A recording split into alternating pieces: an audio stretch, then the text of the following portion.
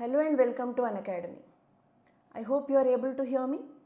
Is the audio video clear? Please let me know in the messages. Is the audio video clear?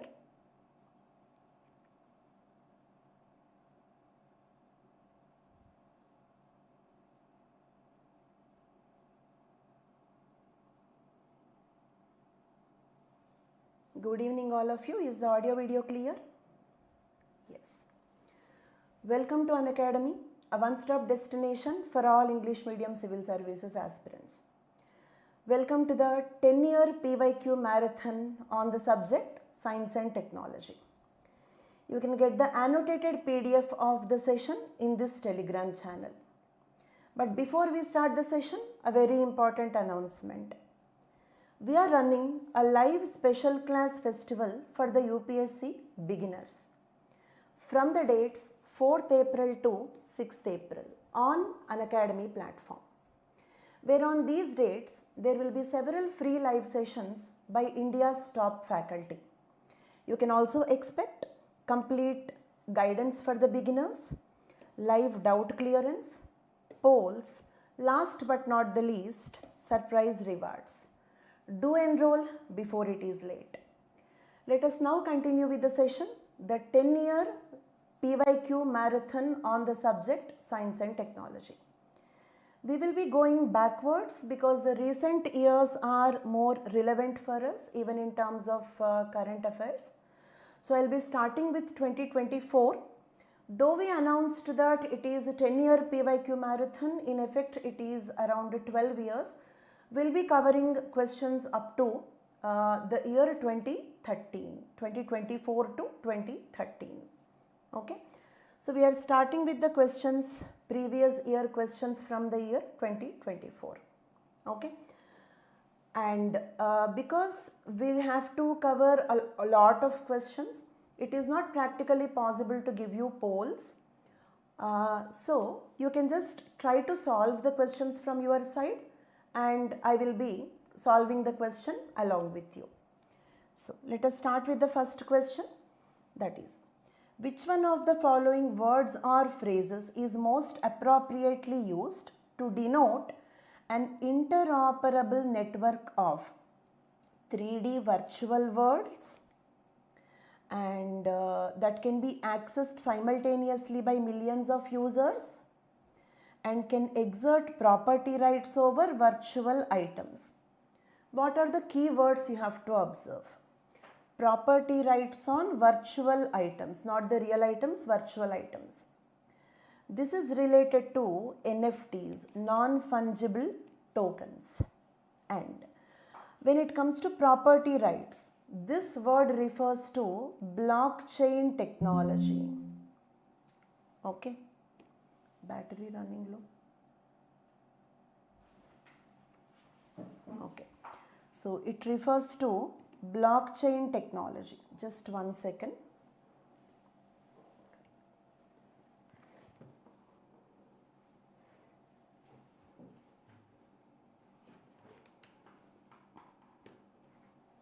Okay. So this word refers to the blockchain technology. Okay.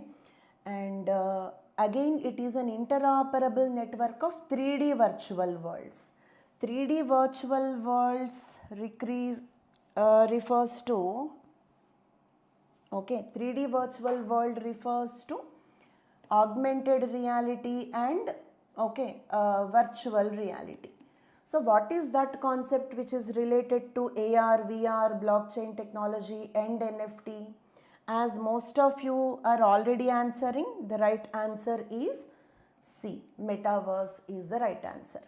But okay, we got the answer. Voice is not clear. Increase the volume. Can we increase the volume? Yeah. You're able to hear me? Is the audio clear? Volume is enough. Thank you. Yeah. So the right answer is metaverse. We got the right answer. But okay, there are some related previous year questions related to blockchain technology, NFT, AR, VR. They are previous year questions from all the three topics. Let us try to solve those questions along with this. I have given the explanation also here. Metaverse is a super platform that clubs, that joins all these concepts. Social media, online video games, augmented reality, virtual reality, ease of life apps, blockchain technology, NFTs, cryptocurrency, Web3. So it will club all these topics. All these topics together is called as a metaverse. Okay. Now, moving on to the next question. Next question is from the year 2019. We are actually discussing the previous year questions from 2024. But in the year 2019, there is one question related to augmented reality and virtual reality. They both come under the metaverse in the question given in the year 2024. So, after that, I prefer to discuss this question. Okay. In the context of digital technologies for the entertainment, consider the following. Okay. In augmented reality, let us first try to understand the word augmenting. What do you mean by the word augment? Augment means add something or improvise something. Add something or improvise something. Is it clear? Okay. Augmented reality is a simulated environment is created and the physical world is completely shut out. I mean, we will not be living in the physical world. We will completely transform into the a virtual world in reference to augmented reality. Second statement, virtual reality, images generated from the computer are projected on the real life objects or the surroundings. Actually, both the statements are wrong. This is not correct, this is not correct. But if you interchange, then they both are correct. Actually, what is virtual reality? Okay, the word itself is explaining there is no reality in this. It is only a virtual reality. Okay, it means there is no connection with the real world. So, the first statement is correct for the virtual reality. And the second statement, okay, that is images generated from the computer are projected onto the real life objects. One best example is Lenskart app. Okay, in that app, the real object is your face. On your real face, you can project their specs and check whether they are suitable for your face or not. The projected image is that of the specs and the real object is your face. You are adding something to the real world. The real world is your face. You are adding the specs, virtual specs onto the face. Therefore, okay, augmented reality, if you replace it with the word augmented reality, then the second statement will be correct. Okay, but both the statements are not correct. Third one. Augmented reality allows individuals to be present in the world and improves the experience using the camera or smartphone or PC. In augmented reality, we will be there in the real world. Real world will be there. But we add something. We add something to the real world. Okay, one example I have given is Lenskart app. Another example, Jurassic Park movie, where all the actors and the sceneries are the real world and only a dinosaur's image is projected onto that. Real world will be there, but something is added to the real world. That is augmented reality. So the third statement is correct. Third one, virtual reality closes the world because the word itself is explaining. It is not a reality. It is a virtual reality. It will completely shut down the real world. So the fourth statement is also correct. Okay, 1 and 2 are wrong, 3 and 4 are correct. So the right answer is B. The correct answer for the second question is B. Clear? Yes, Pokemon Go is also an example for augmented reality. Okay, moving on to the third question. Okay, the third question is from 2020. If you notice, I have taken a question from 2020, but again we are discussing some questions from 2019 and 2020 because they are all related to one particular topic. All these are a part of metaverse, as the very first question explains. Third question. With reference to blockchain technology, consider the following statements. Let us first try to understand what is a blockchain technology. Okay. In the blockchain technology, the word block means a file. Okay. And here there will be a chain of blocks. Okay.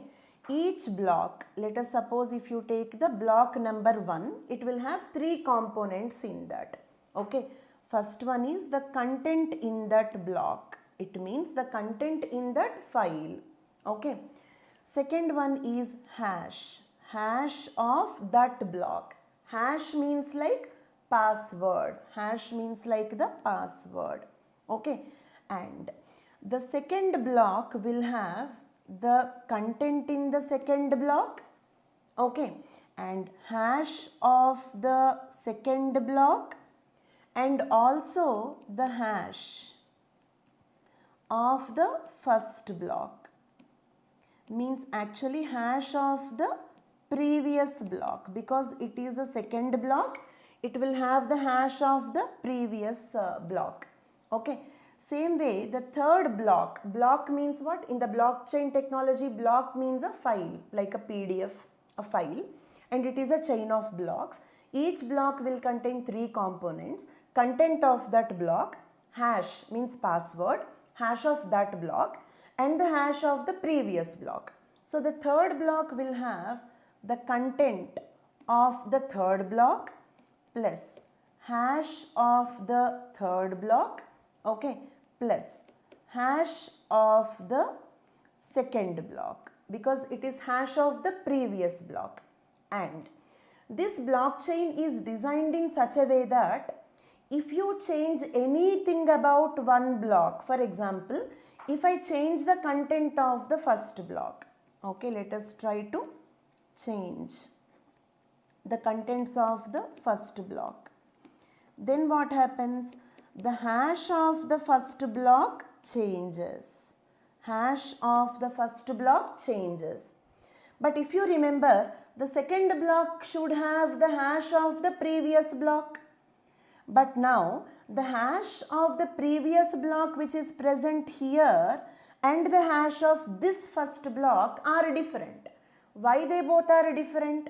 Because the first block's hash is changed because I tried to manipulate the contents in the first block. It means the total blockchain now will become useless. So this is how the security will be maintained. In the blockchain, it can be called as, actually blockchain is a digital, okay, means it is on computer, digital, distributed. Why the word distributed? Because each user will have a copy. Each user will have a copy of all the blocks. Each user will have a copy of all the blocks. Is it clear? Okay. And it is a transaction ledger. Transaction ledger means what? Like an account book. I hope you are all getting this. Okay, like an account book. So it is an account book but not handwritten. It is digital, digitized, computerized. And it is distributed. Means every user will have a copy of all the blocks. For example, like this here, if you have, okay, 1000 blocks, this is a 1000th block, then it will have the contents of this block, hash of 1000th block plus hash of 999th block also. Is it clear? And 1000 users are using it. Okay, there will be a copy of all 1000 blocks, okay, with each user. Every user is having a copy of all these files, all these blocks. Therefore, it is called as a distributed ledger. Is it clear? With identical copies maintained on multiple computer systems, because we all have a copy of that blockchain on our computer if we are using that. Okay, then blockchain technology can be used for cryptocurrency or bitcoins. How can we use blockchain technology for cryptocurrency? Okay. Let us suppose if you are using this blockchain for digital cryptocurrency, then what will be the content in this block? The content in this block will be the number of coins spent. Like for example, A transferred 10 coins to B. What is the content in the first block? A transferred 10 coins to B. That is the content. Now, I want to use my 10 coins as 20 coins. How am I trying to do that? For example, A transferred 10 coins to B. Now, I want to manipulate, I want to change, edit, make an edit in that particular block. I want to change the name of B as C. I want to change the name of B as C. It means now, in effect, it is like I transferred that 10 coins to C. It means I transferred the same 10 coins to B and also to C. It means I am trying to use my 10 coins as 20 coins. Okay. Is it possible? Not possible, because if you remember, if I change anything about this particular file, then its hash changes and it will lose its connection with the second block. It means I cannot use my 10 coins as 20 coins. I cannot transfer the same 10 coins to two people. Okay, so it means we do not need a banker in between. We do not need a centralized organization in between to control this. Then who will be controlling this? All the users will be controlling this. For example, if 1 million users are using this cryptocurrency Bitcoin blockchain, okay, there is no banker, there is no centralized organization. These 1 million people together will be controlling this Bitcoin blockchain. So that is how the blockchain technology can be used for cryptocurrency. Okay, cryptocurrency and blockchain are not the same. They are not synonyms. Blockchain is a technology. What is the technology? It is a digital distributed transaction ledger where each user will have access to the content, but no user can modify the content. We all get to see what is happening, but we cannot manipulate, we cannot cheat. Is it clear? That is blockchain technology, and cryptocurrency is one application of blockchain technology. It is not all about blockchain technology. It is just one application of the blockchain technology. Okay. And Bitcoin is the brand name of, it's a company name of the cryptocurrency. There are other cryptocurrencies like Ethereum, etc. Okay. So now let us see this question. With reference to the blockchain technology, consider the following statements. It is a public ledger that everybody can inspect, but nobody controls it. Is it correct? Yes, the first statement is correct. Okay. Second statement. The structure and design of the blockchain is such that all the data in it are about cryptocurrency only? No. Okay, as I told you, blockchain is a technology and cryptocurrency is just one application of that.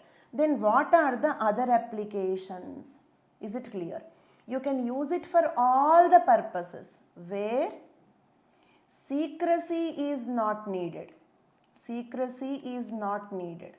For example, you want to write a love letter and you want to keep it on the blockchain. Don't do that, because everybody can see the content in that. Okay, it is not for secrecy. Secrecy is not needed. Okay, but security is needed. Security is needed. For all such applications, we can use blockchain technology. For example, land registration. Land registration.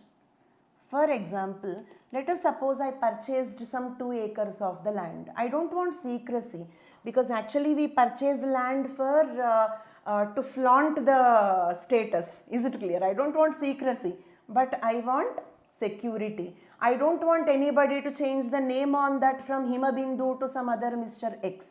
So I don't want secrecy, but I want security. So blockchain is suitable for it. Okay. Voting purpose. Also we can use it, but currently we are not using it. Why we are not using it? Because, okay, For example, somebody can blackmail you and demand you to vote for that particular person. Okay, so we need secrecy for voting. Technically speaking, we can use blockchain technology for voting purpose also, but we are not using, because here all the users will get to know to whom you have voted. All the users will get to know to whom you have voted. Okay, so we cannot use it for like voting purpose. Okay, it means blockchain technology can be used for all the purposes where secrecy is not your requirement but security is your requirement. Okay, so yes, second statement is not correct. Third one, applications that depend on the basic features of blockchain can be developed without anybody's permission. Yes, correct. You know who developed Bitcoin? Satoshi Nakamoto. But who is Satoshi Nakamoto? We don't know.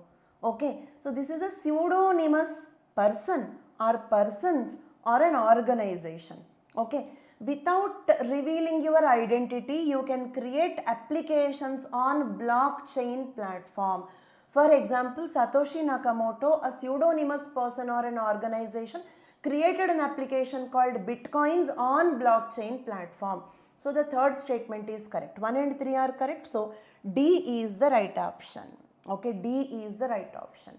Now moving on to the fourth question. Fourth question is from 2022.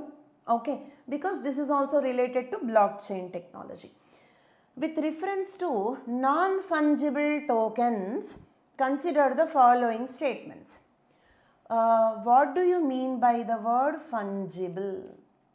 Fungible means exchangeable with equivalency. Exchangeable with equivalency. For example, okay, rupee, dollar. Okay, my dollar and your dollar are exactly equal. My dollar is not special. My rupee is not special. I hope it is clear. Okay, same way, Bitcoin, okay, Ethereum, that is cryptocurrency. They are all okay exchangeable. It means my Bitcoin's value is equal to your Bitcoin. But what is NFT, non-fungible token? Is it clear? Non-fungible tokens are cryptographic assets where this is also using the blockchain technology only. NFTs also use blockchain technology. Okay, and what is this? Let us suppose I want to sell my flat. Okay, and I will keep my flat for sale, like advertisement purpose, for sale on the blockchain technology. Everybody can see that because it is a distributed ledger. Blockchain is a distributed ledger where everybody can see my flat, but not the real flat. Okay, it is the digitized. Okay, it is the tokenized or digitized. I digitized my flat.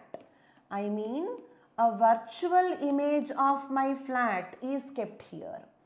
Is it a fungible token? Can you exchange my flat with your flat? They both are not of equal value. For example, my painting also. For example, my painting, okay, where if I paint a human being, it looks like monkey. Can I exchange my painting with a Picasso painting with equivalency? They both are not of equal value. So therefore, they are non-fungible tokens. Okay, it is a tokenized, digitized version of your real life objects like real estate or paintings, music album, etc. Okay, unlike cryptocurrency like Bitcoin, they cannot be traded or exchanged with equivalency. My painting is not equal to Picasso's painting. Okay, so NFTs enable digital representation of the physical assets. Yes, painting, flat real estate, okay, or music albums, anything like that. First statement is correct. They are unique cryptographic tokens that exist on the blockchain. Yes, they exist on the blockchain where everybody can see that but nobody can modify that. Is it clear? Okay. For example, Netra, I just told you my painting. For example, I have drawn a painting. Then I have to convert it into a virtual image, computerize my painting. That is NFT. Okay. Or I want to sell this bottle. then I have to first take a photograph, computerize it, and then keep it on the blockchain technology. That is NFT. My flat, real estate, land, or painting, okay, or any real life I want to sell my cell phone, so I can digitize it and keep it. It is a tokenized, digitized or computerized real life physical object which cannot be exchanged with equivalency, because my painting and some popular artist painting are not of the same value, whereas cryptocurrency is a fungible token because it is exchangeable with equivalency. My dollar is equal to your dollar, or my Bitcoin is equal to your Bitcoin. Okay, so that is the meaning of non-fungible tokens. They enable the digital representation of the physical assets, yes, real estate, paintings, or any objects. They are unique cryptographic tokens that exist on the blockchain. Yes, I am keeping them on the blockchain so that everybody can see what I want to sell, but they cannot modify that. Okay, they can be traded or exchanged with equivalency. No, in that case we should have called them as fungible tokens, but these are the non-fungible tokens. They cannot be exchanged with equivalency. Okay, so the right answer, which of the following are correct? Okay, okay, so the correct with reference to, okay, 1 and yes, 1 and 2 are correct. A is the right answer, right? Okay. Then moving on to the next question. This is related to Web3. Okay. This is from the year 2022. So there are 5 questions related to, I mean question number 2, 3, 4, 5 together is nothing but the first question, metaverse. All these together is called metaverse. So now let us see what is Web3. With reference to Web3, consider the following statements. Okay. Let us first understand the concepts and then solve the question. Okay. So what is Web 1? Web 1 is, okay, we people, 1980s, 90s kids used it. This is read only. Okay. Read only means what? I can only read, or I can only watch, or I can only listen. Okay. It means I am a passive, okay, user. Okay. I am a passive user. Is it clear? I cannot interfere with that content. Okay. Then this, so therefore it is also called as static web. It is also called static web. And onymous. Onymous means what? Onymous means, okay, user will have identity. User will have identity. Is it clear? Anonymous means what? No identity. Anonymous means no identity. Okay. Nominee, name, anonymous, no identity. Onymous, opposite word, identity will be there. So we will have our identity. In the Web 2, Web 2 is, okay, read and write. Read and write means not only read and write. Here the word read and write means, okay, you can read, you can also write. I mean you can read a document and you can also upload your document. Okay, you can also listen, or you can also upload, okay, your song. Okay, you can view, or you can also upload your video. Your video. So this is not passive, this is active. This is not passive. It means the user is interacting with the data. User interacts with the data. Is it clear? Okay. So that is Web 2. What is Web 2? It is the present social media. Social media. Okay, examples. YouTube, the platform. Right now you are using Web 2. That is the reason why you are able to send me messages. You are able to give me your answers. You are not a passive user. So right now we both are using the Web 2 social media. YouTube, same way Facebook, Instagram, okay. You can do the things like, share, subscribe, and of course you can do to this video also, this channel as well. Okay. So this is called as Web 2. Okay. And this is the problem here is it is okay, this is also anonymous, but the problem here is it is centralized. Centralized means what? All your data is controlled by a centralized organization like YouTube organization, Facebook or Instagram. A company is managing all these things. An organization is managing all these things. Okay, they can misuse your data. They can sell your data for advertisement purposes. Okay, so therefore this is the problem in Web 2. This is the problem. So Web 3. Are we using Web 3? No. Web 3 is a future internet. This is not the present internet, it is the future internet. Okay, and here like Web 2, read and write. I mean, you can read a document, you can also upload a document. You can watch a video, you can also upload your video. Active, interactive internet. Plus, we also own our data. A centralized organization is not owning our data. Who will own the data? Who owns this data? All users together. All users together owns the data. It means it is related to, can you tell me? It is related to what? It is related to a topic that I just explained a few minutes back. Decentralized. Perfect, Syed. So what is that decentralized thing called as? Decentralized technology that we just understood. Blockchain technology. Digital distributed ledger, right? Blockchain technology. Okay, so it means Web 3 uses blockchain technology. Yes, Ram Singh, I am explaining it. Is it clear? In the Web 3, okay, I can, Ram Singh, listen carefully, I can watch the video. I can also upload my video. Read, write, okay. And I will own my data. It means I have complete rights on my data. A centralized organizations like YouTube, Facebook, Instagram are not owning my data. In the Web 2, in the present internet, who owns your data? You have given your data to Facebook. Okay, so they can sell your data to somebody. But in the Web 3, we own the data. We means whom? For example, if there are 1 billion users, all the 1 billion users together owns this data. Decentralized. Okay, who owns the data? Users owns the data. There is no centralized organization. Nobody can sell your data. Nobody can misuse your data. Okay, so Web 3 uses blockchain technology. Important point. Web 3 uses blockchain technology. It is decentralized.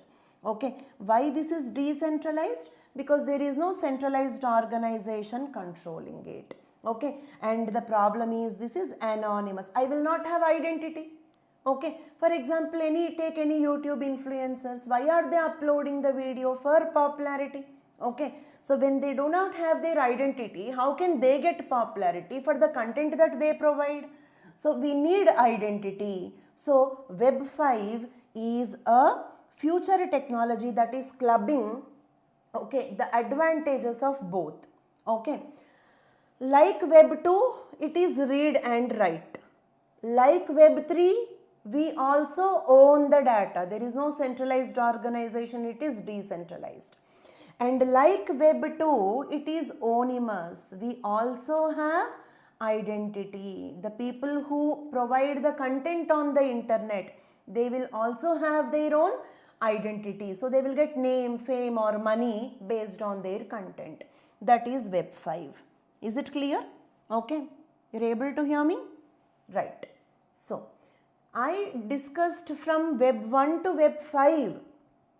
But the question is asking only about Web 3. Okay.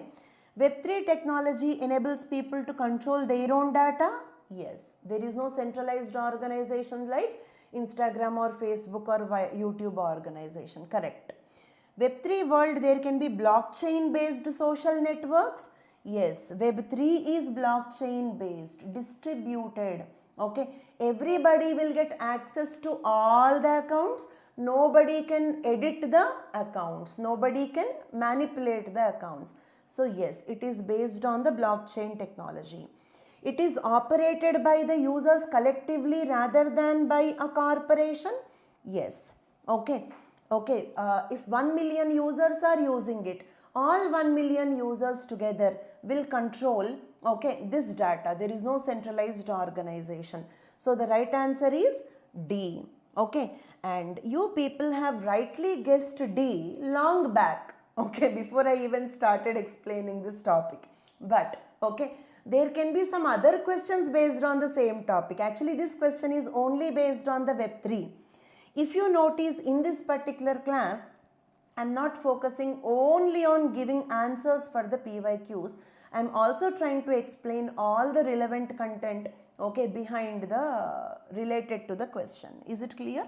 Okay. So that is the reason why we discussed from Web 1 to Web 5, though actually the question is on Web 3. Now this Web 3, okay, we have seen in this question, plus non-fungible tokens, okay, plus blockchain technology, plus virtual reality, plus augmented reality, all these together is called as metaverse. Going back to the first question, all these together is called as metaverse. I hope you got complete clarity on all these 5 questions. Okay, right. Moving on to the 6th question. Okay. With reference to radioisotope thermoelectric generators, consider the following statements. RTGs are miniature fission reactors? No, this is not correct. They are not fission. Okay, they are based on the decay. Then you may understand, you may get one doubt. What is fission? What is decay? Okay, if a heavy atomic nucleus like this splits into 2 comparable sizes, okay, 2 atomic nuclei of comparable sizes, okay, that is called as fission. Okay, whereas like for example, okay, if you assume this as a heavy atomic nucleus, if I break this into 2, these are not 2 exactly equals but comparable. It's not like one is very small, the other is very big. This is called fission. Okay, whereas now if you assume this one as a heavy atomic nucleus, from this it is not cut into 2 comparable halves. Just a small particle is released from this. A small particle is released from this. Okay, so that is called as decay. In decay, okay, release of small particles from a heavy atomic nucleus. From a heavy atomic nucleus, and this is spontaneous. You don't have to trigger that. Decay occurs spontaneously, whereas fission, okay, needs a neutron to start. It cannot, fission cannot occur spontaneously. You have to add one neutron to it. Then the atomic nucleus will split into 2. Is it clear? Okay. So, RTGs are the miniature fission reactors? Wrong. They are based on a principle called decay. Okay, let us first try to understand what is an RTG. Okay, so in an RTG what happens is there will be 2 components. In the first component what happens? Okay, the plutonium-238, okay, undergo decay. Is it clear? This releases heat. There will be, therefore this is called as heater unit because it releases heat. The second unit is called as generator unit. Here the heat is converted into electricity. Then the electricity will be used to charge the batteries. Batteries will run the spacecraft. That is about RTG. Okay. So is it based on a fission reactor? No. RTGs are used for powering the onboard systems of the spacecraft? Yes. Okay. Example, Voyagers. Voyagers are the prestigious spacecrafts by NASA which were launched almost 50 years ago. They are still working. They are still working because they are using the radioactivity as a fuel. Is it clear? If they use any other fuel like kerosene or something, it is impossible to keep working for 50 long years. So RTGs are used in Voyagers. Not only Voyagers. There are several spacecrafts which are using the RTGs. Is it clear? RTGs can use plutonium-238, which is a byproduct of weapon development. Yes. Okay. Look at here. Plutonium-238 can be obtained as a byproduct of weapon development when we are manufacturing the weapons like atom bombs. Okay. Plutonium-238 will be released as a byproduct. But it can also be made by irradiating the Neptunium-237. If you expose Neptunium-237 to radiation, then also you will get Plutonium-238. Okay, so the third statement is also correct. 2 and 3, B is the right answer. Sixth question, B is the right answer. Okay, clear for all of you? So, okay, moving on to the seventh question. Consider the following statements. Okay, and you might be wondering, I did not mention the year. All these questions are from 2024 only. For your convenience, I am discussing the questions year wise. I mean, we'll complete all the questions in 24, then go to 23, then 22, 21, like that. But if there are questions from the related topics, I just brought them to that particular place. Okay, so the remaining questions, if the year is not mentioned, the questions are from 2024. Is it clear? So, moving on to the next question. Seventh question from the year 2024, that is, giant stars live much longer than the dwarf stars. Is it correct? Yes, tell me, is it correct? No, it is wrong. Okay. Actually, what happens is, if a star is very giant, then it will have more mass. More mass means more gravity. Okay. More gravity. Gravity acts towards the center of the mass. Is it clear? So, more pressure towards the core. This pressure will cause,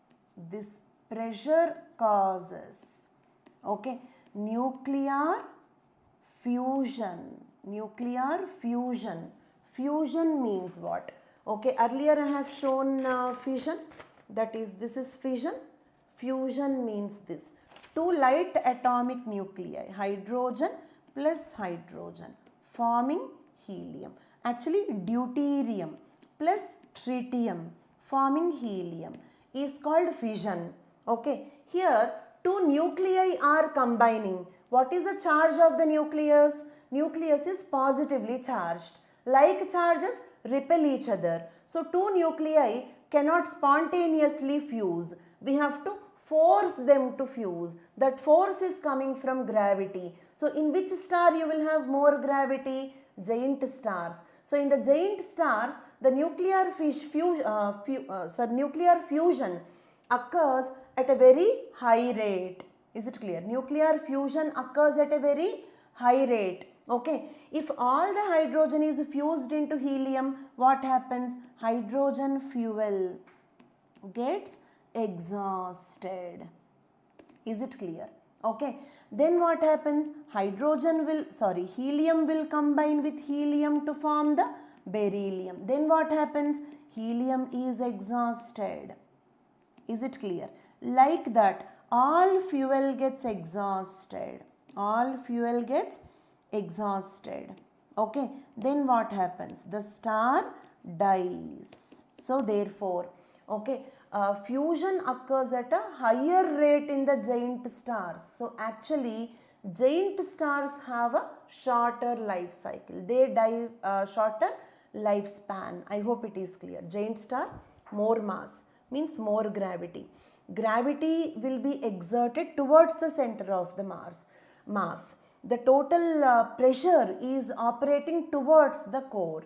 This pressure will force the nuclei to fuse. So therefore, nuclear fusion occurs at a higher rate. As you all know, the energy, the light from the stars is coming from the reaction called nuclear fusion. If all hydrogen combines, it will form helium, so hydrogen exhausted. Then helium combines with helium to form beryllium, then helium is exhausted. Like that. All the elements will be exhausted. The fuel is completed. There is nothing to burn. So the star will die. So giant stars will have a shorter lifespan. So the first statement is wrong. Okay. Okay. Second statement, compared to dwarf stars, giant stars have a greater rate of the nuclear reactions. Yes. Okay, this explanation is proving that. Okay. So second statement is correct. So seventh question, right answer is D. Okay. Statement number 1 is incorrect, but statement number 2 is correct. Is it clear? Black holes, Anand Sharma, black holes do not have the fuel. Black hole is nothing but a dead star. Okay. I mean, I just told you all fuel exhausted, so the star dies. A dead star will become the black hole. That is the reason why, okay, it is not releasing the light. We are not getting any heat or light from the black hole. Is it clear? Okay. But all fuel is exhausted. But iron is too strong for the nuclear fusion to occur. So that will be there in the black hole. But nuclear fusion is not occurring in the black holes. Is it clear? So that is 7th question. Moving on to the 8th question. 8th question. Which one of the following is synthesized in the human body that dilates the blood vessels? Okay. Okay. I hope you might have understood. The target of this class is not only to give a question and this is the answer. You are telling me the answer before I give you the answer. You are super smart, super sharp. Okay. The actual intention of this particular class is to revise and explain the concepts related to those particular questions. So what is dilation of the blood vessels? For example, if this is a blood vessel, is it clear? Okay. Okay. If this is the blood vessel, then if it becomes narrow, that is called constriction. Constriction means becoming narrow. If it becomes much broader, that is called as dilation. And the word vaso is related to blood vessels. Vaso is related to blood vessels. Okay. So which one of the following is synthesized in the body that dilates the blood vessels and increases the blood flow? If the blood vessels are dilated, the blood flow will increase because the blood vessels become broader. Okay. Yes, this is vasodilation, increasing the blood flow. Then what is the right answer? 8th question. That is nitric acid. Okay. Nitric acid is formed from the nitrates and nitrites in our food. We eat food. Food will have proteins. Proteins will have amino acids. Amino acids will have NH2. They will become nitrates, nitrites, and they will become nitric oxide that will dilate the blood vessels, increase the blood flow. It is a vasodilator. Okay, clear? Moving on to the 9th question. Okay. Consider the following activities. Identification of narcotics on the passengers at airports in the aircraft, monitoring the precipitation, rainfall or snowfall, okay, tracking the migration of the animals. In how many of the above activities radars can be used? Okay, the right answer please. Yes, all of you. Ninth question. C is the right answer. All the above. In all of them we can use radars. So very good, you gave the answer. But what are the radars? Okay. A radar will emit the radio waves. Will emit the radio waves. Okay. And these radio waves will fall on, okay, the something that you want to detect. Something that you want to detect. Then what it will do, this surface, this is a surface or some material that will reflect the radio waves back. Okay. Step 1, it will emit the radio waves. Radars will emit the radio waves. Step 2, it will fall on the surface which you want to detect. Step 3, the surface will reflect the radio waves. Is it clear? Okay. Step 4, the radar will analyze. Radar will analyze. Okay. And identify. Identify. Okay.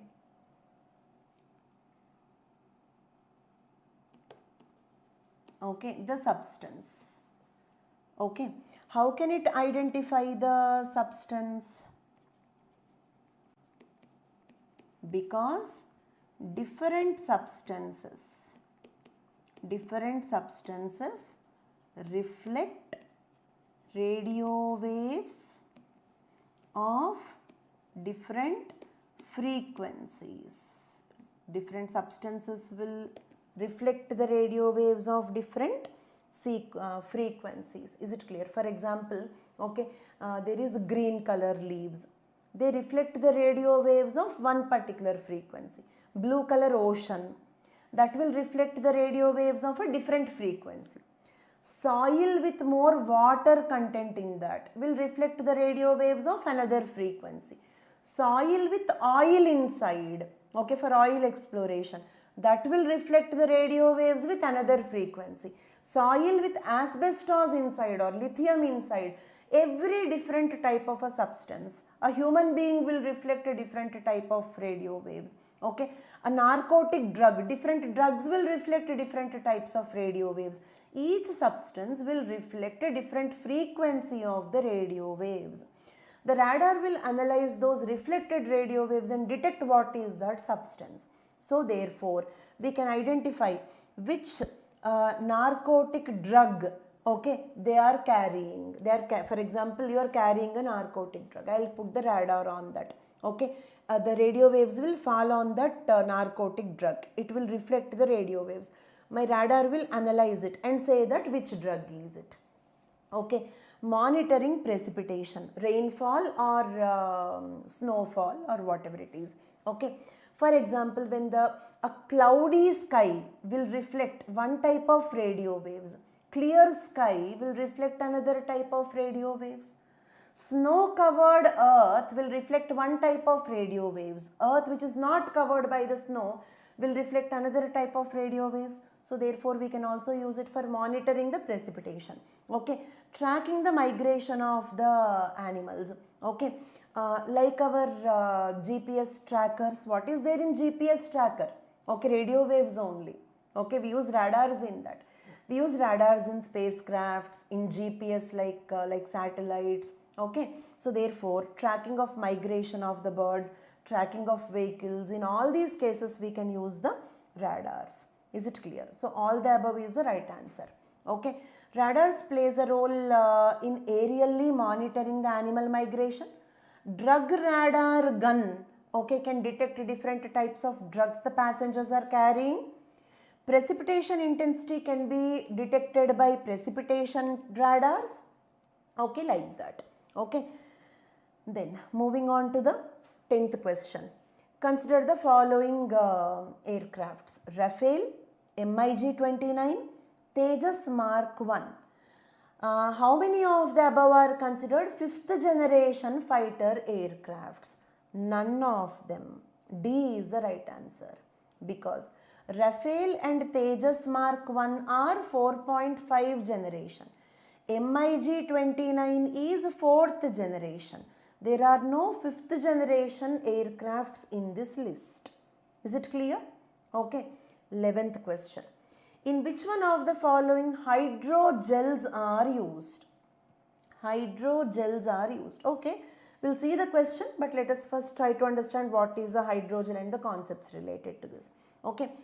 A hydrogel is a gel composed of one or more polymers suspended in the water. Take water, put some polymer in that, then it will form a jelly-like substance. That is called hydrogel. Okay. Hydrogels are used in biomedical industry for controlled drug delivery. For example, I have taken a medicine. Capsule, for example. All the drug in that capsule is all of a sudden absorbed into my intestine. I will get overdosage and my body cannot receive it. Okay. So the drug must be released slowly. So if you use hydrogels in the drugs, in our body the drug will get released slowly so that our body can make the best use of it. Okay. Then we can also use hydrogels, okay, in electronics, like for example mobile phones, laptops and all. For example, in such marathon sessions my laptop can get heated up, okay, so that they are using hydrogel in that as a coolant. Hydro means in the water, so we can use them as coolants. Okay, they will control, these hydrogels will also not only acting as a coolant, it will also absorb the atmospheric moisture so that the atmospheric moisture will not trouble my electronic gadgets. Hydrogels have received extensive attention as functional lubricants. They can also be used as lubricant, or lubricant means what? Something that reduces the friction, okay, or anti-wear properties. I mean, if you use hydrogels, wear and tear means what? Damage. Wear and tear or damage will occur due to what? Friction. Okay, that wear and tear will not occur if we use hydrogels. Now let us go to the question. Hydrogels are used in controlled drug delivery in the patients? Yes. I mean, if you use hydrogels in the capsules, the medicine in the capsule will be released slowly so that our body can make the best use of it. Mobile air conditioning systems we can use? Yes, as a coolant, plus also to absorb the excess moisture from the atmosphere. Next, preparation of industrial lubricants? Yes, okay, it will reduce the friction and act as a lubricant. Okay, what is the right answer? D, 1, 2 and 3 is the right answer. Is it clear? Okay, moving on to the next question. Okay, recently the term pumped storage hydropower is actually and appropriately discussed in the context of which one of the following? Okay, you know the answer, but let me explain the concept behind that, because always remember why the previous year questions are important. Do they repeat? They can repeat, okay, may not repeat, but the topics in the PYQs 100% they repeat. For example, you have seen the first 5 questions, all are related to blockchain technology. Is it clear? Okay, so that is fortunately, okay, I could demonstrate the importance of the previous questions in the very first question itself. So that is the reason why you have to take it very, very seriously. Now coming back to this, what is pumped storage hydropower? So here, okay, what we will do is, we will keep 2 water reservoirs. This is one water reservoir. This is another water reservoir. There is a turbine in between. Okay, so this water comes into this upper reservoir to the lower reservoir through a turbine. Is it clear?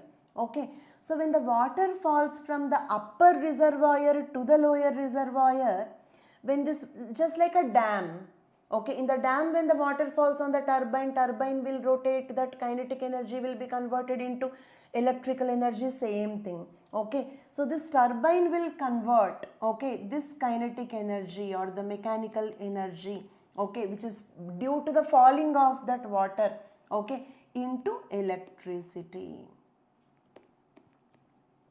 or electrical energy. Okay, then when this water goes from the lower reservoir to the higher reservoir, we are pumping. It consumes electricity. It consumes electricity. Is it clear? So this pumped storage hydropower is two water reservoirs kept at two different levels. When water falls from the top reservoir to the bottom one, the electricity will be generated and electricity will be consumed when you pump it back to the reservoir which is present on the top. Okay. So this can also be used like a giant battery. Okay. This can also be used as a giant battery. How? For example, you have excess electricity. Use that electricity to pump this water onto the top. I repeat, if you have excess electricity, use this electricity to pump this water into the top. Means now that electricity is stored in that water because energy can neither be created nor be destroyed. And when that water falls back, it will release electricity and you can use it. So therefore, it can also be used as a giant battery. So this is the one. Okay. So we can use the 12th answer is C. Okay. Long duration energy storage. If you have giant battery. Giant battery. How? When you have excess electricity, use that electricity to pump the water to the reservoir which is on the top. And when it comes back, it will release electricity and you can use it. So you can store electricity in this form. Okay. So the right answer is C. Moving on to the 13th question. Okay. Membrane bioreactors are often discussed in the context of, okay, membrane. This is like a common sense question. Okay. You are using the word membrane, means we are using it for some filters. Is it clear? Wastewater treatment technology. Is it clear? Simple. Membrane. Okay, membrane we use it for example, say just take a tea filter. Okay, you're filtering, the dust will be filtered by that filter. Nano filters in air purifiers, water purifiers. Okay, so D is the right answer. That is common sense based. But okay, other questions are possible from the bioreactors. So we have to know what are the bioreactors. Answering this question is not difficult. But we have to know what are the membrane bioreactors. Membrane bioreactors are the combination of, okay, membrane processes like microfiltration, ultrafiltration. Now listen carefully. Next year you may not get a question on membrane bioreactors, but you may get a question where you have to know the difference between microfiltration and ultrafiltration. Okay, so you can get next year questions or that next year questions from the topics which we are discussing. Is it clear? Okay. So microfiltration means what? It is like a filter with larger pores. Okay, 0.1 to 10 micron size. Ultrafiltration is a filter with smaller pores, pore size of 0.01 to 1 microns. Okay. So filtration, but not only filtration. Okay, it will also be similar to activated sludge process. Then what do you mean by activated sludge? It is like treating the sewage and industrial wastewaters using aeration and biological flock. Biological flock means what? We add bacteria to it and expose to air. Okay, you have sewage, add bacteria to it, expose to air.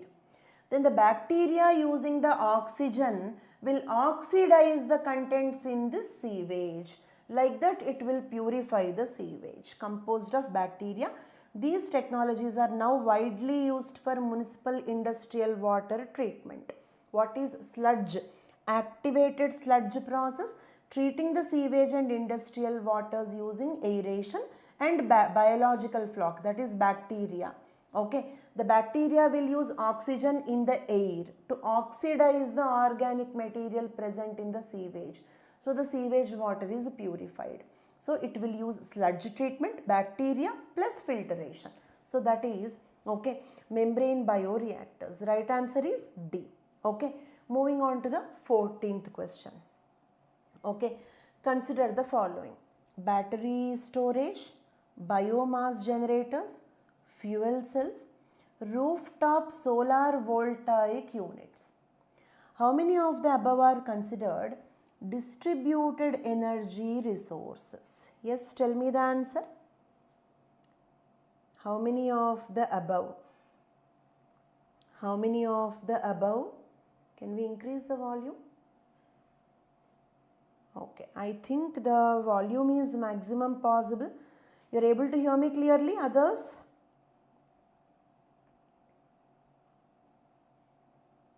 Am I audible?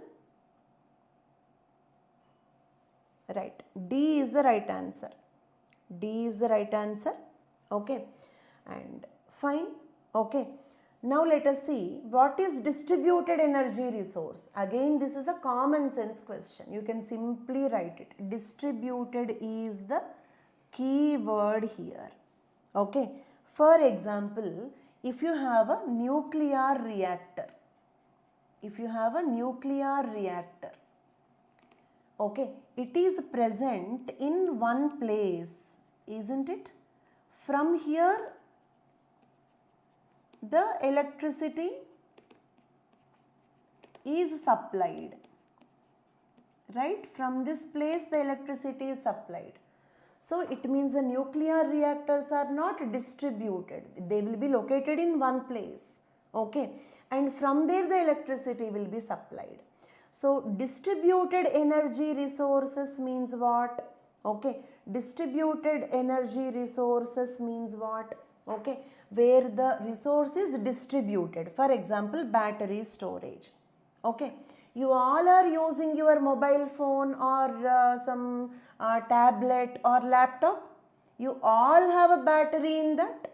Okay, means battery is not present somewhere in some Kundankulam power plant. A battery is located and we all are using it from there. No, it is distributed. Batteries are present in each of our homes. So therefore it is a distributed energy resource. Is it clear? I hope the point is clear. Why battery storage comes under distributed energy resource? Because batteries, lithium ion batteries, sodium ion batteries, they are not located in one place like Kundankulam nuclear power plant. It is located there. From there the electricity is supplied. No, we all have it. In each of our homes we are having it. So it means the energy resource from where you are getting energy is distributed. This is not centralized, whereas a nuclear reactor is a centralized. Okay, I hope you are getting this. Okay, next, biomass generators. Okay, they are also smaller units, biomass generators. For example, for your cooking fuel, in your home also you can use a biomass generator. Okay, fuel cell. Okay, fuel cell. Let us see how a fuel cell works. Okay, how a fuel cell works, a microbial fuel cell, how it works. Okay, look at here. Okay, I'll explain how the fuel cell works. So here, bacteria. Okay, so what the bacteria will do? Bacteria will oxidize the compounds at the anode. Okay, bacteria will oxidize the compounds. Where? At anode. Is it clear? This will release electrons plus H plus protons. Electrons plus protons. Is it clear? Okay. Step 1, bacteria will oxidize the compounds. Okay. And the oxidation of the compounds releases electrons and protons. Okay. Then electrons will reach the cathode. Electrons reach the cathode through an external circuit. And protons will pass through this membrane. Okay. Now electrons plus protons both are there near the cathode. Is it clear? Electrons plus protons. How the electrons came? Through the external circuit. Electrons came through the external circuit. Protons came through the membrane. At the cathode now electrons, protons both are there. They both will bind to oxygen. They both will bind to oxygen which is coming from the air. Oxygen which is coming from the air. Oxygen, electron plus proton means what? Hydrogen plus oxygen will form water. Water is released out. Okay. Water is the byproduct. Water is the only, there are two byproducts here. Water is a byproduct. Heat is a byproduct. Okay. Then here when the electrons are moving through this external circuit, electricity is generated. Electricity generated when the electrons move through that external circuit. Is it clear? Okay. I'll repeat the total process. First step, bacteria will oxidize the organic matter. That will release electrons and protons. Then electrons will go from anode to cathode through this external circuit. Protons will travel to the cathode through this membrane. Now electrons, protons, which are the products of oxidation, they both reached from the anode to the cathode. In the cathode, the oxygen from the atmosphere enters. The electrons, protons will form hydrogen. It will combine with oxygen from the atmosphere, will form water. Water and heat are the byproducts. What is the actual product? Electricity. Where the electricity is generated? When the electrons are moving from the anode to the cathode through this external circuit. This is how a microbial fuel cell works. Why this is called microbial fuel cell? Because actually bacteria released that protons and electrons. Bacteria released that protons and electrons. Therefore, it is called as a microbial fuel cell. Now, the same question may not repeat, but you may get another question based on the microbial fuel cells. Okay. So, now, can we have such microbial fuel cell in our homes? Yes, very much. It is not a huge thing that requires national security. It will be kept in one place and everybody will monitor. No, it is a smaller establishment. We all can have it. So, therefore, that is a distributed energy resource. I hope you are understanding this. Right. Rooftop solar voltaic units. What do you mean by this? Solar panels. These are nothing but the solar panels that convert the solar energy into electricity. Some of us will have the solar panels on our terraces. Is it clear? For example, we have a solar panel, so we generate our own electricity. So that is not like located in one place and the national security will take care of that. From there everybody will get the, it is not like that, it is distributed. Every home can have a rooftop solar voltaic cell. So they all come under distributed energy resources. I hope it is clear. Okay. Biomass generator. Biomass generator means the living organisms will generate. Okay. Biomass generators that burn the biomass directly, and produce under high pressure steam, produce high pressure steam. The steam drives the turbine generator. Generator will convert it into electricity. Biomass generator, Rohit, 4 steps, You will get biomass, biological waste in your home. Then what we do? We directly burn it under the high pressure. Burn it under the high pressure. It will generate steam. Steam will rotate the turbine. So that kinetic energy is converted into electrical energy. That is called biomass generator. And battery storage example, lithium ion battery, sodium ion battery. Let's have a small recap. So battery storage, example, sodium ion battery, lithium ion batteries. We all have them. So distributed. Okay. And biomass generator, burn the biomass under pressure, it will generate steam. Steam will rotate the turbine. That kinetic energy converted to electrical energy. So that is biomass generator. Okay. Fuel cell. Okay. Bacteria will oxidize the organic material, releases electrons and protons. Electrons are sent from the anode to the cathode through an external circuit. Protons will pass through the membrane. In the anode, they both will combine with oxygen to form the water. Water and heat are byproducts, and the actual product is electricity, which is generated here. We all can have them. It is not a huge establishment. Rooftop solar voltaic cells are nothing but our solar panels. Is it the word rooftop? Rooftop itself is explaining that it is a distributed energy resource. I hope it is clear. Okay. Shubh Chowdhury. Okay. I need the break more than you do, but we don't have any chance because we have to cover 10-year PYQs in a span of around 5 years, 5 hours duration. So, okay, most probably, okay, we cannot have a break. You just have to enjoy, right? Okay, now, so pyrolysis. Pyro means what? Heat. Lysis means breakdown. Breakdown of something in the presence of heat. Is it clear? Okay.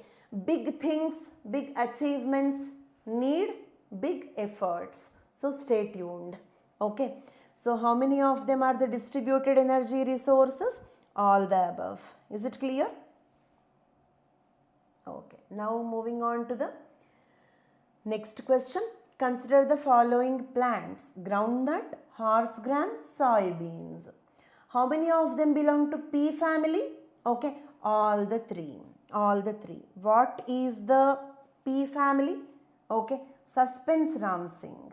Okay, maintain the curiosity. Okay, consider the following plants. How many of them belong to the pea family? All the above belong to the pea family. What is pea family? We call it as Fabaceae or Leguminosae, and they are called legumes. Means what? All our pulses, horse gram, peanuts, groundnuts, okay, soybeans, all beans, all pulses, okay, all these comes under the pea family. Fabaceae or Leguminosae. Is it clear? Okay, simple question. So we just completed the questions from the year 2024, but the point is we have also taken some questions from the older years because in the metaverse and all those topics. Okay. Now, 16th question. Consider the following trees: jackfruit, Artocarpus heterophyllus, mahua, Maduca indica, teak wood, okay, Tectona grandis. Okay, how many of the above are the deciduous trees? Okay, how many of the above are the deciduous trees? Okay, only two. What are they? Okay, first of all, what do you mean by deciduous trees? The trees that will shed the leaves, lose their leaves, are known as deciduous trees. What are they? Mahua and teak wood. They both are deciduous trees, whereas jackfruit is an evergreen tree. It is not deciduous. Okay, only two is the right answer. Okay, and mahua and teak wood are the deciduous trees, right? Okay. Next question, 17th question. Okay, ilmenite rhyolite. Ilmenite rhyolite, abundantly available in certain coastal tracts of India, are rich source of which of the following elements? Yes, answer this. Ilmenite rhyolite are the minerals of which element? Groundnut means peas. Okay, peanuts, right? Peanut chikki khate hai na, like that. Okay, they belong to pea family, right? So they come under, they contain which element? Titanium. Very good. Okay. Then the two primary minerals of titanium. Minerals of titanium means what? Minerals that contain titanium element. Okay. The two primary minerals of titanium are rhyolite and ilmenite, which can be found in large quantities in coastal regions. Aerospace, automotives, medical industries use them because they are strong and also lightweight. Ilmenite and rhyolite are strong but lightweight. So therefore, because aerospace require strong material but lightweight because they have to fly. Automobiles also, because if the weight increases, the mileage decreases. Okay. Medical industries, for example, some prosthetics and all. So in all those things, these are very useful. Okay. Titanium. Okay. Moving on to the 18th question. Okay. Right. About 3/4 of the world cobalt, a metal required for the manufacture of batteries of electric motor vehicles, is produced by Democratic Republic of Congo. Nothing to explain, it is a factual question. 3/4 of the world's cobalt is useful in the manufacture of batteries for electrical vehicles. 3/4 of the cobalt is from Democratic Republic of Congo. 18th question, C is the right answer.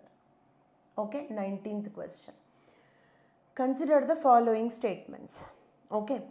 Despite having uranium deposits, okay, India still depends on coal for most of its electricity production. Is it correct? Yes, correct. Okay. Let us see some details related to that. Okay.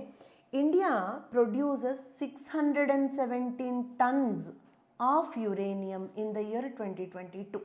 Okay. Which is 0.26% more when compared to the year 2021. It means, okay, we are producing more uranium, okay, and India is the 9th largest producer of uranium in the world. So we don't have a huge deficit of uranium. We are the 9th largest country producing uranium, and in the year 2022 we produced 617 tons of uranium.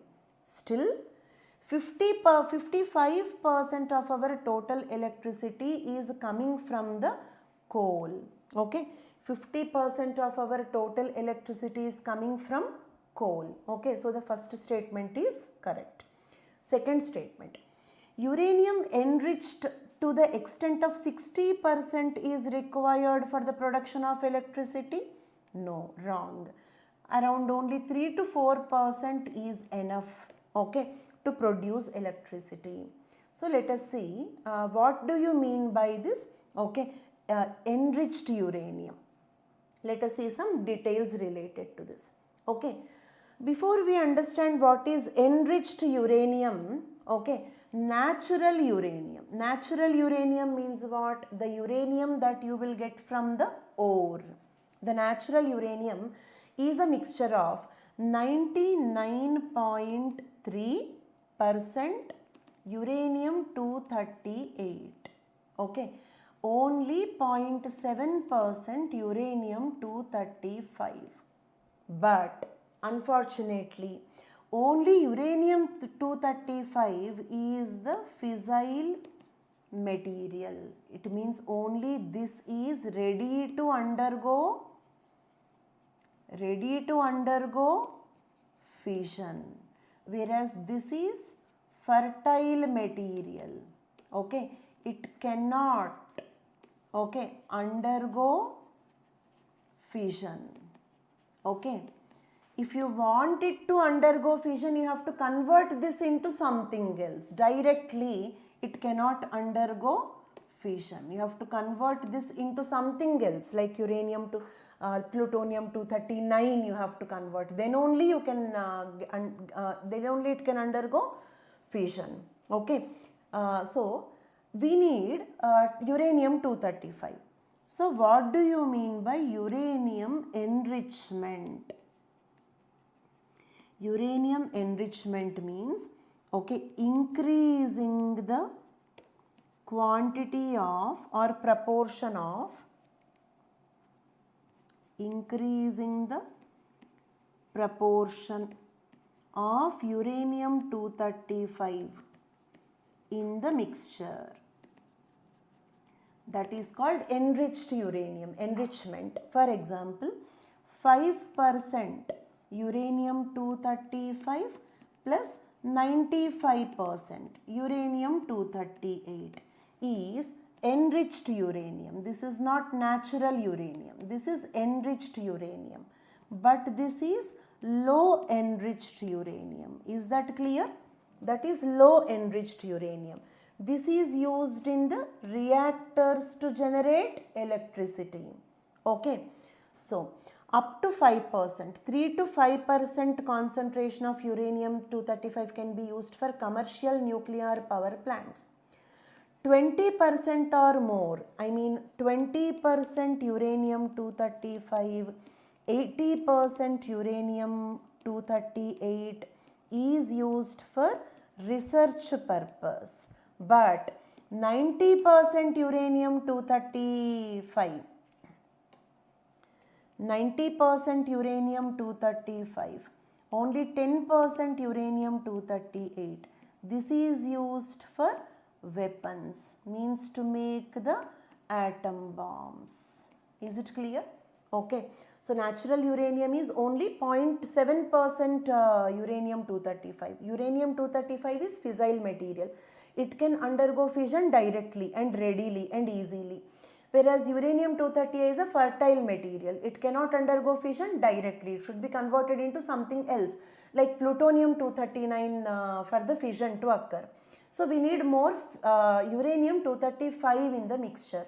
So, increasing the proportion of uranium-235 in the mixture is called uranium enrichment. 3 to 5% is called low enriched uranium. It is enough for the commercial electricity generation. 20% of the uranium-235 used in the research reactors. 90% uranium-235 means it is an atom bomb. Is it clear?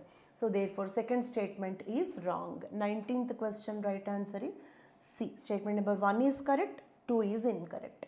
Is it clear? Moving on to the 20th question. Okay. Consider the following statements. Some microorganisms can grow in environments with temperature above the boiling water. Correct. Some microorganisms can grow in environments below the freezing point. Correct. Okay. I'll give you an example. Recently, like a woman drank milk from a cow and died with rabies. How she got rabies from drinking the cow's milk? Two possibilities. One is might be the cow was bitten by a dog, or when the milk was kept open, the dog tried to drink that milk and the dog's saliva in that milk. Okay, somehow the rabies virus came into the milk, but we boil the milk, then why the milk did not die? Because 100 degrees Celsius boiling do not kill all the microorganisms. Many microorganisms survives the boiling point of the water. Plus, you keep something in the refrigerator, can you store it forever? For example, you bring a sweet or a cake, keep in your freezer, okay, in your refrigerator. Like, will it be useful forever? After 20 years, can you use it? No. It means bacteria can survive in your freezers also. Okay. For example, you make pickle, highly acidic, but can you keep the pickle stored for 20 years? Can you eat that particular pickle after 20 years? No. Still the pickle spoils, means bacteria is growing. Okay. Means what? Some bacteria can grow in highly acidic environments also. Okay. So, which of them are correct? All the three are correct. Is it clear? Okay. Now, information. Such bacteria are called extremophiles. Extremophiles live in extreme conditions. The bacteria that lives above the boiling point of the water are called thermophiles. The bacteria that live in the freezers are called psychrophiles. And the bacteria which live in highly acidic conditions less than the pH 5.5 are called acidophiles. Example, Sulfolobus species. It can live up to a pH of 2.5 pH. Is it clear? So, this is about the extremophiles. Moving on to the 21st question. Okay, right. Then consider the following statements in the context of interventions being undertaken under Anemia Mukt Bharat. Okay, first one. It means as a part of the mission Anemia Mukt Bharat, I mean how to prevent anemia in the people. Okay, first statements. Prophylactic. Prophylactic means what? Prevention, not cure. Prevention is called prophylaxis. Prophylaxis means prevention. Okay. As a prophylactic measure, give calcium supplement. How can calcium supplement prevent anemia? Okay, and like anemia means what? Bloodlessness. Means low levels of hemoglobin. Does hemoglobin contain calcium? No. Hemoglobin contains iron. Okay. So prophylactic calcium supplement can improve the nutritional health, but it cannot prevent anemia. So this is not correct. Second one. It runs a campaign for delayed cord clamping at the time of the birth. What is cord clamping? Okay. See, for example, okay, like umbilical cord. We call this as umbilical cord. It will connect the mother to the baby. Is it clear? It will be there in the mother's uterus. It will be attached to the mother's uterus. Is it clear? Okay. And connecting to the baby's navel. Is it clear? And after the baby is born, what we will do? The doctors will put a clip on to this particular umbilical cord so that the bleeding will not occur. They will put a clamp, and then they will cut the umbilical cord and put a knot to it. Okay. If you delay that process, more nutrients will be supplied from the uterus, from this placenta to the baby, so that you can prevent anemia in the baby in the future. I hope it is clear. Yes, it is correct. It runs a campaign for delayed cord clamping. Okay. So, delayed cord clamping. Okay. Say uterus, right? And imagine this is placenta. From this umbilical cord. Okay, and this is fetus. Sorry, I cannot draw this better. Okay, that is the reason why I said my non-fungible token, my art piece cannot be exchanged with Picasso's art piece. Okay, umbilical cord connected to the navel of the baby. Okay, after the baby is born, you have to cut this. After the baby is born, you have to clamp or clip so that the bleeding will be stopped, and then you have to cut this. But if you delay this process, you can prevent the anemia in the baby. So running this campaign is a part of Anemia Mukt Bharat. Yes, correct. Next. Okay. It provides periodic deworming in the children. Okay. Worms, such long worms. Okay. Sometimes their larva will enter into our body through food and contaminated water. And you can see in kids long worms coming out during the defecation process. If these many and this much long worms are there in our small intestine, what is the problem? They will absorb all the nutrients. The nutrients that we are eating, they will absorb. So obviously the child will be anemic. So biannually, once in every 2 years, if you do the deworming, okay, the children will be free from these worms, okay, so that their food, their body will utilize, the worms will not utilize. Is it clear? Just like your mom used to say in your childhood, na, packing the tiffin box and you eat it, don't give it to the others. So like that, okay, in this process, the deworming is like you get it, don't give it to the worms, like that. Okay. Address non-nutritional causes of anemia. Anemia will not come only because of the nutritional deficiency. Anemia also comes because of sickle cell anemia. There are some genetic diseases which cause anemia. They should also be prevented. Yes. So 2, 3, 4 are correct. Okay. So how many are correct? Only 3 are correct. Right? So 21st question, right answer C. Moving on to the next question, 22. Okay. Consider the following statements. Carbon fibers are used in the manufacture of components used in automobiles and aircrafts. Okay. Yes, tell me, can we use carbon fibers in that? Yes. And carbon fibers cannot be recycled? No, they can be recycled.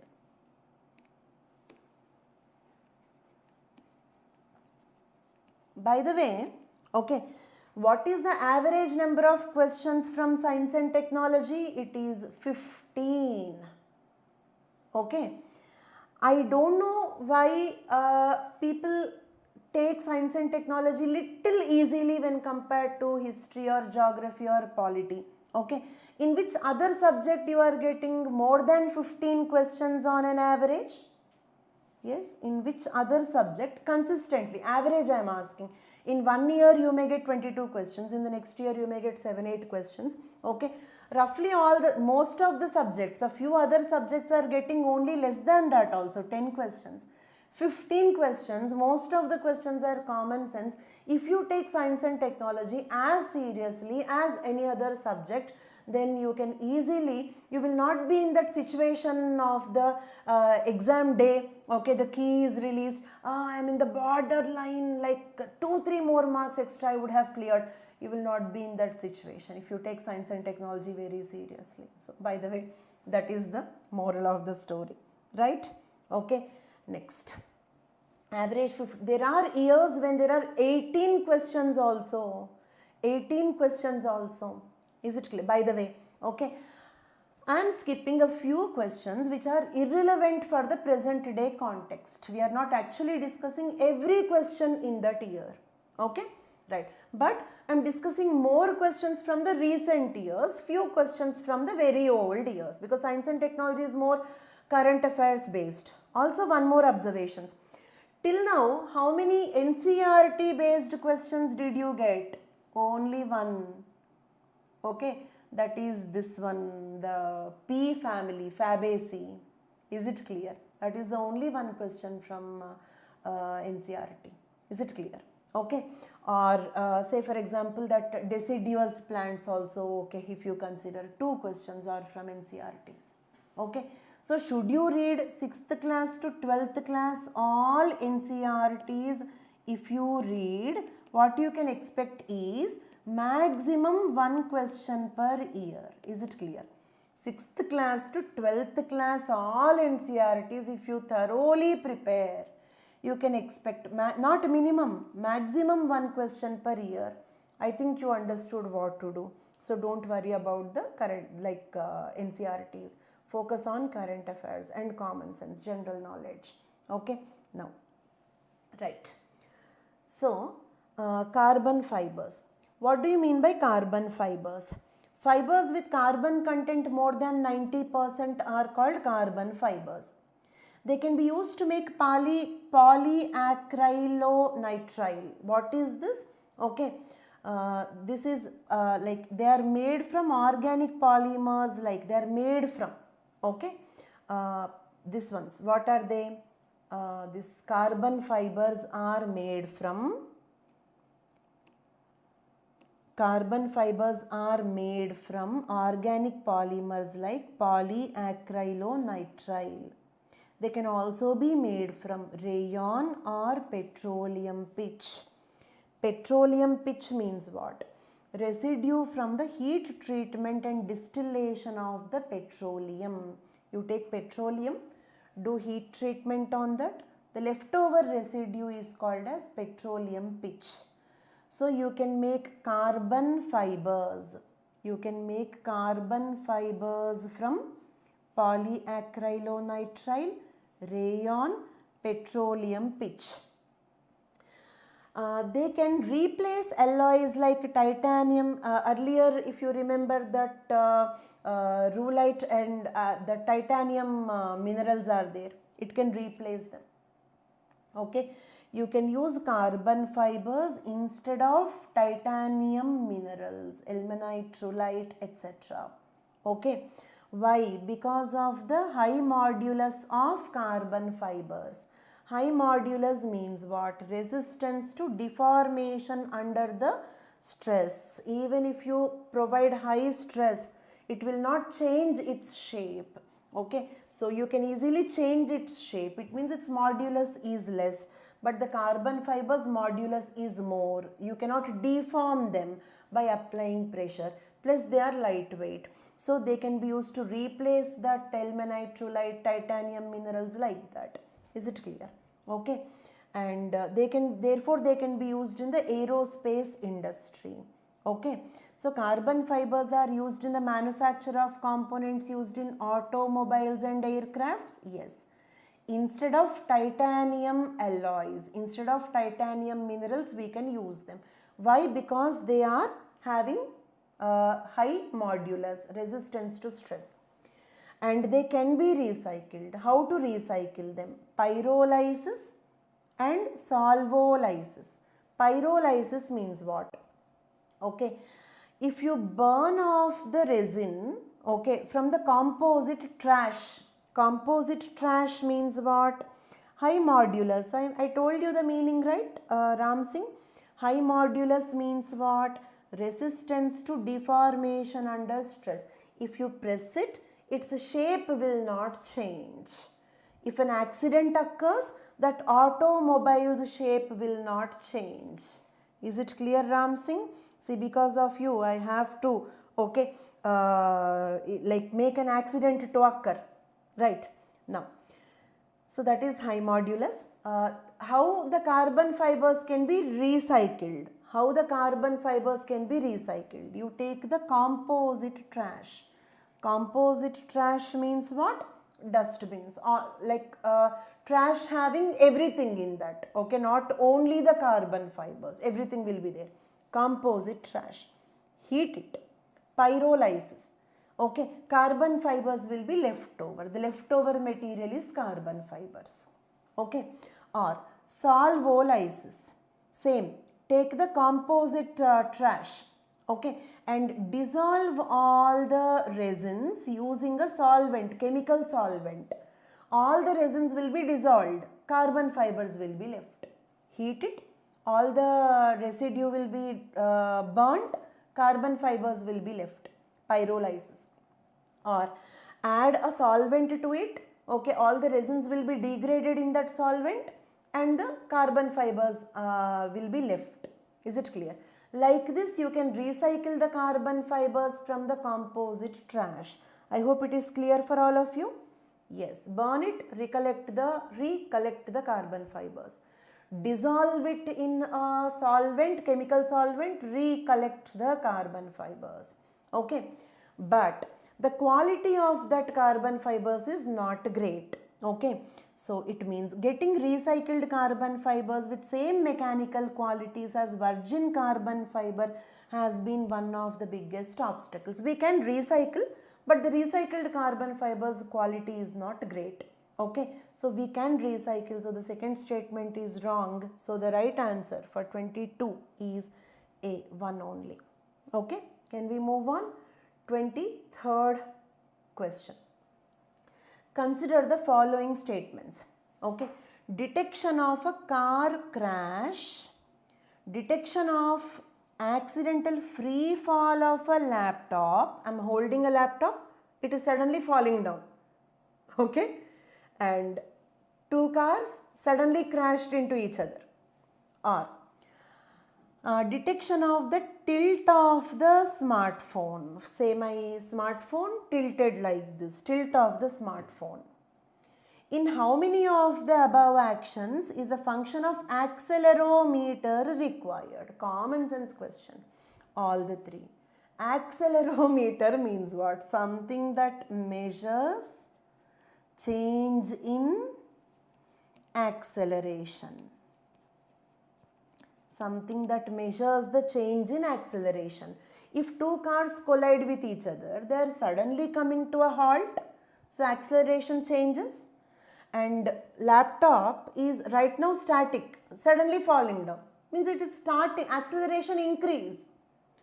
Smartphone moving, okay, and changing its acceleration. So in all these cases, acceleration changes, accelerometer can detect all of them. Okay, C is the right answer. 24th question. Moving on to the 24th question.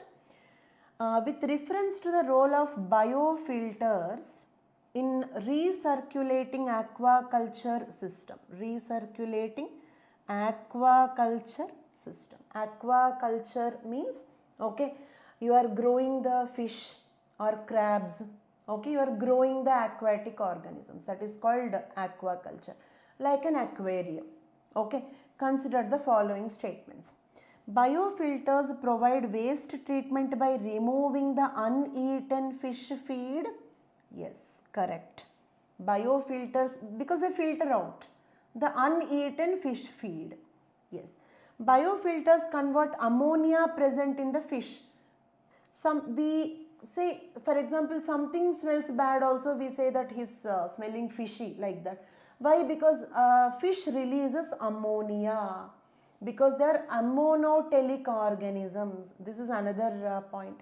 Ammonotelic organisms means what? They cannot excrete the excess ammonia in the form of urea. They directly excrete the excess ammonia in the form of ammonia itself. So that is the reason for the bad smell from the fish. Is it clear? So, okay, biofilters can convert ammonia present in the fish waste into nitrate. Yes, they can. Okay. Biofilters increase phosphorus as a nutrient for the fish? No. In fact, they actually decrease phosphorus. Decrease phosphorus. Let us see why. Let us see the explanation. Okay. So the right answer is how many of the statements? 2 only. B is the right answer. Let us see the explanation. Okay. So first of all, what do you mean by recirculating aquaculture system? It is a technique of aquaculture where water is recycled and reused. For example, there is an aquarium. You send water. Okay. It comes out. Okay. And you purify this. And you again send it. Okay. This is called, what is this? This is an okay, aquaculture setup, like an aquarium. Okay, you send water, okay, and it will accumulate all the toxins and then again recycle the water, purify them, send the water back. Such a system is called as recirculating aquaculture system. Okay. Biofiltration, these are the two words used in the question. Biofiltration is a pollution control technique using living material to capture and biologically degrade the pollutants. Means use bacteria.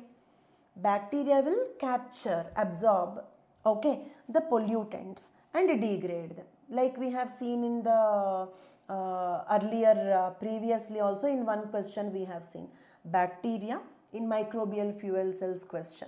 Okay. So biofiltration, here what we use living material like bacteria. They will capture the pollutants, degrade the pollutants. Is it clear? Biofilters contain bacteria that capture the pollutants and degrade the pollutants. Is it clear? Okay, that is biofiltration. I hope, not filter, they don't filter. They capture the pollutants and degrade the pollutants. Degrade the pollutants, not exactly filtering. Biofilters provide a media for good bacteria that grow which degrade the uneaten fish feed. Biofilters contain the good bacteria. These it will also contain a medium for the good bacteria to survive. What these good bacteria will do? They will degrade the uneaten fish feed. Otherwise, this uneaten fish feed will spoil and will lead to accumulation of toxic material in that. So, this uneaten fish feed should be degraded. Who will degrade that? Good bacteria. Good bacteria is fed by this biofilters. Biofilters contain media. Media means food for the good bacteria. Okay, the good bacteria, what they do? They degrade the uneaten fish feed. Is it clear? Biofilters also contain nitrifying bacteria that convert ammonia into nitrite and then into nitrate in a process called nitrification. Hence, this statement is correct. Is it clear? It will convert ammonia into nitrite and nitrate by a process called nitrification. Biofilters contain good bacteria called nitrifying bacteria. What they will do? They convert the ammonia in the dead fish, into nitrite and then to nitrate by a process called nitrification. Okay. Next, coming to the last point. Okay. Do they increase the phosphorus? No. They actually decrease the phosphorus. Reason is, okay, listen carefully. If phosphorus content increases, it will act as a food, okay, for algal blooms, for algae. That will lead to algal blooms. Algal blooms means, you know, algal blooms, this is a pond.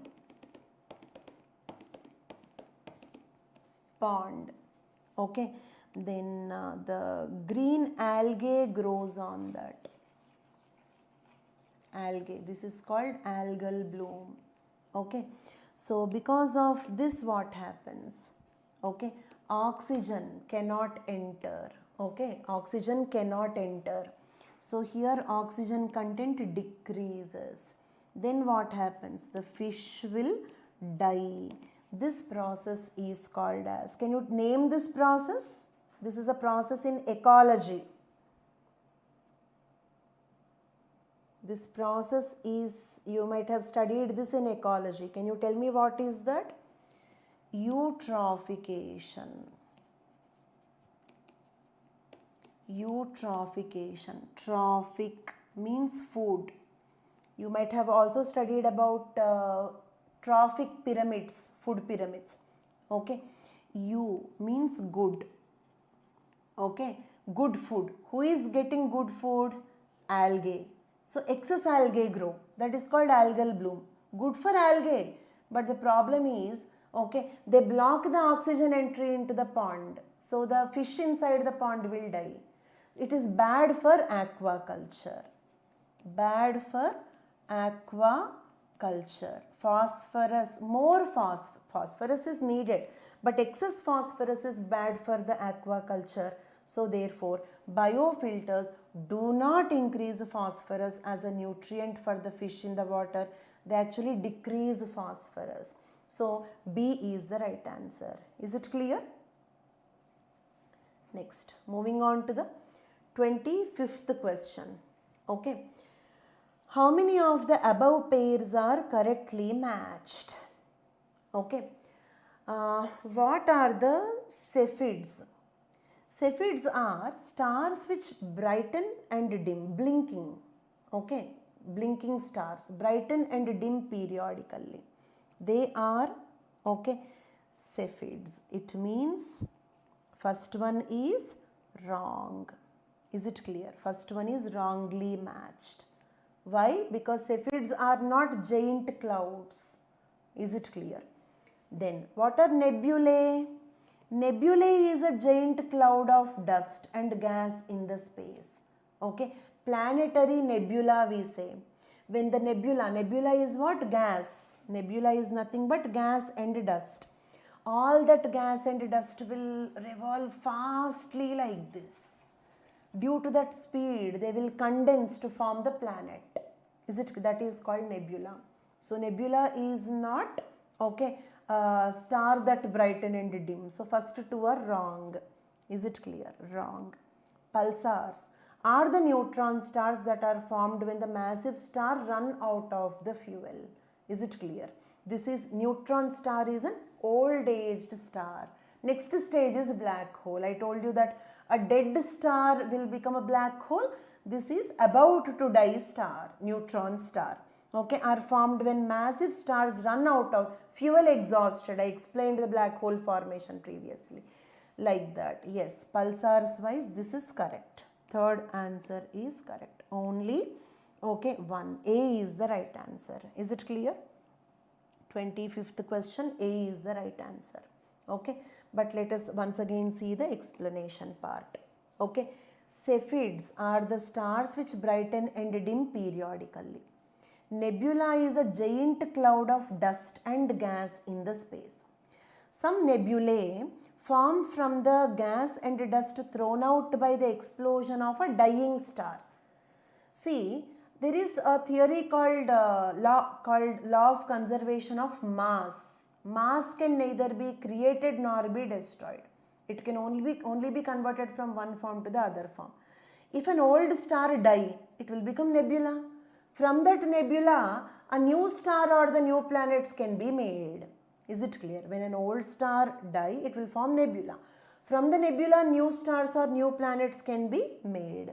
Other nebulae are the regions where new stars are beginning to form. Neutron stars are formed when a massive star runs out of the fuel and collapse. They are the smallest and densest objects after the black holes. What is the smallest and densest object in the space? Black hole. After that, next, neutron stars. Is it one stage before the black hole? I hope it is clear. Neutron star, okay. But what is a pulsar? Okay. So, like pulsar means, okay, they are highly magnetized rotating neutron. Every neutron star is not a pulsar.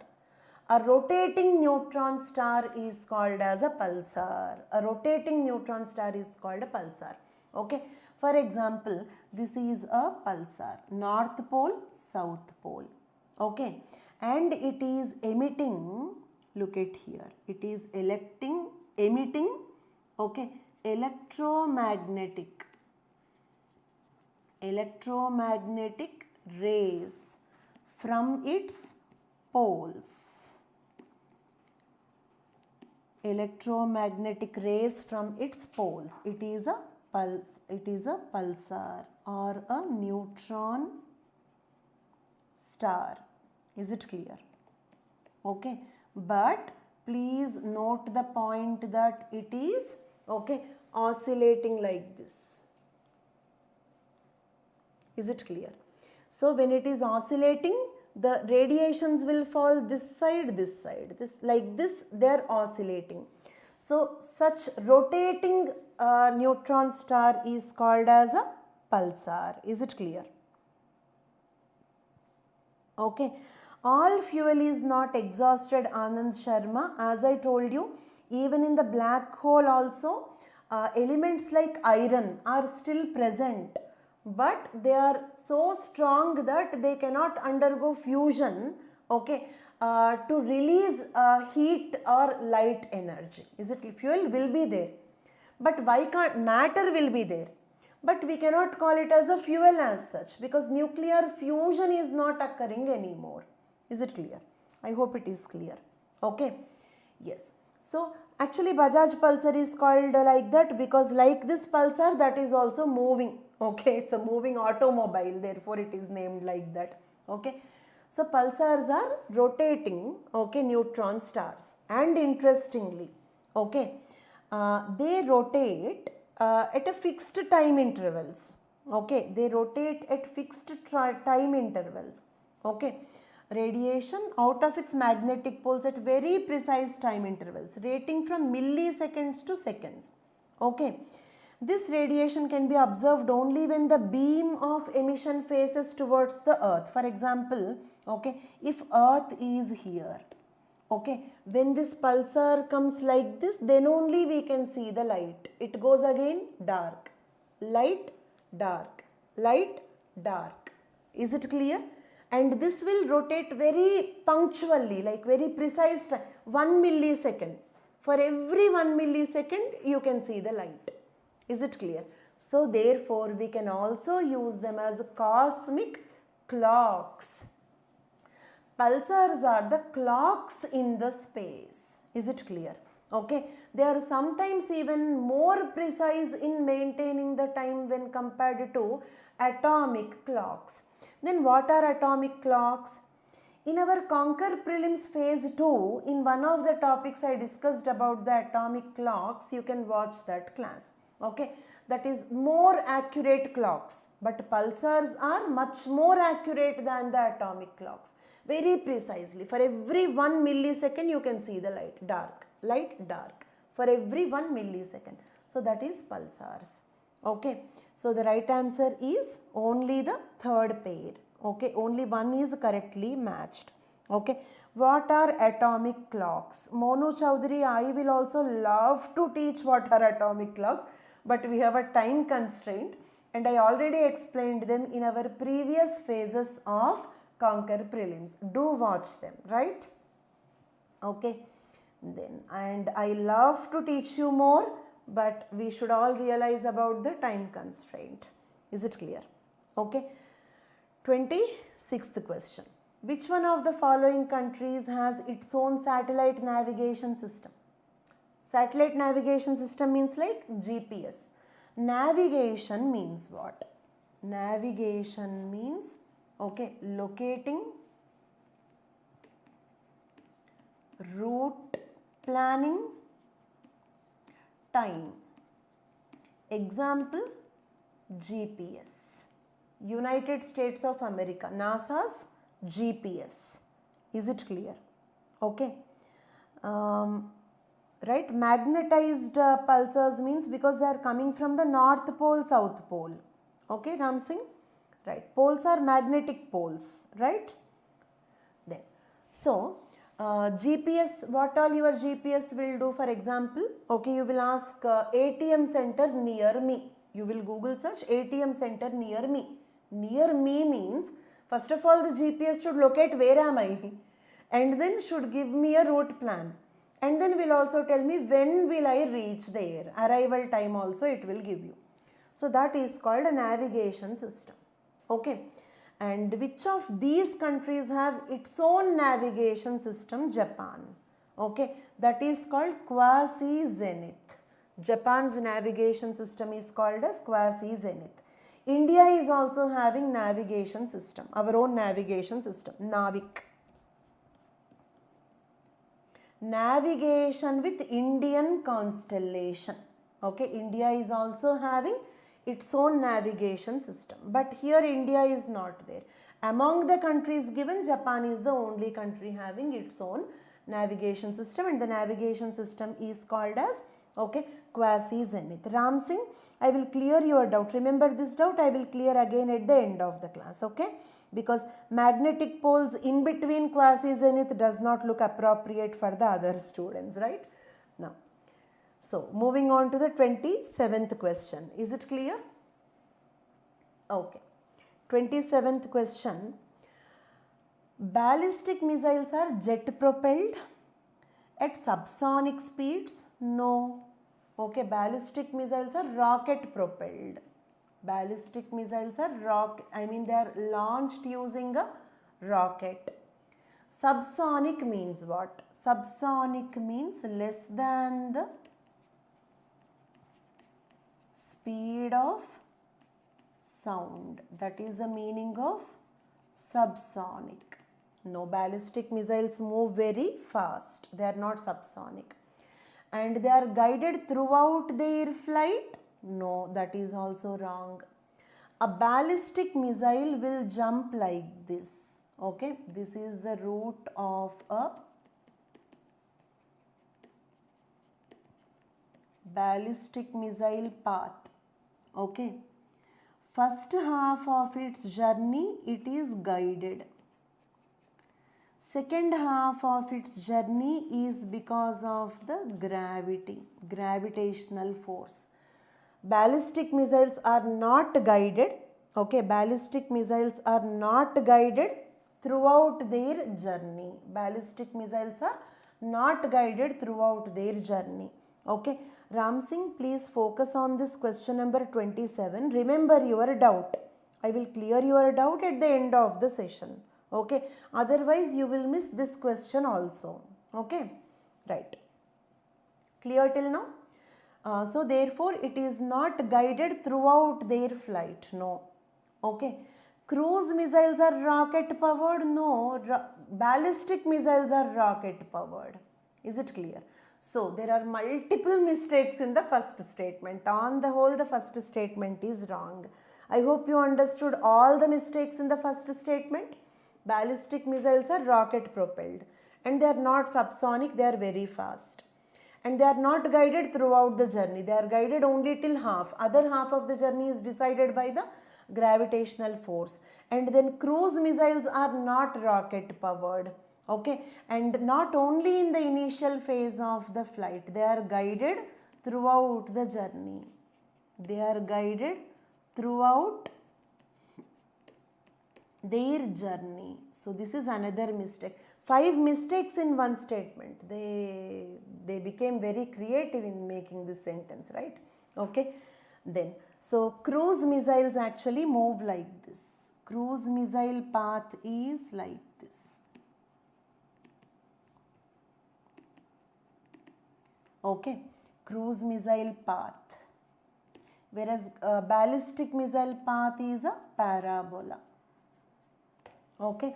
Then second statement, Agni 5 is a medium range. Okay. No, it is intercontinental. Wrong. Agni 5 is an intercontinental ballistic missile. Okay. And supersonic cruise missile, no, it is a ballistic missile. Again, they became very creative in making this statement. So many mistakes. Okay. So Agni 5 is not a cruise missile, it is a ballistic missile, ICBM, intercontinental ballistic missile. Okay. Whereas BrahMos is a solid fuel, no, not solid fuel. BrahMos is a cruise missile. And cruise missiles are not solid fueled, they are solid fueled missiles are ballistic missiles. Is it clear? Intercontinental ballistic missile, no, BrahMos is a cruise missile, it is not an intercontinental ballistic missile. 3 mistakes in the second statement. On the whole, second statement is wrong. Okay. Which of the above are correct? None of the above are correct. D is the right answer for 27. Okay. Moving on to the next question, 28th question. Okay. With reference to green hydrogen, consider the following statements. Okay. Green hydrogen means what? If hydrogen is produced without causing pollution,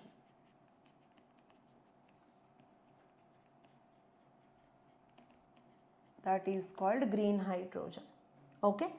So it can be used directly as a fuel for internal combustion? Yes. Okay, look at here. Hydrogen engines can burn hydrogen in an internal combustion engine. Internal combustion engine means your car engine, your bike engine, like that. In just the same way like petrol or diesel. Just like petrol or diesel will undergo combustion, generate heat. Okay, that energy will be used to run the vehicle. Same way hydrogen also can be burnt. Hydrogen also can undergo combustion. Okay. So first one is correct. Second one, it can be blended with natural gas and used as a fuel for heat or power generation. Yes. Okay. Green hydrogen can be mixed with the natural gas to reduce the carbon emissions. Because if you use only natural gas is rich in carbon, it will increase the carbon emissions. So if you mix hydrogen in that, overall carbon emissions will decrease for the same amount of heat which is generated. Is it clear? A fuel cell powered by hydrogen can also produce electricity. Hydrogen fuel cell. Okay, I just explained previously. Hydrogen comes in at the anode. And then what happens? Step 1, hydrogen comes in at the anode. Step 2, a catalyst will split the hydrogen into H plus and electron. Is it clear? A catalyst will split the hydrogen into proton and electron. Then electron is made to travel through an external circuit. It will generate energy, electricity. It will generate electricity. Okay, and then hydrogen H plus ions move through this membrane, and then okay, through this external circuit electrons, through this membrane protons will reach the cathode. Oxygen comes in from the atmosphere. Oxygen will combine with this hydrogen to form water, and heat are the byproducts, and electricity is the actual product. This is a hydrogen fuel cell. Earlier I explained microbial fuel cell. Is it clear? In the microbial fuel cell, here the protons and electrons are coming because of the bacteria oxidizing the organic material. Is it clear? Okay, so that also we can do. Yes, all the three are the correct answer. Is it clear? All the three. C is the right answer. Done? Next. Moving on to the 29th question. Okay. Right. With reference to fuel cells in which hydrogen-rich fuel and oxygen are used to generate electricity, consider the following statements. This is a question from 2015. But actually we are discussing the questions from 2023 or 22, I believe. So 2015. Why I have given that question here? Because it is related to hydrogen fuel. Same topic, another question. Okay. So we are dealing with a question from the year 2015. Okay.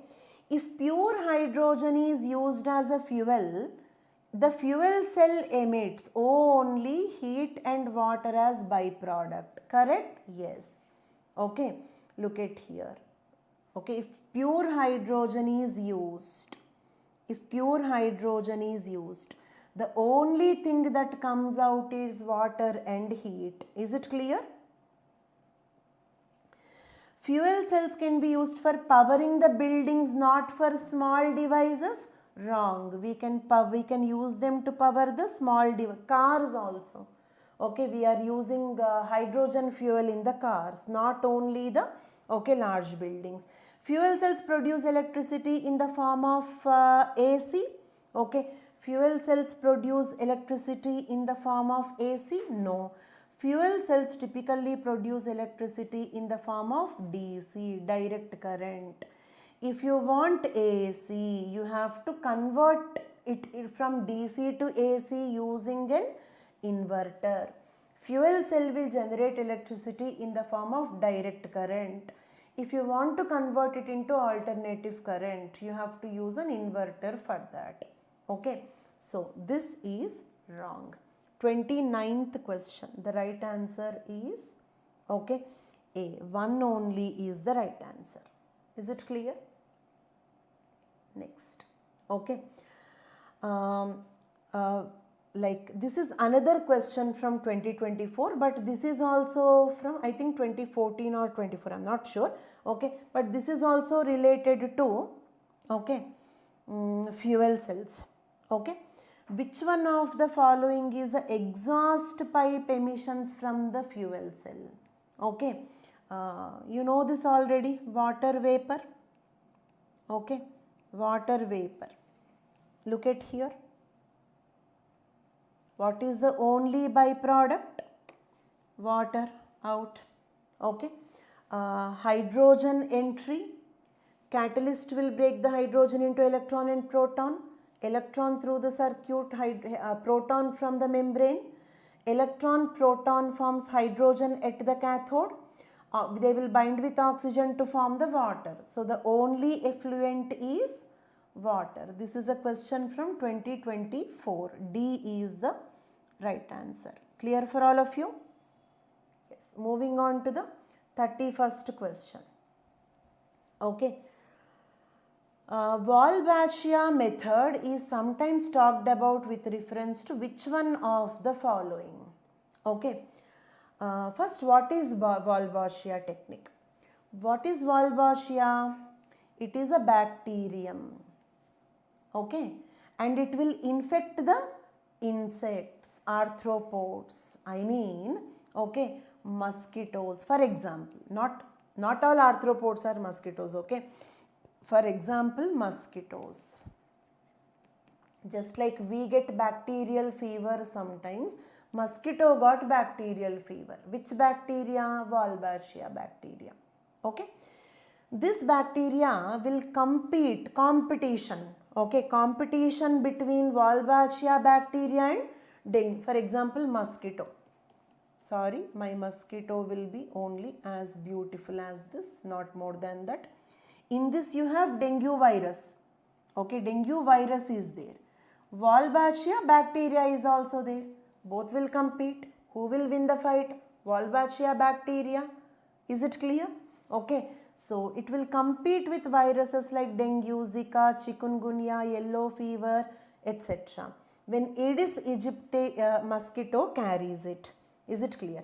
It means it will prevent the mosquitoes from spreading the infections. Wolbachia bacteria will infect the mosquitoes, compete with the viruses in the mosquitoes. It will not let the mosquitoes spread these viral infections like dengue, Zika, chikungunya, etc. In the mosquitoes, it makes it more difficult for the viruses to survive and replicate. So, it is used in controlling the viral diseases spread by mosquitoes. Okay. I hope Wolbachia technique is clear for all of you. Next, moving on to the, no, Wolbachia cannot infect human beings. It can infect only the arthropods. Arthropods means, insects. Arthropods means insects. Example, mosquito. Okay, right. 32nd question. Okay. Aerial metagenomics best refers to which one of the following situations? First, what is metagenomics? Okay. Before that, what is genomics? Before that, what is genome? Okay. If we go back, we'll get so many doubts.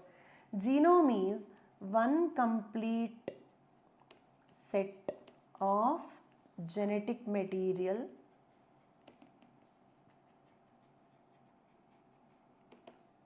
in a cell. Okay. For example, one genome. Okay. In humans is equal to 23 chromosomes. One copy of the total genetic content of a cell is called as a genome. Okay. Genomics means what? Genomics means sequencing the genome. Sequencing the genome. Sequencing the genome means what? Determining the ATGC, that is nucleotide sequence. Nucleotide sequence in the genome. It means we all have ATGCs, but my sequence can be ATTTGC. Your sequence can be ATTTGGCC. So we all have a different sequence of them. Knowing the sequence of nucleotides in the genome, sequencing the genome is called genomics. Okay. Then metagenomics means what? Okay. Human genomics means what? Sequencing the human genome. Okay. Bacterial genomics means what? Sequencing the bacterial genome. Metagenomics means take a sample, water sample or air sample. In that sample, what all organisms you have? Sequence the genomes of all those organisms without separating them. That is called metagenomics. Okay. Metagenomics is the study of genetic material, DNA, from a mixed community of organisms. Like for example, air sample. For example, if I take an air sample, in this there will be several bacteria, different bacteria will be there, fungi will be there, plant pollen grains will be there.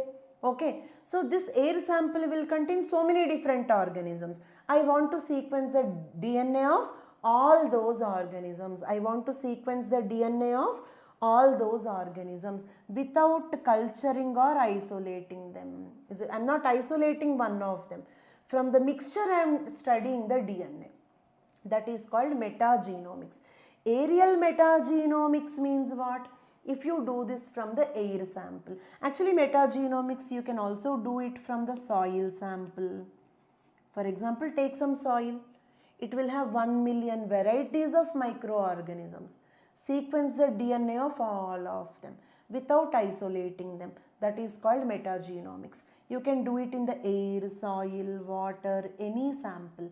But if you particularly do it in the air sample, that is called as aerial metagenomics. I repeat, metagenomics means take a water sample or air sample or soil sample. It will have millions of microbes. Don't culture them, don't grow them, don't isolate them. Do the DNA sequencing in that mixture itself. That concept is called metagenomics. If you do the metagenomics in air sample, that is called aerial metagenomics. Okay, so aerial metagenomics refers to collecting the DNA samples from air in a habitat at one go. Okay, 32. Is it clear? Next one. 33rd question. Okay. Microsatellite DNA is used in the case of which one of the following? First of all, what is microsatellite DNA? Okay, microsatellite DNA, okay, is also called as short tandem repeats. Means, okay, like this, 80, 80, 80, 80, adenine, thymine, adenine, thymine, adenine, thymine. Small sequence, only 2-letter sequence, isn't it? Only 2-letter sequence, but repeated, okay, continuously. Is it clear? Continuously. The word continuous is tandem. Tandem means continuous. Tandem means continuous. It is a short sequence, after all 2-letter sequence, 80, adenine, thymine, okay. Repeated continuously means repeated tandemly. So therefore we call it as short tandem repeats. Also called as simple sequence repeats. Simple sequence because it is after all 2 nucleotide sequence. A simple sequence repeated several times. Simple sequence repeats. Also called as microsatellite DNA. Is it clear? Also called as microsatellite DNA. All the three mean the same, please. Okay. 80, 80, 80, 80, 80, 80. This can be called as short tandem repeat because a short sequence repeated tandemly. Can also be called as simple sequence repeats because a simple sequence, after all 2-letter sequence repeated, simple sequence repeats. Also called as microsatellite DNA. Microsatellite DNA means repeated DNA. Is it clear? Okay. Now coming to this. Microsatellite DNA is used in the case of which one of the following? Is it clear? Studying the evolutionary relationships among the various species of the fauna? Yes, because let us suppose you compare human with chimpanzee. Okay, then what happened? This microsatellite DNA. Microsat DNA of human and chimpanzee are very similar. It means what? Human and chimpanzee are close. Is it clear? They are evolutionarily close. And then you compare human and mice, microsatellite DNA. Microsat DNA. It is very different. It is very different. It means there is more evolutionary distance. Okay, it means we evolved from chimpanzees, but we did not evolve from mice. There is more evolutionary distance between mice and you. Mice is a simple organism, we are very complicated organisms. So we can use, it means if the microsatellite DNA between two different animals is similar, they both are closely related. If the microsatellite DNA between two organisms is different, they both are not closely related. So it can be used in studying the evolutionary relationships among the various species of the fauna. That is correct. Is it clear? Okay. You are able to hear me? Okay, right. So that is 33. 34th question. Okay. Consider the following heavy industries: fertilizer plants, oil refineries, steel plants. Green hydrogen is used in what? Green hydrogen can be used in all of them, because it is, but green hydrogen means what? Hydrogen made without pollution. If we use in any industry, we can reduce the pollution. Okay, so therefore green hydrogen can be used in all of them. I hope it is clear, right? Okay, now the questions from the year 2022. Technically we completed the questions only from 2 years, but we have taken some questions from the older years also when the topics are the same. Okay, question number 35. Arogya Setu, Cowin, DigiLocker, Diksha. Which of the above are built on the open source digital platform? So to answer this, first of all we have to know what is open source digital platform. Is it clear? Okay, an open source digital platform is any platform that allows the access to its source code, okay, to other users or developers. It means if I give my source code to the other developers, then my app is called as an open source digital platform. Then what is a source code? Source code is that part of the software, it is a component of the software, okay, that computer programs can manipulate to change how the software can be used. Okay, using the source code, I can manipulate how the software can be used. I can use the software according to my needs. If I have the source code of a software, then I can use it according to my use. I can manipulate the source code and use it according to my need. Okay, and any platform that allows the access to its source code, any platform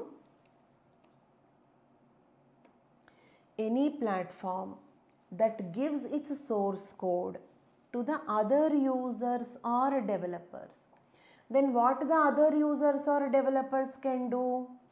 They can use this source code, okay. Source code is that part of the software which the computer programs can manipulate, okay, to change how a piece of software, okay, works. Using the source code, they can manipulate how this software works. I repeat, open source platform is any platform where they will give their source code to the other users or other developers. What these other users or the other developers will do? They will use the source code to change the software according to their need. Okay, that is an open source digital platform. Okay, and all these are open source digital platforms. D, all the 4 is the right answer. 35 D. Okay, why? Because Arogya Setu. Okay, you can modify that. We use Arogya Setu and Cowin during the pandemic times. Do you remember? We used Arogya Setu to know how many cases are there in the 5 kilometer radius, how many COVID cases are there in the 10 kilometers radius, okay, or whether you are tested positive or not, okay. Such information will be there in Arogya Setu. Can you modify the Arogya Setu? Yes. How can I modify? Okay, I can add my data, I can change the column that I tested positive, I can add something to it. Is it clear? So therefore that is open source. Cowin, can I modify the content in the Cowin app? Yes. How? For example, we used Cowin to book the vaccination, if you remember. Okay, for example, I have booked. Earlier that slot, that vaccination slot was available, but now I have booked that slot. Now that slot is not available. It means I modified that software. So open source. DigiLocker. In the DigiLocker, I am keeping my documents, my 10th class certificate, my +1 certificate, +2 certificate, degree certificate. Means I am uploading something. When I am uploading something, I am changing the content in that software. So open source. Diksha platform. A teacher can upload a question paper. Okay, means teacher is modifying the content in the software and a student can fill the answers. Okay, A, B, C, like that you can tick on that. It means the student is also changing the contents in the software. So open source, all the four are open source digital platforms. Is it clear? Next, okay, with reference to question number 36, with reference to software as a service, consider the following statements. What do you mean by software as a service? This is all about cloud services. In the cloud services you have, okay, first one, infrastructure as a service. Example, okay, like OneDrive, Google Drive. Is it clear? Okay, they are infrastructure as a software, because instead of a pen drive or a hard disk, I am storing my content in the OneDrive or Google Drive. Where am I storing? Cloud. What is cloud here? A remote server. Cloud is a remote server, a computer which is located far away. In that I am storing my information. So it is infrastructure as a service. Okay. Next one, software as a service. Software as a service. Okay. For example, MS Office. Okay. But you are not purchasing the CD. You are downloading the software. Is it clear? You are downloading the software. Okay. From where? From the cloud. What is cloud? A remote server. I am downloading that software into my computer from a remote server. That is software as a service. Okay. You also have a platform as a service that we don't use. Software developers use. For example, Azure. If I write a software, I will keep it on that. That is called platform as a service. Where is it? Remote server. Where should I keep my software? Remote server, cloud. These are the cloud services. Software as a service, consider the following. SaaS buyers can consume the user interface, can change the data fields. User interface means what? Okay, user interface means your screen. Can you customize your screen in the MS Office software? You have downloaded the MS Office. Okay, can you like make you, like for example, your screensaver, the way you arrange the files, can you customize your screen user interface? Yes. So therefore, okay, SaaS buyers can customize the user interface. Their screen they can modify. SaaS users can access their data through their mobile services. Yes. For example, can you use that Microsoft Office or any software which you have downloaded from the remote server, that is cloud? Can you use such a software in your mobile phone? Of course, yes. Is it clear? Outlook, Hotmail, Yahoo are the examples of software as a service. Okay, because you are downloading them. Outlook, Hotmail, Yahoo, you can download them. Okay, do you have it in the form of a hard disk, something like this, a physical infrastructure? No, you are digitally downloading it from the remote server called cloud. So it is also a software as a service. Okay, question number 36D is the right answer. Okay, okay, is it clear? Next, question number 37. Which of the following statements best reflect the idea behind fractional orbital bombardment system? Fractional orbital bombardment system, often talked about in the media. What is it? Okay, it is basically, okay, it is a missile which is put into the stable orbit around the earth and deorbit over a target on the earth. I'll show you. Look at here. Imagine this is the earth. Okay. And you are launching a satellite. Okay. You are launching a satellite. It entered the orbit. It entered the orbit. And then it will travel like this. Now you want to attack on this country. You want to attack on this country. Here this will d orbit. Is it clear? I launched a satellite, it will travel in the orbit, reach Russia and deorbit on Russia. It means it will attack Russia. So that is called as fractional orbital bombardment system. It means you are putting a missile using orbit. Is it clear? Okay. So a fractional orbital bombardment system is a warhead. Warhead means what? An explosive. You are launching the explosive like this. Warhead is first put in the orbit. Then it will travel in the orbit.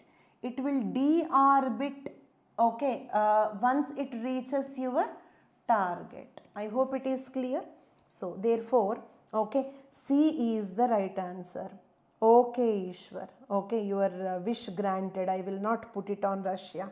Okay, but actually why that came into my mind is, okay, Russia developed this. We are not putting it on Russia, but the Soviet Union first developed this particular system. Is it clear? Who developed this system? Soviet Union. Okay. Now, the question number 38. Which of the following is the context in which the term qubit is mentioned? Qubit means what? Okay. Quantum bit. Quantum bit means what?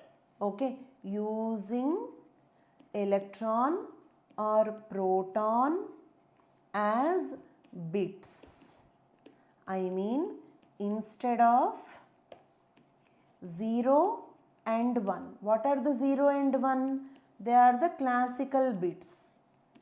Instead of 0 and 1, that is classical bits, if you use electrons or protons as bits, they are called as quantum bits or qubits are used in quantum computing. Okay, that is 38th. And 39, question number 39. Okay, consider the following communication technologies: CCTV, RFID. What is RFID? FASTag. RFID is not FASTag. One example for RFID is FASTag. We can use radio frequency identification in many other equipment also. Wireless LAN. All are short range devices. Okay, all are short range devices. D is the right answer. Okay, let me explain this. CCTV. I am taking the class here. Let us suppose if I put a CCTV in my corridor. Is it clear? Then it will record. Okay, and that video I can see in my mobile. Is it clear? What is the distance between the CCTV in my corridor outside this flat and my mobile in this room? Short range only, right? So therefore it is a short range device. But same CCTV camera footage, if I telecast, the total state or the total nation wants to know what is happening in my corridor. In that case, it is not short range. In that case, it will become the long range device. I hope it is clear. Okay. If I put a CCTV in my corridor, if I watch that video in my mobile phone sitting inside the flat, it is a short range. RFID. Okay. RFID we use in FASTags, right? Okay. So in FASTag, what happens? Okay. This is like reader. Where is the reader located? Toll gate. Is it clear? Toll gate will have an antenna. What is this antenna? Antenna is nothing but a radar. It will emit what? Radio waves. Radio waves will hit the tag. Where is a tag? Tag is on your vehicle.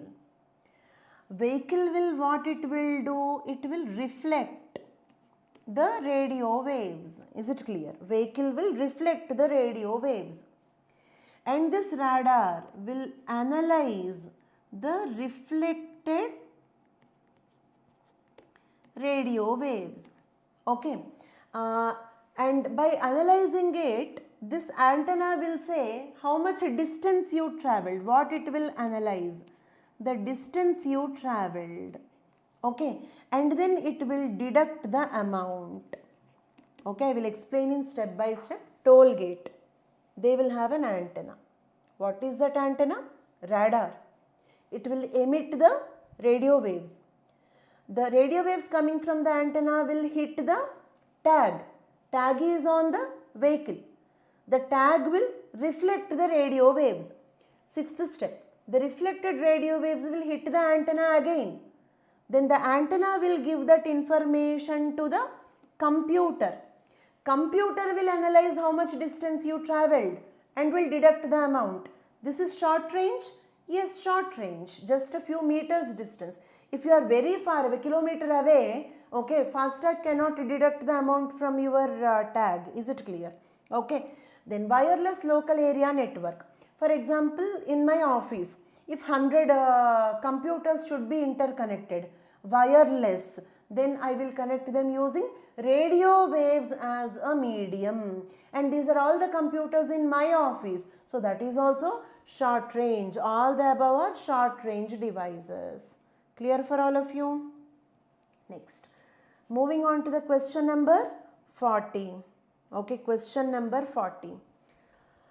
Biofilms can form on the medical implants. Okay, but what are biofilms? First of all, we have to know what are the biofilms.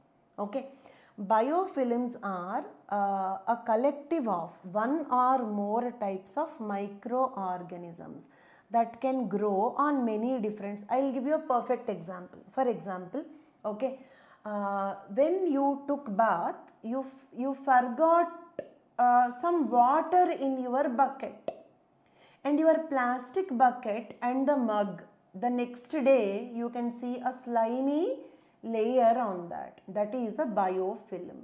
Is it clear? Okay. Or your kitchen chopping board, some green color layer develops on that. Biofilm. Bread, a black color layer develops on that. Black fungus. Biofilm. One or more types of microorganisms that grow as a layer is called as a biofilm. What all can grow like a biofilm? Bacteria, fungi, protist. Protists are a type of microorganisms. Okay, right. So biofilms can form on the medical implants within the human tissue. Unfortunately, yes. For example, femur fracture. Okay, you will put a prosthetic, I mean we will put a steel rod on that. This biofilm slimy layer can grow on that also. Okay, and they are resistant to our immune system. Our immune system cannot damage that. Why? In your school days you study it is difficult to break, sorry I will not break this pen. It is difficult to break one pencil, but it is difficult to break 10 pencils, right? In the biofilm, these microorganisms are collective, they are in a group, they are not alone. Is it clear? So they are more resistant to the antibiotics, more resistant to the immune system also. So our body's immune system cannot destroy them, they can grow on the medical implants as well. Is it clear? Biofilms can form on the food and food processings. I just told you, bread, black color deposit, fungus, black fungus, okay, spongy, okay, and chopping board, food processing surfaces, example chopping board, green color slimy growth, yes, correct. Biofilms can exhibit antibiotic, yes. One pencil cannot be can be broken, but 10 pencils cannot be broken. They have their gang with them now, so you cannot easily attack on them. Yes, all the three are correct answer. Is it clear? D is the right answer. Is it clear? Okay. So, question number 41. Okay. Consider the following statements in the respect of probiotics. Okay, first, what are probiotics? Probiotics are the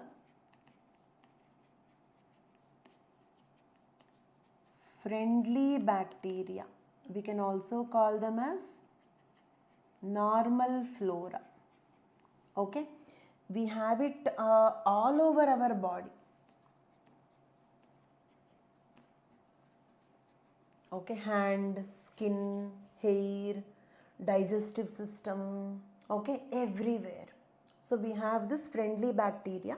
Not only bacteria, even the yeast also. Microbes we can say. But they are not harmful, they are friendly. Okay. So, those are called, normal flora means friendly bacteria. What are probiotics? Probiotics are the food that is rich in normal flora. Is it clear? Probiotics does not mean normal flora. Probiotics are the food that are rich in normal flora. Probiotics does not mean friendly bacteria. Probiotics are the food that are rich in friendly bacteria. Okay, or friendly microbes. What are such foods? Best example, most popular example is curd. Is it clear? It will have lactobacillus. Right? Okay. So first question. Probiotics are made of both bacteria and yeast? Correct. Okay. Right.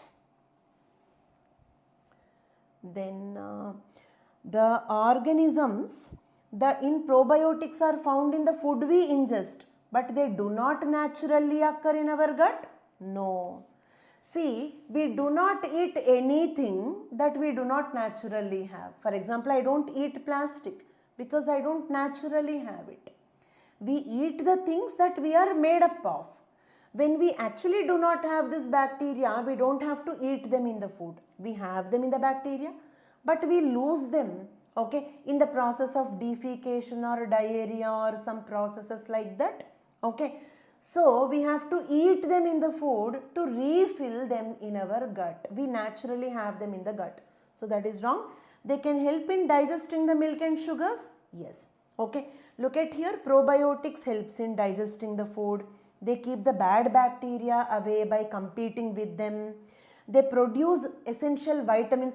Did you notice whenever a doctor prescribes you antibiotics, he will also prescribe multiple vitamin tablets?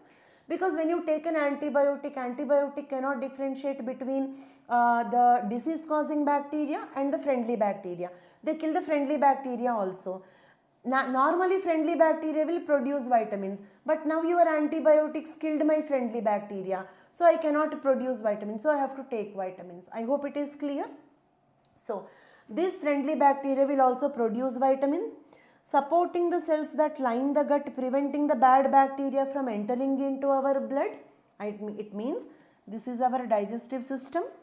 On the digestive system, this friendly bacteria will make a lining.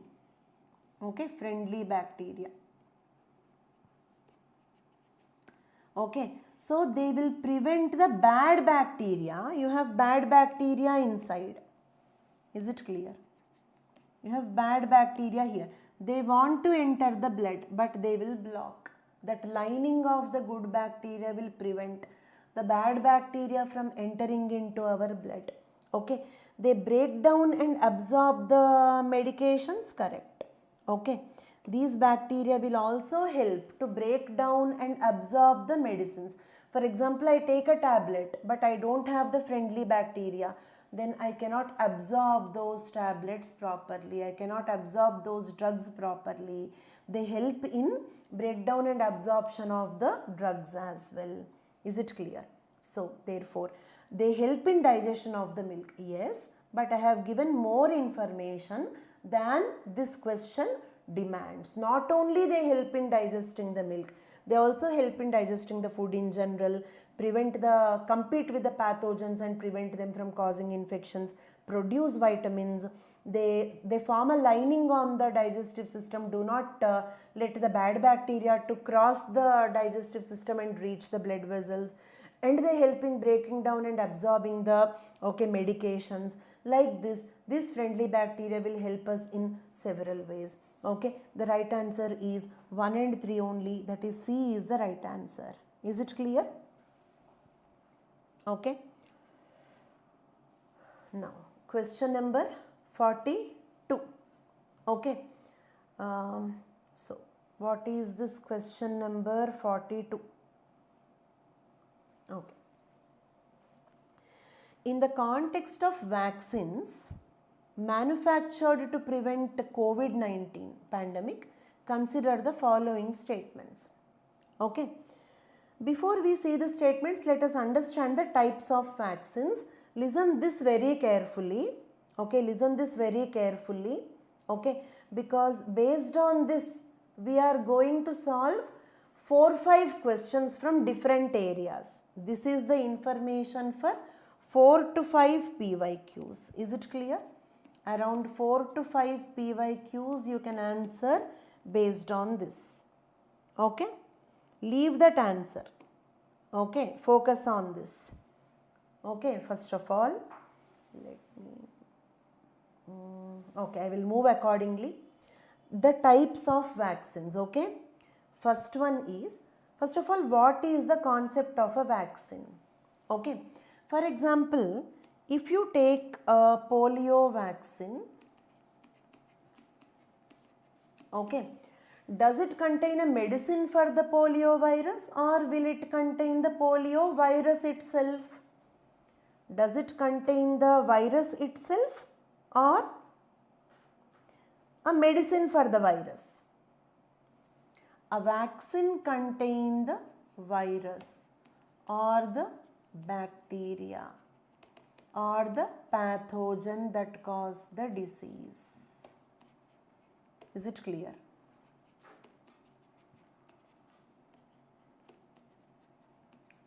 Okay, so that what happens? This is something like, for example, can I manufacture the weapons after the war begins? I have to manufacture the weapons before the war begins. I have to dig the well before I feel thirsty. So like that, okay, I will inject the virus so that my immune system will produce antibodies for that pathogen. My immune system will produce antibodies for that pathogen. And then if that pathogen really comes, really infects, okay, you have your weapons. What are your weapons? Antibodies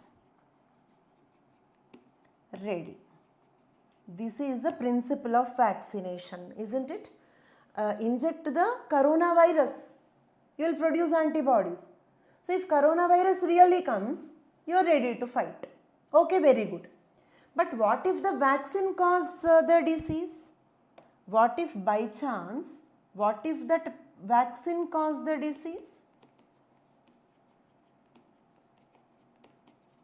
Because what is there in the vaccine? Pathogen only, right? The vaccine is having the virus. There is a chance that it can cause the disease. So what we do is, we use different strategies. First one, killed vaccines. Is it clear?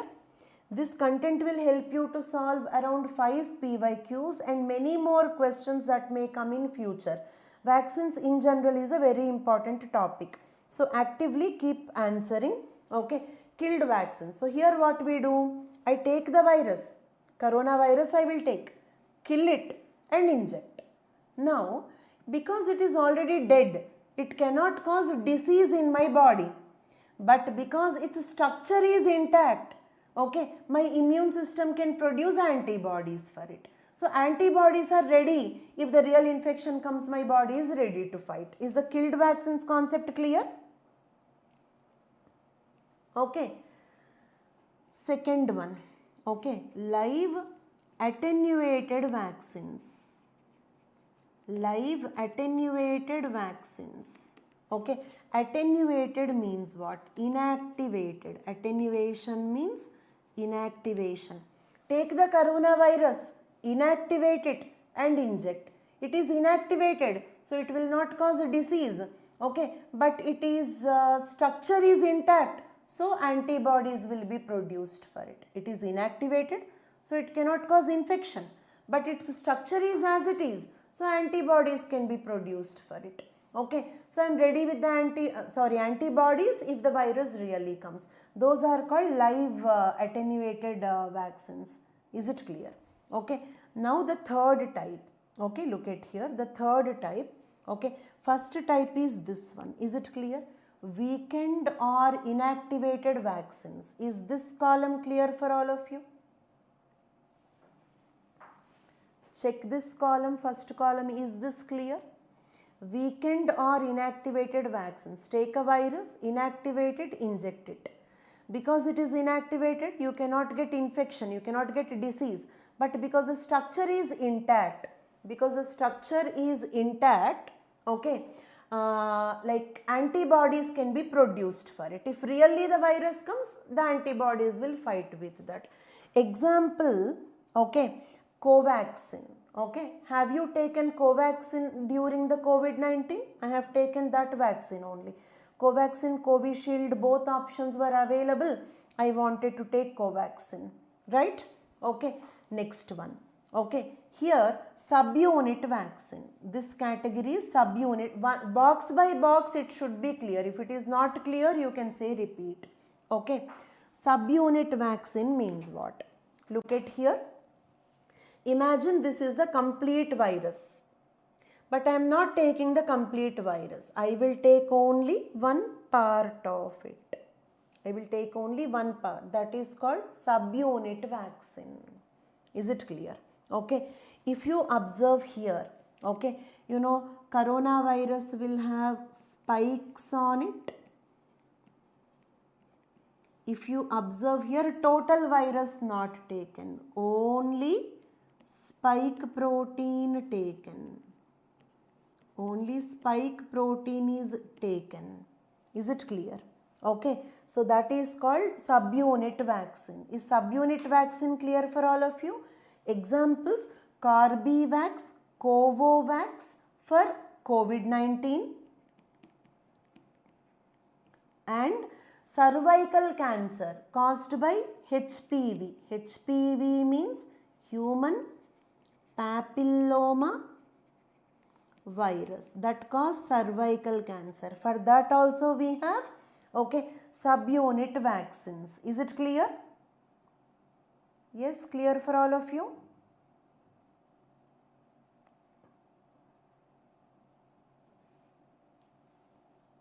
Okay. So what are the COVID-19 subunit vaccines examples? Corbevax, Covovax. Other subunit vaccine examples: cervical cancer vaccine caused by human papilloma virus.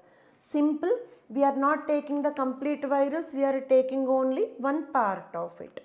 Is it clear? Okay. Novavax is also one example, but that is not used in India. Okay, we did not use it in India. This is also for COVID-19, but we did not use it in India. Is it clear? Next, okay, the third type. Is it clear? In the third type, what we are doing is, okay, look at here, I'll explain.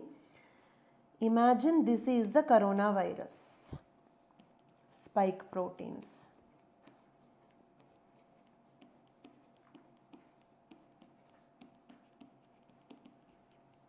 Spike proteins, envelope, okay,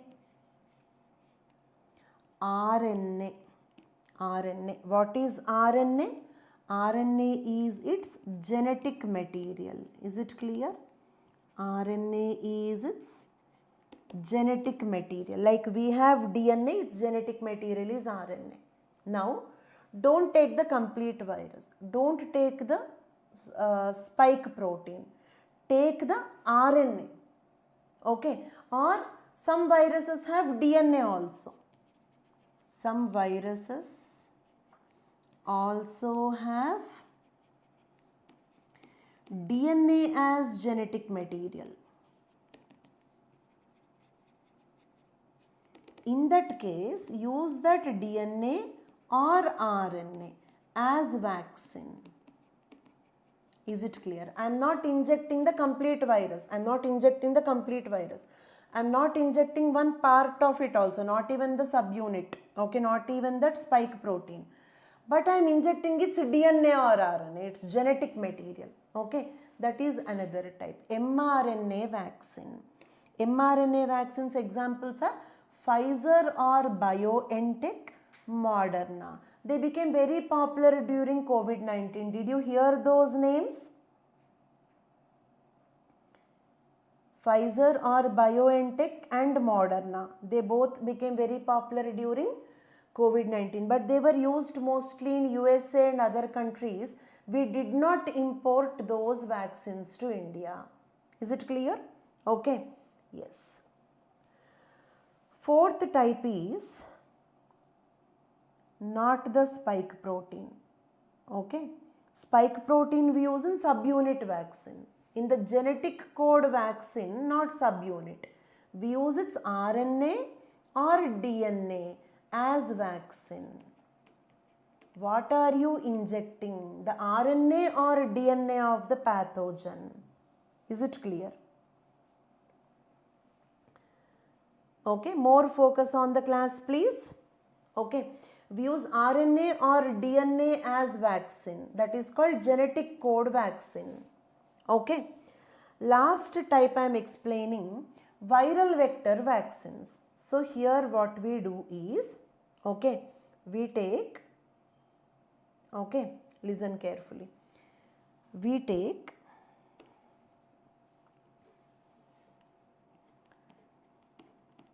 ChAd OX1. In this, CH stands for chimpanzee, AD stands for adenovirus, okay, OX1 is its number, okay, means you are taking a chimpanzee adenovirus, means a virus that infects chimpanzee. It will not infect human beings, it infects chimpanzees. Is it clear? We have taken a virus that infects chimpanzee adenovirus vector. We are using this as vector. Vector means what? Carrier. Okay. Carrier to carry what? To carry the spike protein gene. Spike protein gene of, okay, coronavirus. I hope you understood that. Spike protein gene of coronavirus. Okay. What you actually wanted to carry, I am writing it again because that red color is not very clear. Okay. Spike protein gene of coronavirus. This is the actual component, isn't it? This is the actual, what I actually wanted to inject into my body? The spike protein gene of the coronavirus. But to carry that I am using chimpanzee adenovirus genetic material. Okay. So this is called viral vector vaccine. This combination. Okay. This combination is injected. Then we call it as viral vector vaccine. Is it clear? I repeat. Okay, what I want, for example, COVID-19 pandemic is going on. I want protection from COVID-19. So what I have to inject is spike protein gene of the coronavirus. Okay. And how am I taking it? For that I am using the chimpanzee adenovirus genetic material as a vector carrier. Therefore, this is called viral vector vaccines. Viral vector vaccines examples, okay, Covishield and Sputnik 5. They both are also available. Actually, when I was taking the vaccine, Covishield, Sputnik 5 and Covaxin were available, and then I have taken Covaxin. Corbevax, Covovax, okay, they are permitted later for the 12-year-olds, okay. After 1 year, they permitted the vaccine for 12-year-olds. Then they released Corbevax, Covovax. They came little late. These are the few initial vaccines which are developed. I hope it is clear for all of you. Let us summarize. Okay, take a virus, kill that and inject, killed vaccine. Take a virus, inactivate and inject, inactivated vaccine or attenuated vaccine, example Covaxin. Take only one part of the virus like the spike protein, subunit vaccine, example Corbevax, Covovax and Novavax of COVID-19 plus cervical cancer vaccine for HPV. You take RNA or DNA of the virus, that is called genetic code vaccine, DNA vaccine or RNA vaccine. Or you take the gene, spike protein gene of the virus, add it to a viral vector like ChAdOx1, chimpanzee adenovirus vector, and then inject that combination, that is called viral vector vaccine. Is it clear? These are all the types of vaccines. Remember them. Let us solve this question. Serum Institute of India produced COVID-19 vaccine named Covishield using mRNA. Okay. No. Covishield is what type of vaccine? Yes, all of you? Covishield is what type of vaccine?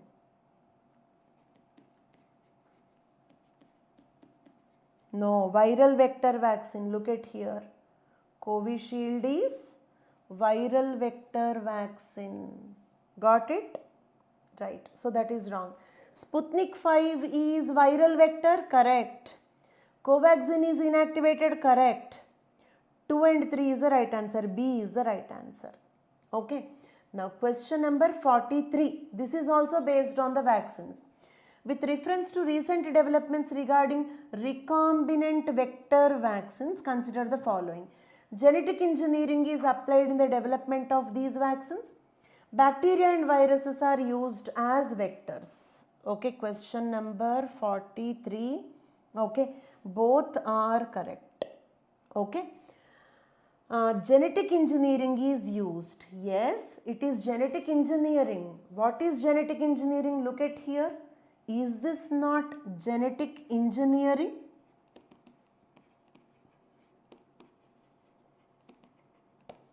Means you are manipulating. You are manipulating the genetic material. Okay. Just like a civil engineer will make constructions with concrete, we made a construction with genes. Is it clear? This combination of chimpanzee adenovirus and coronavirus, this combination is a new construction that genetic engineers have made. Just like civil engineers will make construction with concrete, they constructed this structure. They constructed this structure with genes. So it is genetic engineering. Okay. So genetic engineering is used to, okay, genetic engineering is used to make these vaccines. Yes, we can use genetic engineering. Bacteria and viruses can be used as vectors. I have shown using a viral vector, but you can also use bacterial vectors. So both are correct. Is it clear? Okay. Then moving on to the next question. This is a question from 2020. Okay. What is the importance of using pneumococcal conjugate vaccine? Check this slide. Do you have any conjugate vaccine given here? I have given only 5 types of vaccines here. Okay. Killed vaccine, attenuated vaccine, viral vector vaccine, subunit vaccine, mRNA or DNA vaccine. That's it. Now 6th type of vaccine I am giving, that is conjugate vaccine. Use the word once. Conjugate vaccine. What is a conjugate vaccine? Okay, listen carefully. If, okay, the antigen, okay, antigen means what? Okay, any substance that can trigger the production of antibodies. Any substance that can trigger the production of antibodies is called antigens. If your antigen is weak, I mean it cannot trigger the antibody production, then what you have to do is add this antigen to, okay, some sugar or some other substance, okay. Then what happens, this combination will become like a strong antigen. I repeat, antigen is something that can trigger the production of antibodies. For example, if I take the spike protein, if it is a weak antigen, it cannot trigger the antibodies, then add it to something and then inject, okay, then it will become a strong antigen. They are called as conjugate vaccine. Why we are calling it as conjugate? Okay, because you are adding antigen with, okay, some other substance. You are adding and you are conjugating. Conjugating means adding. You are adding the antigen with some other substance. Therefore, it is called as a conjugate vaccine. What is the importance of using pneumococcal conjugate vaccine in India? These vaccines are effective against pneumonia as well as meningitis and sepsis, correct. Okay, first look at here. Okay, pneumococcal diseases means what? Pneumococcal diseases means the diseases which are caused by pneumococcal bacteria. The diseases which are caused by pneumococcal bacteria are called as pneumococcal diseases. What all diseases pneumococcal bacteria cause? Of course, pneumonia. From the name itself you can guess. Pneumonia means lung infection, but it can also cause ear infection, sinus infection, meningitis, brain infection, and bacteremia, blood infection. Okay, bacteremia means bacteria in the blood. Bacteria in the blood. Bacteremia means bacteria in blood. Okay, we are trying to understand what is pneumococcal. Just like my name is Himabindu, your name is Pooja Agarwal, pneumococcal is the name of that bacteria. Okay, pneumococcal bacteria. This is the name of a bacteria. Why these bacteria are named like that? Because they cause pneumonia. Is it clear, Pooja? Because they cause pneumonia. It is a bacteria called pneumococcal bacteria because it causes pneumonia. But will it cause only pneumonia? No. It will cause ear infection, sinus infection, okay, meningitis, that is brain infection, and also bacterial infection of the blood. Is it clear? For this we made a conjugate vaccine. Conjugate vaccine means, I told you, combination. You take the pneumococcal bacterial antigen. It is a weak antigen. Add a sugar to it. It will become a strong antigen. That is called pneumococcal conjugate vaccine. Is that clear? Take the pneumococcal antigen, pneumococcal bacteria. From that you take the antigen. It is a weak antigen. Add a sugar to it. It will become a strong antigen. It is called pneumococcal conjugate vaccine. It will prevent the pneumococcal diseases. Means the diseases caused by pneumococcal bacteria. What are the pneumococcal diseases?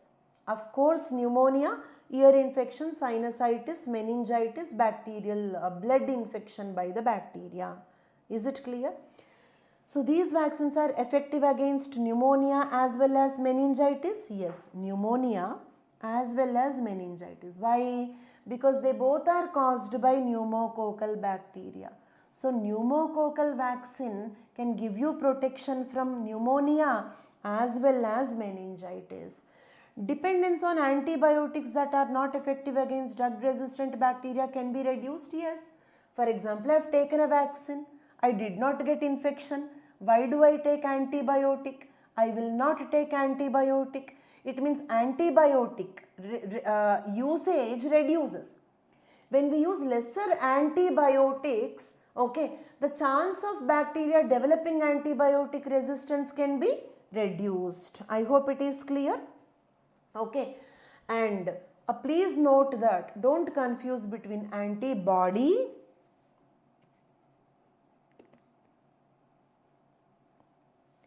and antibiotic. Biotic. Antibiotic is a drug. Okay, like azithromycin or amoxicillin, like that. Okay. Antibodies are produced by our immune system. Okay, they are we produce, we don't take it as a medicine, we produce them. Okay. Then let us suppose I have taken pneumococcal conjugate vaccine. I produced antibodies. So I will not get pneumococcal infection. So I am not taking this amoxicillin antibiotic drugs. I am not taking. So we reduce the consumption of antibiotics. So the bacteria developing resistance to antibiotics can be reduced. So the second statement is correct. Okay. These vaccines have no side effects, no wrong. All vaccines will have side effects. Still we have to take it because the main effect can be direct death. Side effects are better. So we have to take the vaccines. So the right answer for this is 1 and 2 only is the right answer. Yes, antigen. I repeat, antigen is a foreign substance that can trigger the production of antibodies. Antibody is a biological substance our immune system produces. Antibiotic is a medicine we purchase in the medical shop and take, like amoxicillin, azithromycin. You take antigen as a vaccine. Your immune system produces antibodies. So you will not take antibiotic drugs. So therefore bacteria cannot develop resistance to antibiotic drugs. You can solve the problem of antibiotic resistance by taking the vaccination. 1 and 2 are the right answer. Okay, Ram Singh, did you understand now? Second point I repeated 3 times. I have taken the vaccine, Ram Singh. So I did not get infection. When you don't get infection, why do you take a drug? You will not take a drug. If you don't take a drug, how can the bacteria develop drug resistance? The bacteria cannot develop antibiotic resistance. So by taking vaccination, I can reduce the incidence of antibiotic resistance. I hope it is clear. Okay, 1 and 2 are the right answer. Ram Singh, clear? Next. Okay. Question number 45. This is related to solar storms. First, let us see some background information. Okay. Complete attention, please. Okay. First, what are solar flares? Solar flares are, okay, see, you know, this is sun. Just like Earth, sun also will have atmosphere. Got it? Sun's atmosphere. Outermost layer is corona. Okay. Outermost layer of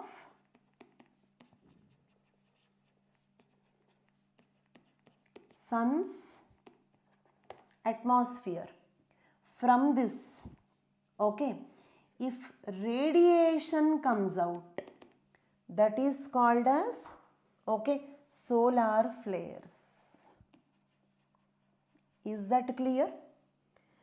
From that, okay, if particles comes out, okay, from that if charged particles comes out,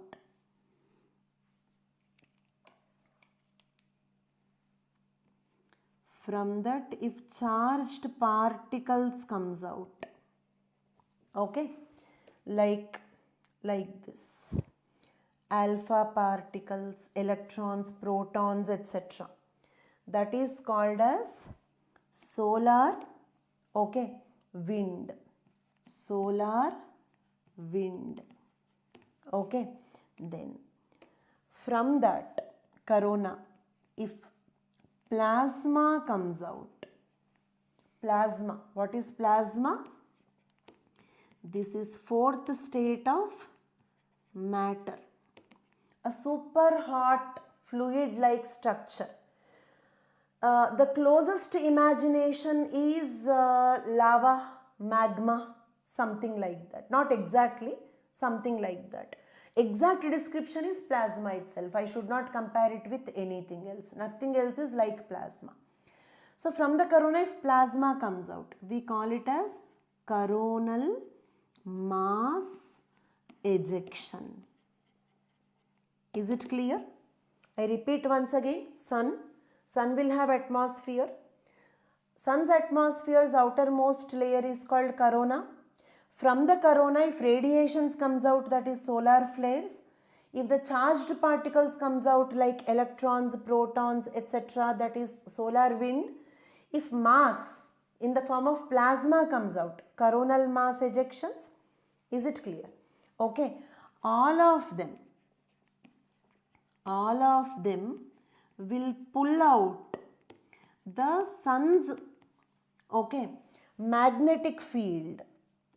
All of them will pull out the sun's magnetic field towards the earth. I hope it is clear. Solar flares, solar winds, coronal mass ejections. All of them will drag the sun's magnetic field towards the earth. Okay. Then this sun's magnetic field will disturb the earth's magnetic field. That is called solar storm. Solar storm. Okay. If it is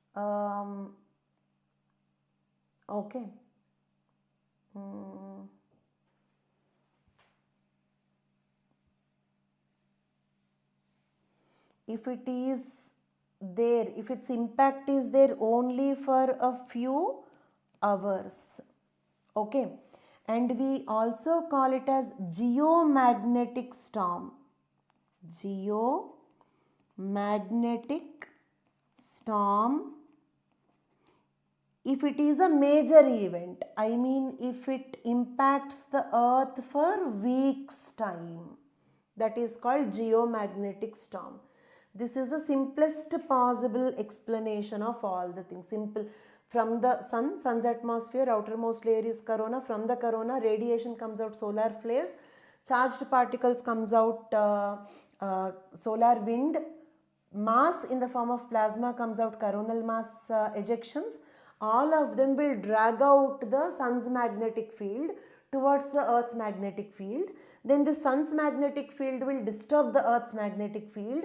This disturbance is called solar storm if its impact is there only for a few hours. I mean solar storms are the minor events. Geomagnetic storms are the major events. If there is a major disturbance in the earth's magnetic field that will impact the earth for a few weeks together, then it is called as a geomagnetic storm. Is it clear? Not heat wave, Ishwar. It is not heat wave. Okay, fine. What is the impact of this? Actually, what is this solar storm or geomagnetic storm?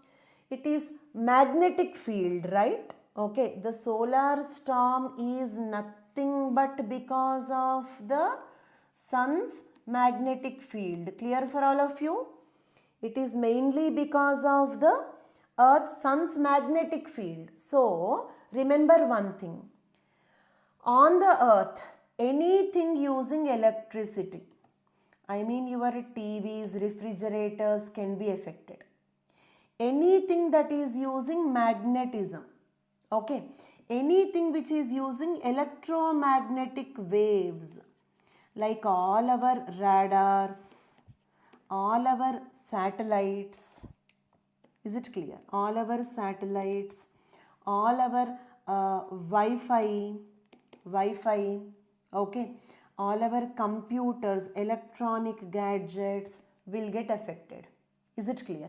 Anything that is using electricity or magnetism or electromagnetic waves like radio waves, you are using radio waves in that, it will get affected. Is it clear? Okay. Plus birds. Birds will have a natural compass in their body. Is it clear? They can sense the north, south. That is how the migratory birds will know their route, because they have an inbuilt compass in their body.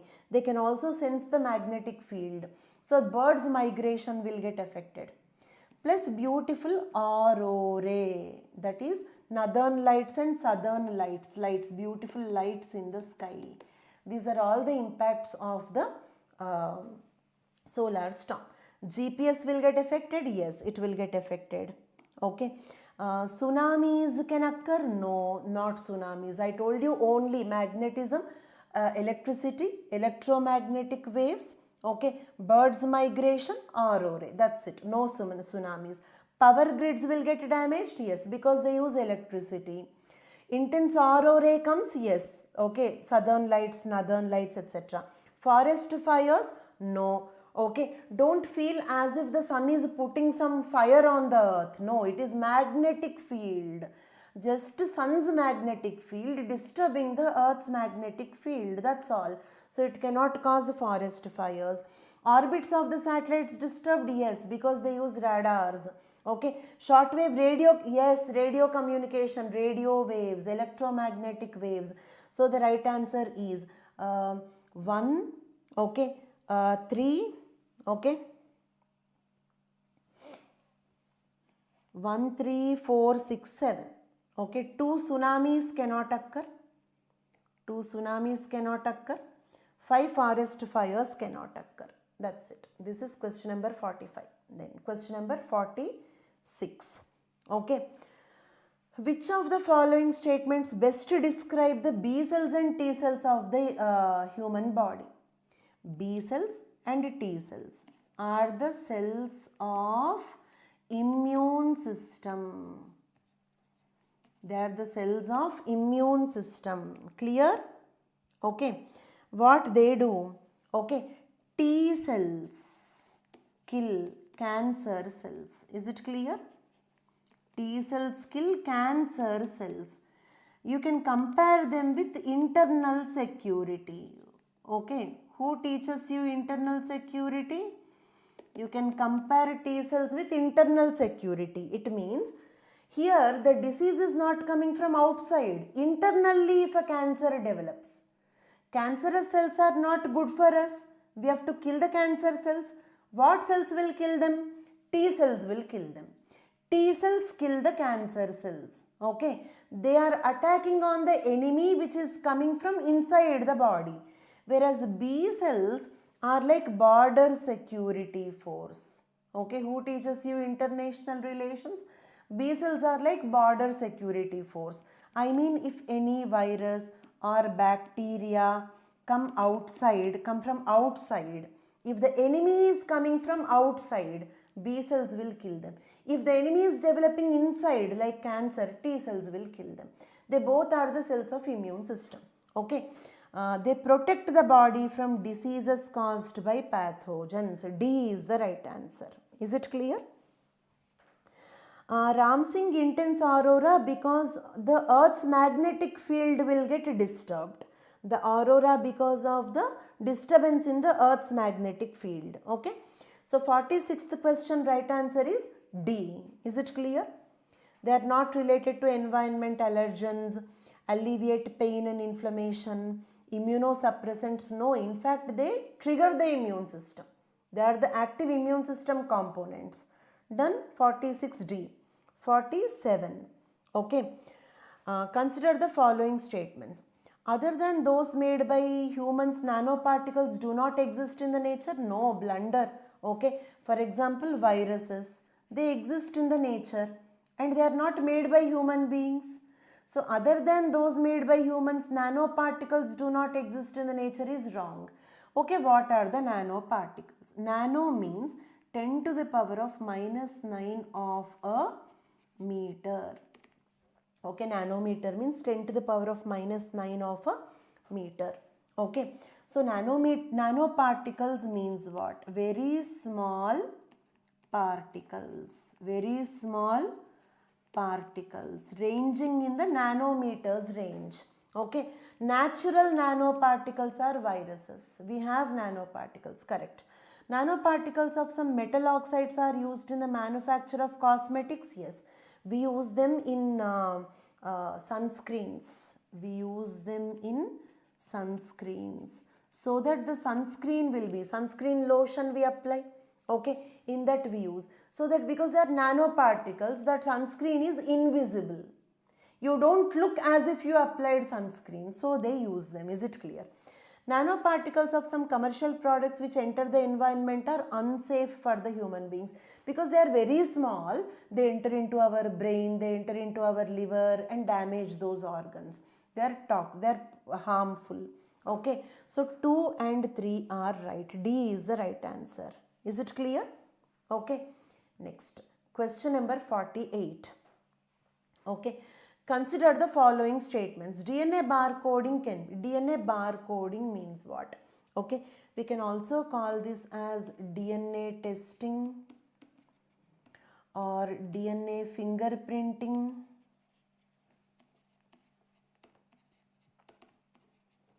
Okay.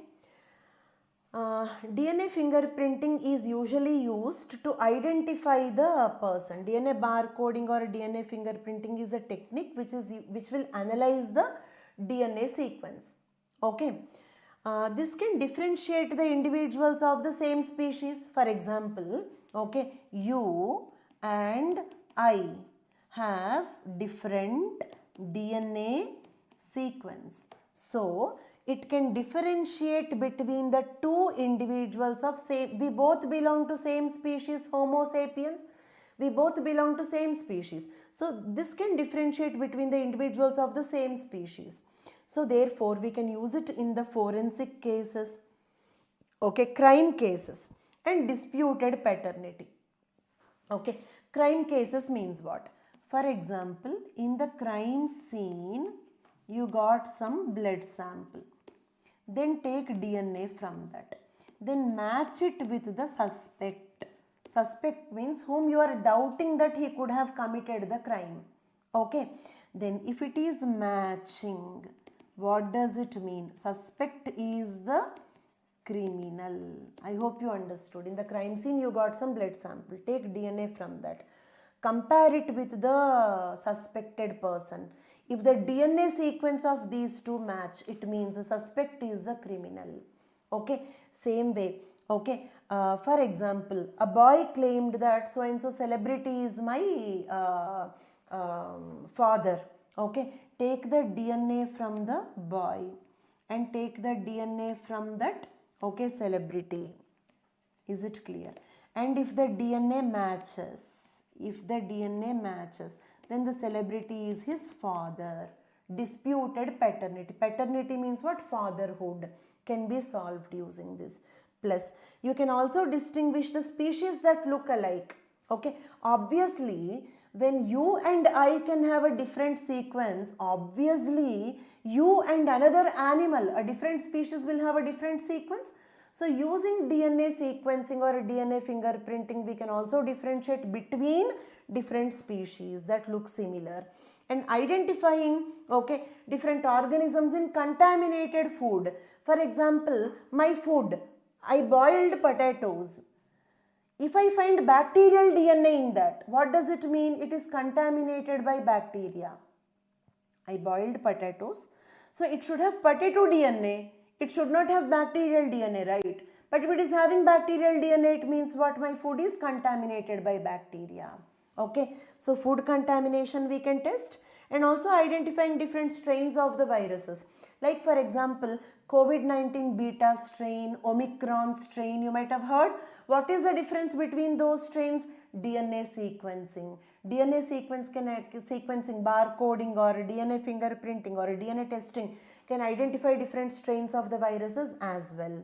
Okay, but okay, first one is wrong. Age of the planter. No, DNA sequence do not change with age.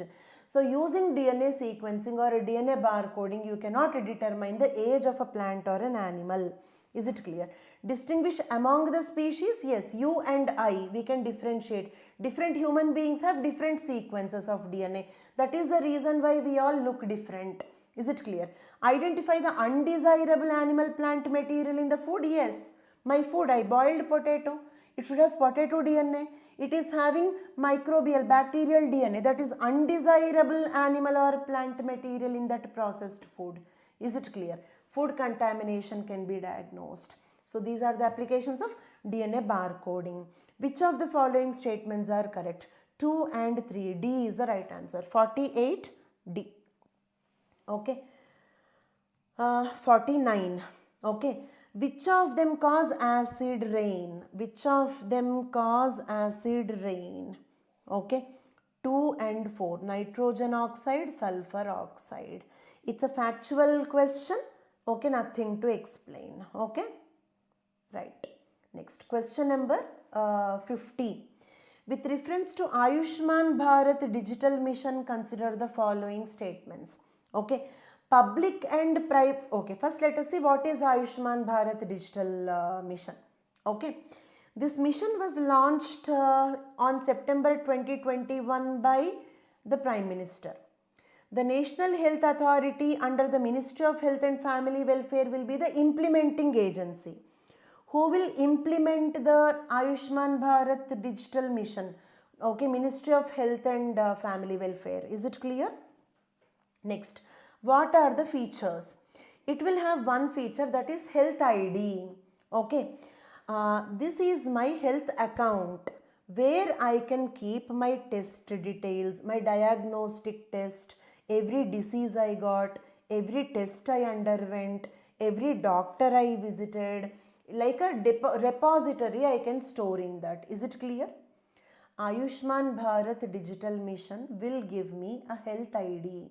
It is like my health account. In that I can keep documents related to all the diseases I got, all my test reports, all the doctors I visited. Okay, I hope health ID is clear. Next. Healthcare professionals, it means what? Doctors, a list of all doctors. Is it clear? And healthcare facilities means what? Hospitals or diagnostic centers. Is it clear? Okay. Repository means what? List. So that, okay, for example, I got some infection. I want to go to a doctor. It will have a list of all the doctors. I want to go to a diagnostic center to get some CT scan done. Okay, it will have a list of all the diagnostic centers. Is it clear? So that it is a connection between, okay, the customer and the businessman. Here the businessman is hospital or the doctor and we are the customers. Okay, in this repository we can check to which doctor we have to go, to which diagnostic center we have to go. Okay, expected benefits, ease of doing the business for the doctors, for the doctors, what is the advantage? Okay, publicity. Patients will know about him. For the hospital, what is the advantage? Publicity. Patients will know where is the hospital. For the patients, what is the advantage? They will have access to this information. Plus also I can make a digital record of all my tests, all my doctor visits, all my diseases. This is about Ayushman Bharat Digital Mission. Okay, private and public hospitals must adopt it? No, wrong. The word must makes it wrong. Private and public hospitals will be listed in this, but I want privacy. I'm a doctor, but I don't want any patients to visit me. I'm a hospital, but I don't want any patients to come. In that case, I can decide not to be listed. Must will make it wrong. Usually in any multiple choice question, if such words are used, they are bound to be wrong. It aims to achieve universal health coverage. Every citizen of India should be a part of it. No. For example, I don't have a health ID. It's okay. Okay, nobody will arrest me if I don't want to have a health ID. Is it clear? It has seamless portability across the country. Yes. So which is the right answer? BB is the right answer. Clear? Next. Okay. Now 2021 questions. Question number 51. Okay. Just give me 1 second. I need to take some tablets. Just a second time.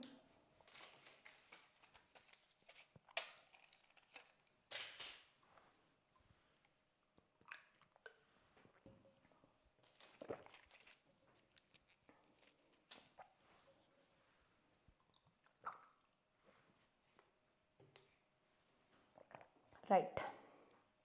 So question number 51. Okay. Passing on mitochondrial diseases from the parent to the child can be prevented by mitochondrial replacement therapy. Okay. So let us see the background information for it. Okay. See, this is the cell. Inside the cell, this is the nucleus. Okay. Nucleus. Inside the nucleus, we have the chromosomes. Chromosomes make up 99.9% of our DNA, right? Okay. Okay. And then, okay, what is this? This is mitochondria. Okay. Neetu Gupta is noticing how easily I took the tablets. Experience makes man perfect. Women also perfect, Neetu Gupta. Okay. So coming to mitochondria. Okay. Mitochondria also contain some 0.1% of DNA. Okay. Mitochondria also contain, okay, a little bit of DNA, just 0.1%. Complete focus on the class, please. Okay. Mitochondria contain a little amount of DNA, just 0.1%. Okay. Now, that is one piece of information. Now, another piece of information. Okay. Fertilization. I hope you all know what is fertilization. Fusion of the egg with the sperm to form the zygote, right? Fusion of the, okay, egg with the sperm to form the zygote. That is called fertilization. We think that egg will fuse with sperm to form the zygote, but it is wrong. It will not happen like that. What happens is, okay, look at here, this is egg cell. Okay, and you will have a fluid inside this, that is called egg cytoplasm. Egg cytoplasm. And this is the egg nucleus. Egg nucleus. It will have 23 chromosomes. Egg nucleus will have, okay, 23 chromosomes. Is it clear? Then look at this. This is a sperm cell. Sperm cell. What is this? Sperm cytoplasm. Sperm cytoplasm. What is this? Sperm nucleus. And it will have 23 chromosomes. This will also have 23 chromosomes. That is how we get 46. Mother gives 23 chromosomes through egg cell. Father gives 23 chromosomes through sperm cell. Okay, so we get 23. Okay, but now look at here. Okay, from the sperm, total sperm, complete focus here please. Complete focus here. Okay, total sperm is not fusing with the egg cell. Only the sperm nucleus goes into egg cell. Is it clear? Only the sperm nucleus goes into egg cell. Now the egg became a zygote. After the sperm nucleus comes into the egg cell, it is not egg anymore. It became a zygote. I hope it is clear. Now, all of you answer this question. Did the sperm cytoplasm go into the egg cell? Did the sperm cytoplasm go into the egg cell? No. Sperm cytoplasm is not entering the egg cell. And mitochondria is in the cytoplasm, right? Where is mitochondria located? Not in the nucleus, cytoplasm. So therefore, mitochondria of the sperm do not enter the egg cell. Is it clear? So, now tell me, can a father inherit mitochondrial disease to the child? If a father's mitochondria is defective, can a father inherit mitochondrial disease to the child?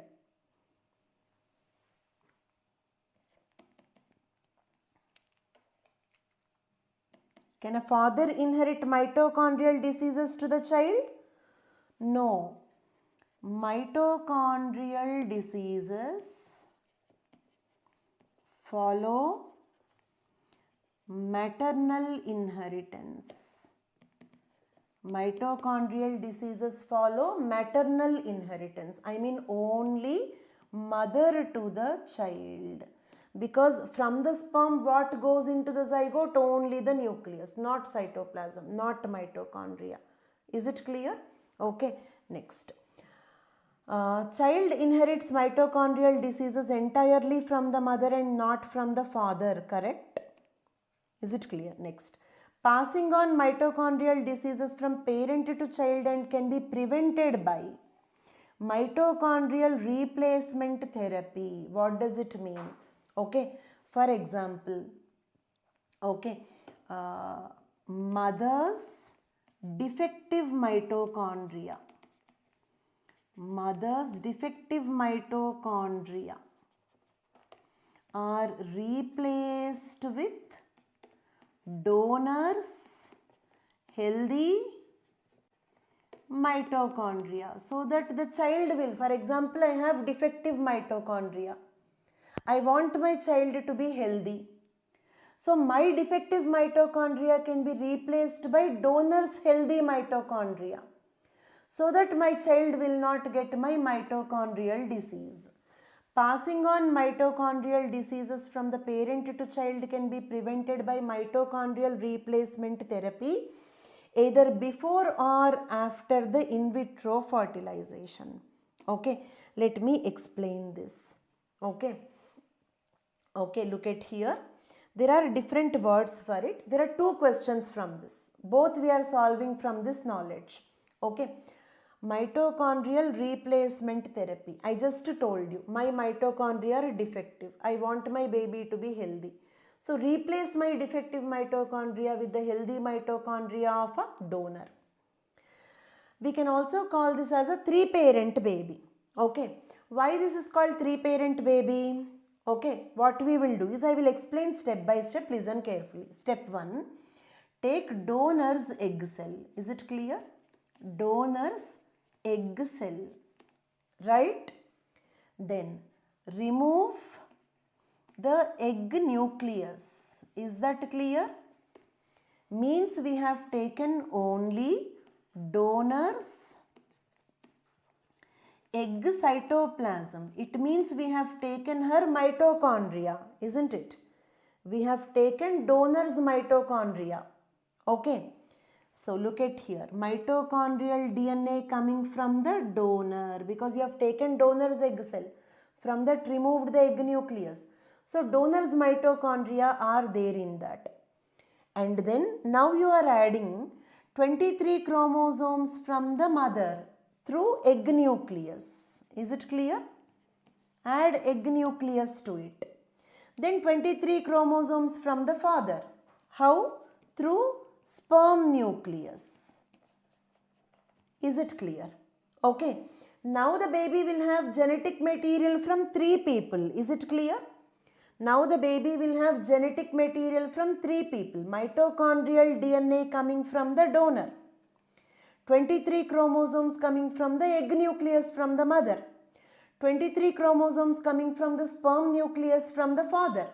The child of 3 genetic parents, because 3 people are giving genetic material, the baby is called 3-parent baby. Mitochondrial replacement therapy. Are these 2 words clear for all of you? Right. Why this is called pronuclear transfer? What do you mean by pronuclear? Pronuclei means what? Pronuclei means egg and sperm nucleus, okay, that are still fusing, okay, like this. This is called pronucleus. Is it clear?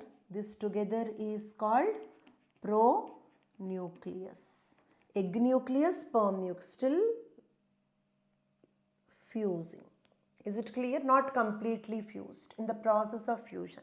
Okay, we transfer the pronucleus. Is it clear? Look at here. First statement, passing on mitochondrial diseases from the parent to the child can be prevented by mitochondrial replacement therapy either before or after in vitro fertilization. In vitro means what? In the laboratory. Okay. In the laboratory, before in vitro fertilization means what? Insert egg nucleus. Okay. Insert egg nucleus and sperm nucleus separately. Is it clear? They will fuse inside this. Is it clear? Insert both of them separately. They will fuse after going into the donor's egg cell. They will fuse after going into the donor's egg cell. Okay. This is before. I hope you got it. Or, okay, fuse egg nucleus and sperm nucleus in the laboratory and then insert it. That means after fertilization. Both you can do. Okay. I repeat. Okay. Take the, where is this diagram? Yes. Take the donor's egg cell. Step 1, take the donor's egg cell. Listen carefully. Take the donor's egg cell. Step 2, remove the egg nucleus. Step 3, it means you have donor's egg cytoplasm. Is it clear? Then into that, you can add egg nucleus, sperm nucleus separately. They will fuse inside this egg cell, donor's egg cell. That is, you are inserting them before fertilization. Fertilization will now happen inside the donor's egg cell. Or else, you fuse them outside in the laboratory and then insert them.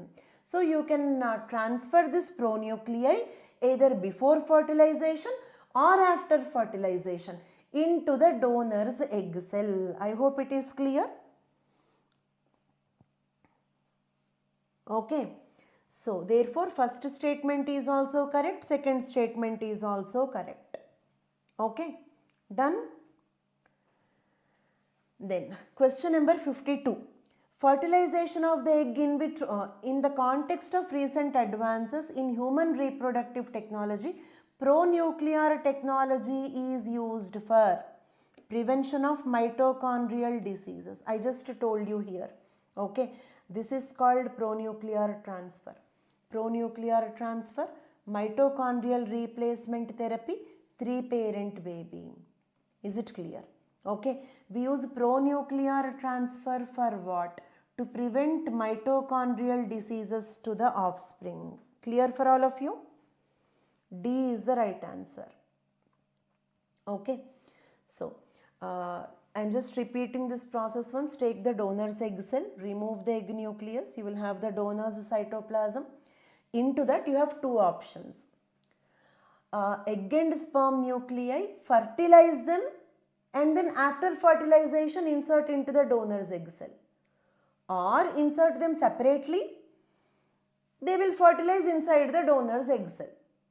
On the whole, you have avoided the mother's mitochondria and you have taken the mitochondria from the donor.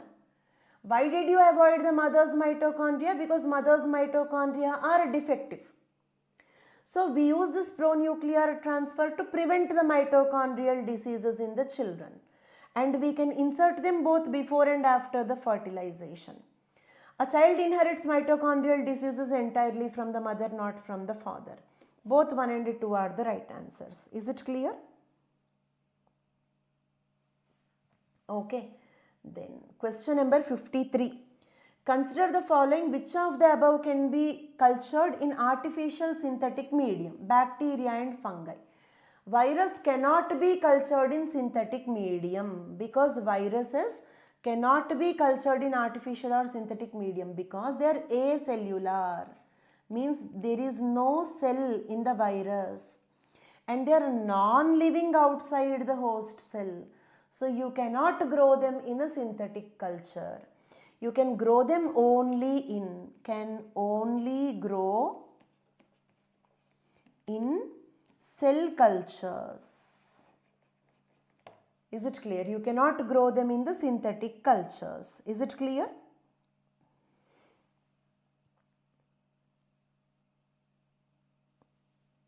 Right? Okay. So 1 and 2 is the right answer for 53. Question number 54. Consider the following. Adenoviruses have single-stranded DNA. Okay, let me give the explanation first. Later we will come back to this. Okay. See, we have 3 types of viruses. First one, DNA virus. Okay, what do you mean by a virus first? A virus is acellular. It will only have a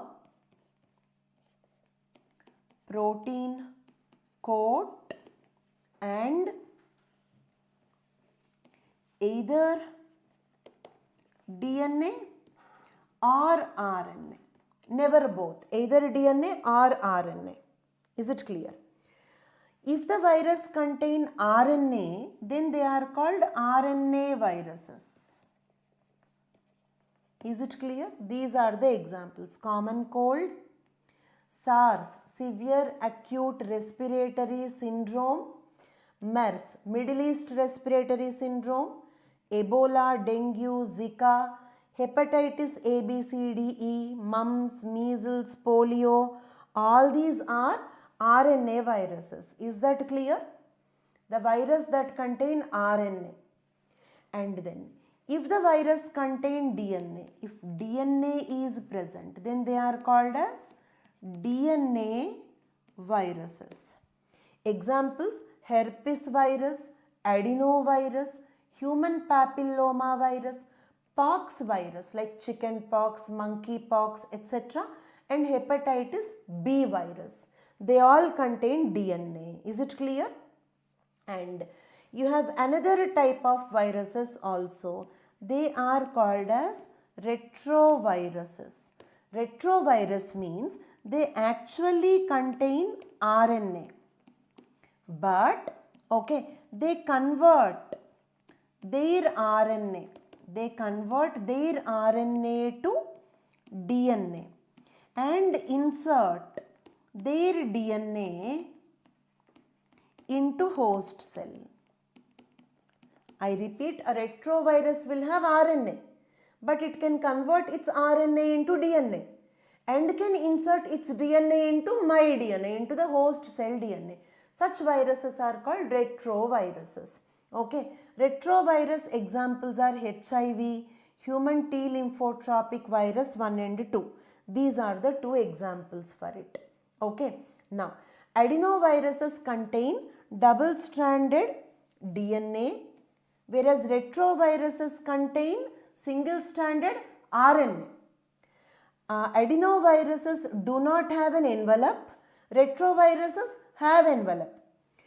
Adenoviruses, its DNA will not insert into the host cell DNA, but as I just told you, the retrovirus's DNA, I told you retrovirus will have RNA, but it can convert its RNA into DNA and can insert its DNA into the host cell DNA. So its DNA can integrate into the host genome. Okay, it can insert its DNA into the host genome. Okay, this is the information. Now read this question. Adenovirus have single-stranded DNA? No, wrong. They will have double-stranded DNA. Information given here, double-stranded DNA. Wrong. Next. Whereas retroviruses will have DNA genome? No, they have RNA. That too single-stranded RNA. 2 mistakes in this statement. This statement is wrong. Next. Common cold is sometimes caused by adenovirus, whereas AIDS is caused by retrovirus. Correct. Adenovirus can cause common cold. AIDS is caused by retrovirus. Look at here. Retroviruses. Retrovirus. Example, HIV that cause AIDS. Is it clear? Okay. So therefore first statement is wrong, second statement is correct. 2 only is the right answer for 54. Okay. Then 55. The term ACE2 is talked about in the context of, what is ACE2 receptor? Okay, look at here. This is our lung cell. and this is the ACE2 receptor.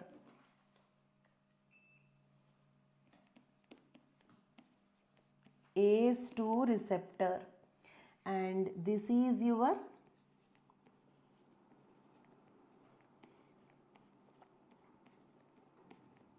coronavirus, and this is your spike protein. Okay, means ACE2 receptor is like a gate for the coronavirus into lung cells. Understood?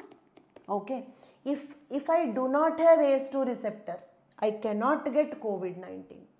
If I have more ACE2 receptors, I will get severe symptoms.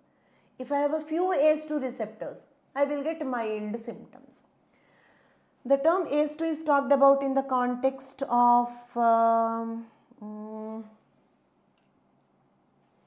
spread of viral diseases. Which one? COVID-19. Is it clear? Okay. Right. Next. Question number 56. Water can dissolve more substances than any other liquid because. Okay. Look at here, water. In this, here it is oxygen. Oxygen is more electronegative.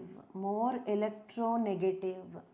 Hydrogen is less electronegative. Okay. This condition is called as a dipole. Okay. I hope it is clear. One side negative. Okay. Next side relatively positive. So this is called as a dipole. I hope it is clear. Okay. Nobody, because of the time constraint, now repeating it again is impossible. Okay. You can timestamp it and again watch. In the online classes, one advantage is you can replay option several times, 20 times also you can repeat and watch it again. Okay, because we are still in the 56th question. Okay, and it is already 11 p.m. right? Okay, now we are discussing water can dissolve more substances than any other liquid. Is it clear? Why? What is the reason? Water means what? H2O.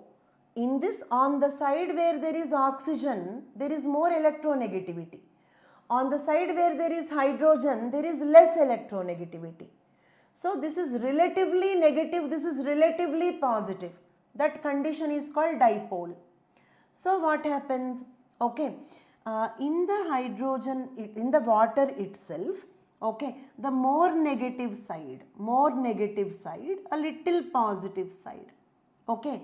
So it means like this, H2O can bond to, okay, again H2O. I hope you are getting this. Okay. More negative charge is binding towards less negative charge. Is it clear? At the place where you have hydrogen, the electronegativity is less. At the place where you have oxygen, the electronegativity is more. Okay, let us read it here. Since oxygen has a higher electronegativity than hydrogen, that side of the water molecule with oxygen atom has a partial negative charge. A molecule with such a charge difference is called dipole. More negative charge one side, less negative charge one side. A molecule with such charge difference is called as a dipole. The charge difference causes water molecule to attract to each other. Okay, H2O. The side having more electric charge is binding to the side having less electric charge. The side having more electric charge is binding to the side having less oxygen binding to hydrogen. Okay, so two water molecules can easily bond together. Not only that, it can also make bonding with several other molecules. Is it clear? Okay, and to each other, and the other polar molecules also. Not only two water molecules can bond easily, also water molecule can form bonds with other substances. So therefore water can dissolve many substances. That is the reason why Okay, in our life also, in the cell also we have cytoplasm. Cytoplasm is made up of the solvent in the cytoplasm is water only. It is not oil, water. Why? Because water can dissolve several components. Why? Because of its dipole nature. Is it clear? Okay, dipolar nature is the right answer. Is it clear? No, partial does not mean unstable. Okay, partial means like you can little difference, not complete difference, little difference between the two. Okay, one side of the water molecule is having more electric charge, more negative charge. Here there is less electronegativity. Is it? It's not like it is completely positive on one side, completely negative on one side, not like that. Partial charge differences are there. Is it clear? Okay. Then, so the right answer is A. We have 100 questions, nobody. Okay. Right. Now coming to the 57th question. Question number 57. Bisphenol, a cause of concern, is a structural key component in the manufacture of what? Okay. BPA, bisphenol A, is in the polycarbonate. What is polycarbonate? It is a hard, clear plastic. Okay. Like this. This is BPA. I should not use it, but using it. Is it clear? Okay. So, hard clear plastic which is used in many consumer products like beverage bottles, food containers, etc. Exposure to BPA leads to health effects like it can affect the brain, prostate gland in the males, okay, etc. Is it clear? Okay, it is used in polycarbonate, right? 57B, polycarbonate. What is polycarbonate? Clear hard plastic. We used to make beverage bottles and all, but it is not healthy. It will affect the brain and prostate glands of the children. Done? Okay. Next, question number 58. Okay. Triclosan considered harmful. Triclosan considered harmful when exposed to high levels for a long time. It is most likely present in which of the following? Toiletries. Triclosan is used in toiletries. Okay, means what? Soaps, body washes, toothpaste. Some people eat toothpaste when they are brushing. It is unsafe. It will have triclosan. Is it clear? What is triclosan? It is the name of a chemical. It is main harmful chemical. It is mainly found in toiletries. Toiletries means what? Soaps, body washes, toothpaste, cosmetics, etc. Okay. And I told you that it is harmful. What it will do? It will alter the thyroid hormone levels, hypothyroidism, hyperthyroidism. So thyroid related problems you will get, okay, if you use more triclosan. Is it clear? Okay.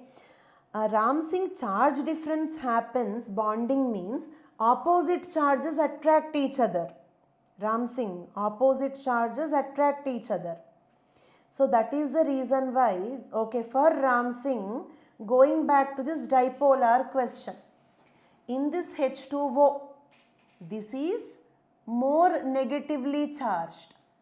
The side which is having, for example, this side negative, this side positive, relatively positive, not completely positive. Less negative means relatively positive. Is it clear? Okay, less negative means relatively positive.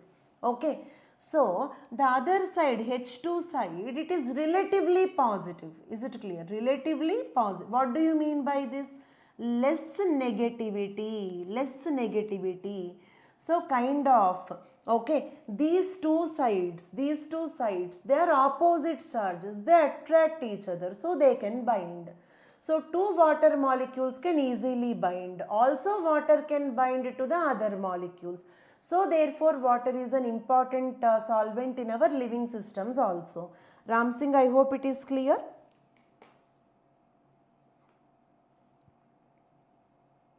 Okay, oxygen is more electronegative. Okay, Then after that, bisphenol A is present in polycarbonate, that is plastic bottles. It will harm the brain, prostate gland of the fetuses and all. Is it clear? Triclosan is found in toiletries. What it will do? It will cause thyroid hormone fluctuations.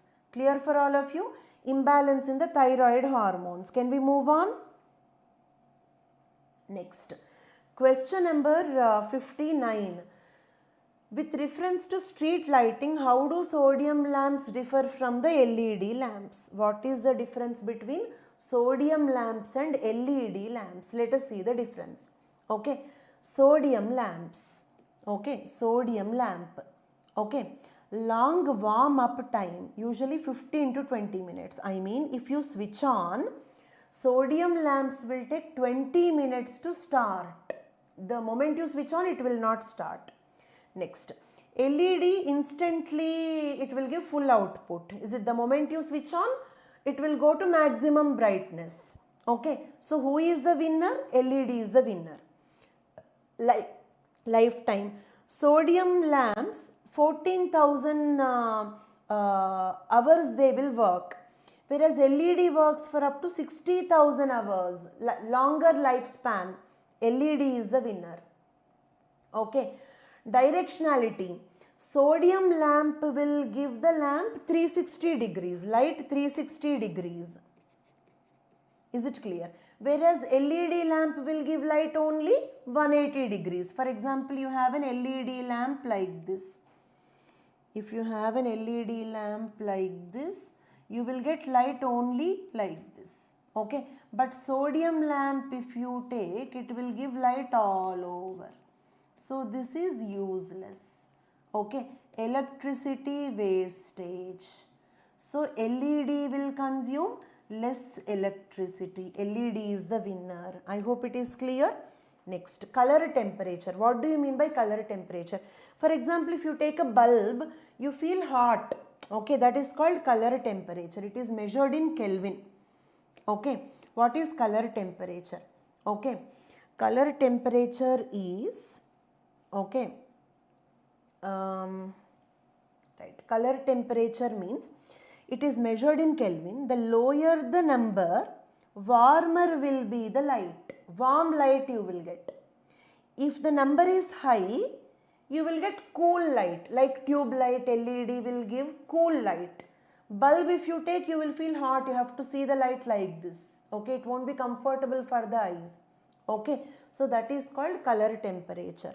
Okay, if the color temperature value is lower, it will give warm light. If the color temperature value is more Kelvin, it will give a cool light. Our eyes will feel comfortable. For example, daylight color temperature is 6500 Kelvin. Okay, whereas high pressure sodium lamp is 2200 Kelvin. Lower the value, warmer the light, it means sodium lamp light will be warmer than the daylight. Daylight itself is very warm and this will be warmer than that.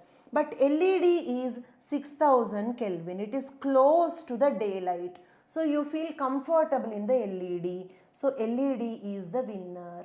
Okay. Now coming to this. Sodium lamps produce 360 degrees light. Yes, that is the reason why they consume more electricity. They are bad. Electricity wastage. As street light sodium lamps have longer lifespan? No. Okay. LEDs have more lifespan. We have just seen the point here. Okay. And then the spectrum of the visible light of sodium lamps is almost monochromatic, while LED lamps offer significant color advantage in the street lighting. Correct. We can get LED lamps in different colors. Is it clear? Okay. C is the right answer. We can get LED lamps in different colors. Done. Question number 60. Which one of the following is a reason why astronomical distance is measured in light years? Okay. Because light speed of the light is always the same. This is the right answer. Is it clear? Okay, speed of the light is fixed. So therefore we measure astronomical distance in light years. then what is a light year? Okay, look at here, listen carefully. Ram Singh and others, everybody listen with complete focus. Due to so many questions, okay, multiple repetitions are difficult. Still I am repeating every point 4 times, 3-4 times. But otherwise in my other classes I will repeat 7-8 times also I will repeat till you understand. Okay, but in this class it is not possible. So you can, but I don't want you to go without clarity. You should get clarity, but I should repeat lesser number of times. How it is possible? With more focus from your side. Great achievements are possible only with great efforts. More focus please. Okay, right. So now what is a light year? Okay, in vacuum light travels at a speed of, sorry I cannot read this number, okay, but these many kilometers per 1 hour. In vacuum in 1 hour light travels these many kilometers and it is fixed. Okay, then distance travelled by the light in 1 year means this into 8,000, okay, this into 8,766. Why? Because this is number of hours in an year. So in 1 year light travels, okay, in 1 year light travels this much distance, this number into this number. What is the value? 95 trillion kilometers. So, sorry, 9.5 trillion kilometers distance in space is called a light year. Is it clear? Okay, 9.5 trillion kilometers in the space is called a light year. Okay, it means when you observe, this is interesting point. For example, I see in the sky, I can see a star, but there is no guarantee that the star is really there. Okay, if it is, for example, if it is some 1 light year ago, I will see that object, I will see the light from that object after 1 year, I will see that. It means the sky as I am seeing today, okay, is the sky which is present 1 year ago. I am seeing the sky as it appeared 1 year ago, because light will take 1 year time, okay, to reach. I hope it is clear for all of you. Okay. Right. Okay. So why are we using the light years to measure the astronomical distance? Because speed of the light is always the same. Clear for everybody? Okay. Question number 61. In a pressure cooker, temperature at which the food is cooked depends mainly upon the following. Okay. Area of the hole in the lid, weight of the lid. Because these two will affect the pressure, whereas temperature, it will not affect pressure.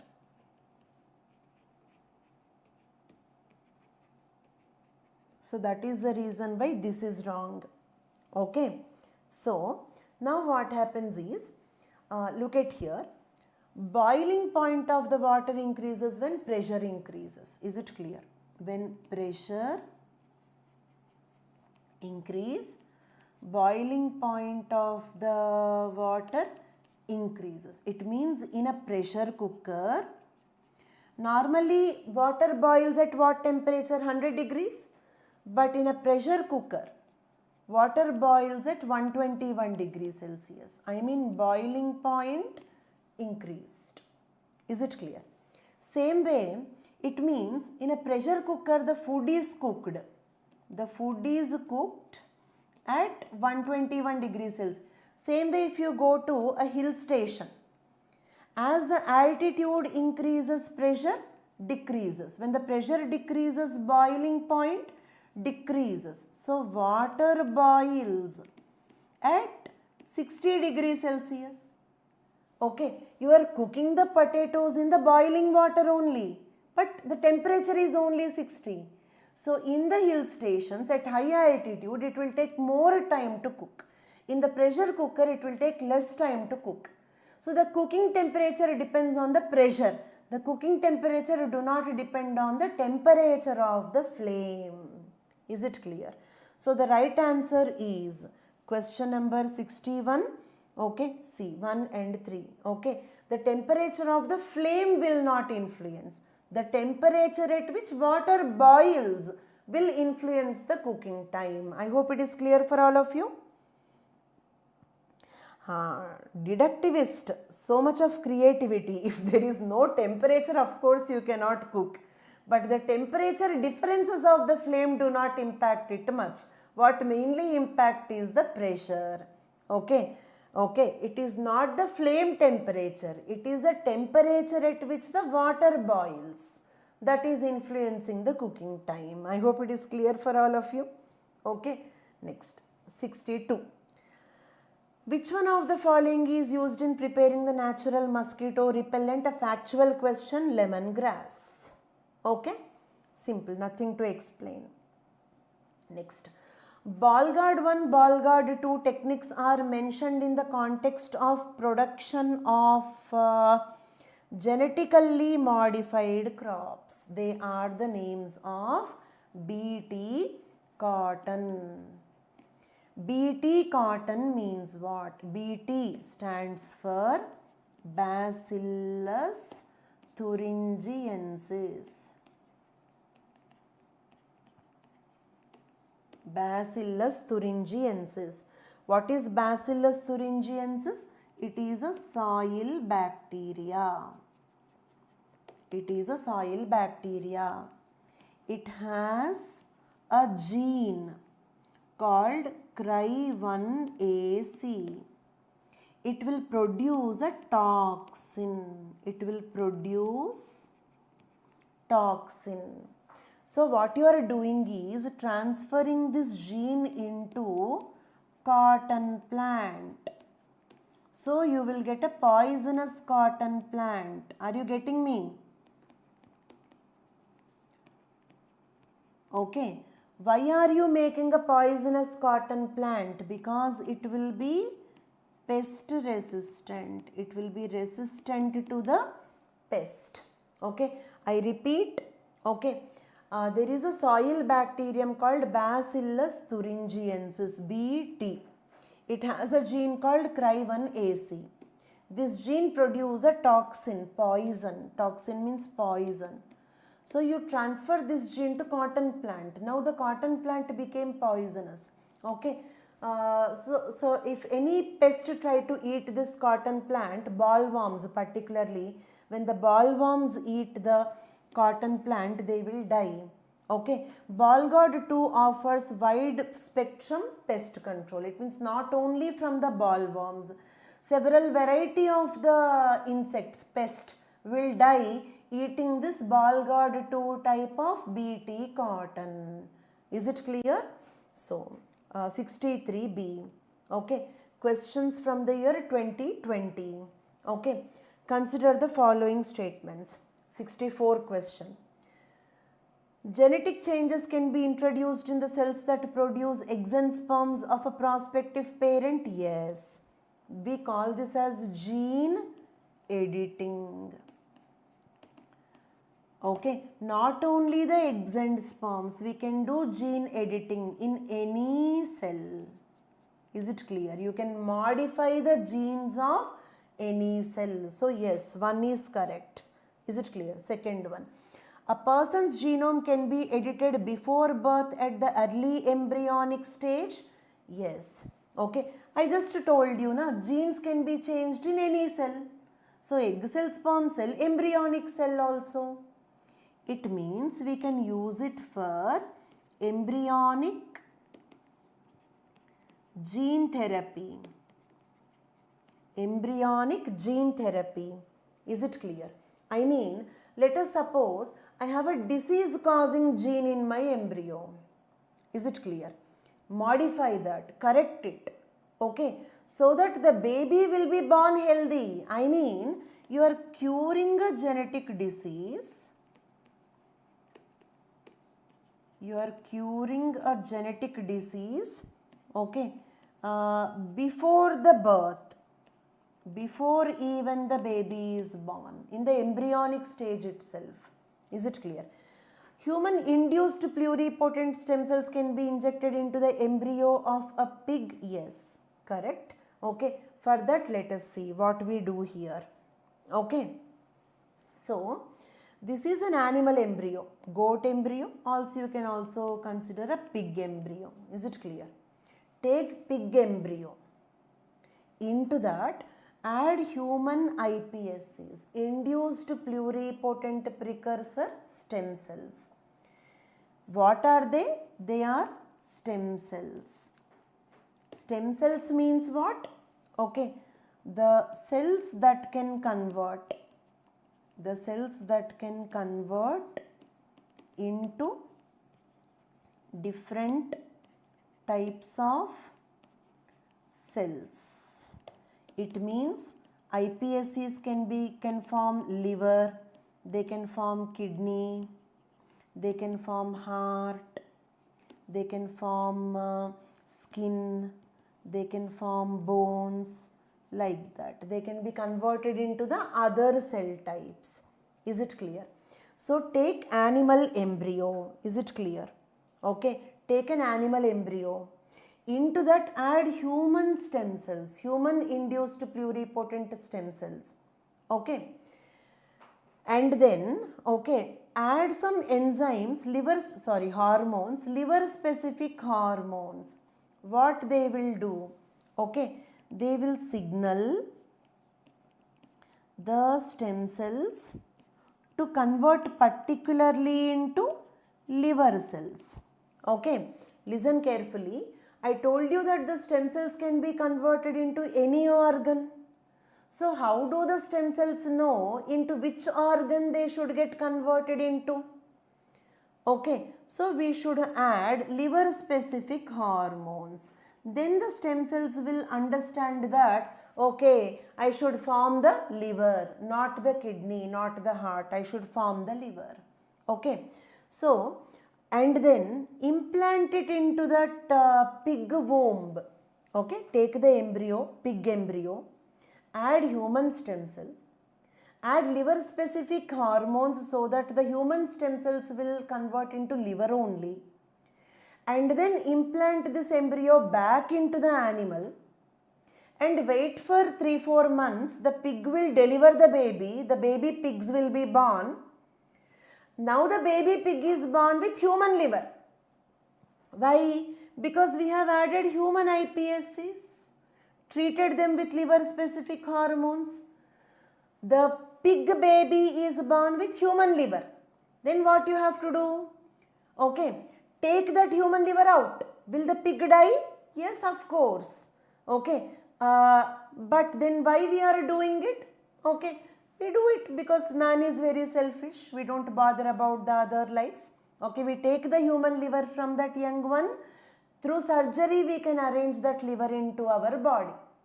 I repeat, let us suppose, okay, a person's liver is damaged.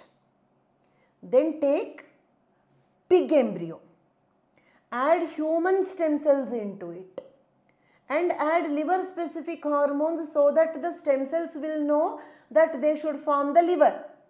Then place this embryo back into the pig's womb. After a few months, the pig young one is born with human liver because we have added human iPSCs with liver specific hormones. Then, okay, take the liver out and arrange that liver into the human body. Okay, like organ transplantation. Is it clear? Then will the pig die? Yes, of course the pig will die. Can we do that? Yes. Okay. Human iPSCs can be injected into the embryo of a pig cell? Yes, we can do that. Okay. So the correct answer is 1, 2 and 3. 64D. Okay. Next question number 65. Okay. Which of the following statements are correct regarding the general difference between plant cells and animal cells? This is from NCERT. Out of 65 questions, 3 questions are from NCERT. Out of 5 years, only in 2 years there is 1 question from NCERT. So our observation is maximum 1 question is from NCERTs. Most of the questions are from current affairs. I hope it is clear. Okay. Plant cells have cellulose cell wall while the animal cells do. I have given the points here. Okay. See, this is an animal cell. It will have a cell membrane. That's it. Whereas this is a, okay, plant cell. This is also having a cell membrane. That is compulsory. A cell will have cell membrane. There is no cell without cell membrane. Okay. But in addition to cell membrane, it will also have a cell wall made up of cellulose. Animal cells do not have a cell wall made up of cellulose. Is it clear? Okay. So, first statement is correct. Plant cells have cellulose cell wall while animal cells do not. Plant cells do not have a plasma membrane? No. Every cell should have a plasma membrane. Every cell, bacterial cell, plant cell, animal cell, every cell has a plasma membrane. So this is wrong. A mature plant cell has one large vacuole while animal cells will have several small vacuoles. Yes. Okay. An plant cell will have, look like this. A plant cell will have something like this. Okay. A large vacuole and only one, whereas an animal cell will have, okay, many lysosomes. Okay, actually not vacuoles, but these lysosomes are comparable to vacuole. So therefore we can say that animal cells will have several small vacuoles. 1 and 3 are correct. C is the right answer. Is it clear? Yes.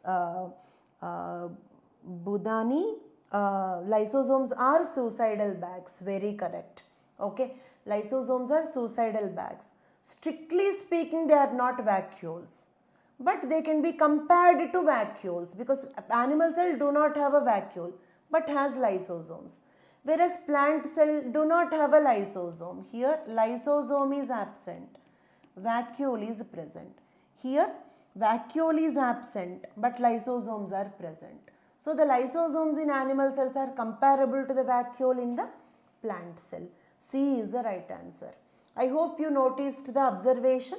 In 65 questions, only 3 questions, that pea family, groundnut, pulses belong to pea family, plant cell, animal cell, or deciduous trees, that's all. Only 3 out of 65 questions are from NCERT. Is it clear?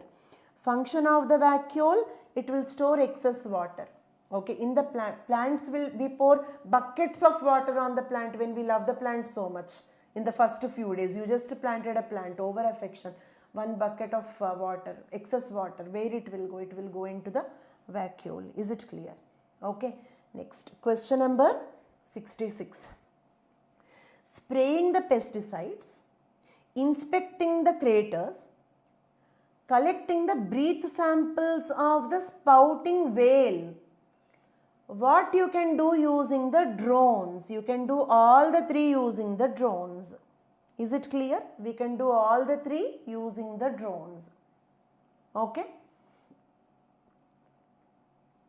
Clear, Ram Singh?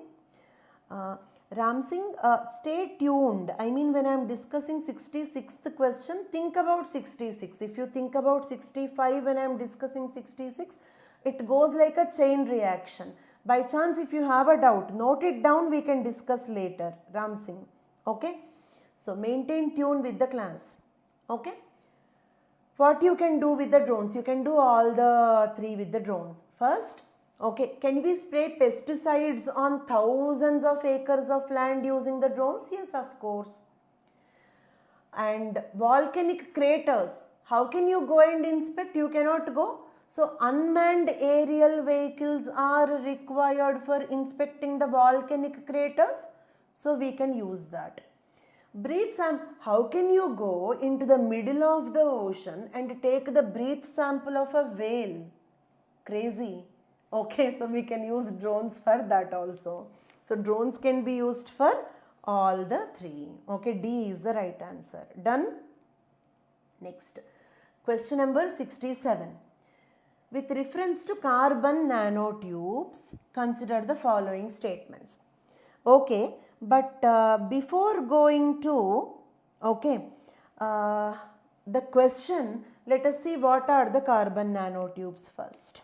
Okay, carbon nanotubes are the cylindrical molecules that consist of rolled up sheets of graphene. Look at here, this is graphene. Complete focus please, this is graphene. What is graphene? 1 atom thick carbon sheet. What is graphene? 1 atom thick carbon sheet. Okay, graphene is like this. And that graphene, if you roll up like this, that is called carbon nanotube. Is it clear? The rolled up sheets of graphene are called carbon nanotubes.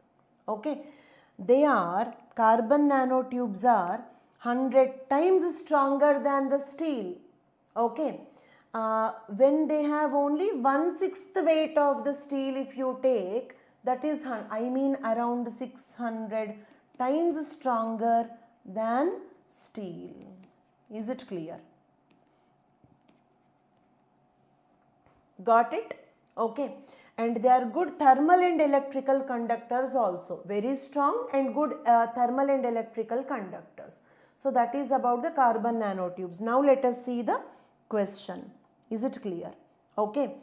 Your internal discussions in the chat box will distract yourself so that you cannot completely focus on the class. When you are spending time here, okay, complete focus here please.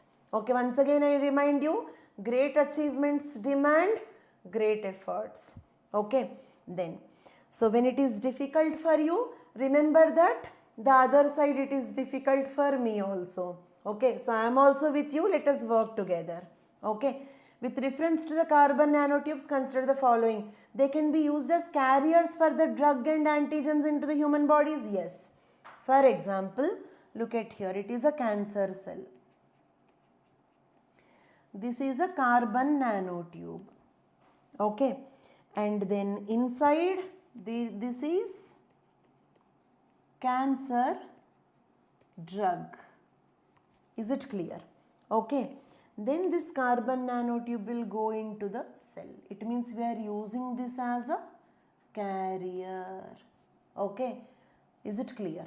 Okay, they can be used as carriers for drugs and antigens. Even genes also, you can also carry. Okay, in the carbon nanotube, you can pack a gene to make GM crops, transgenic animals and all.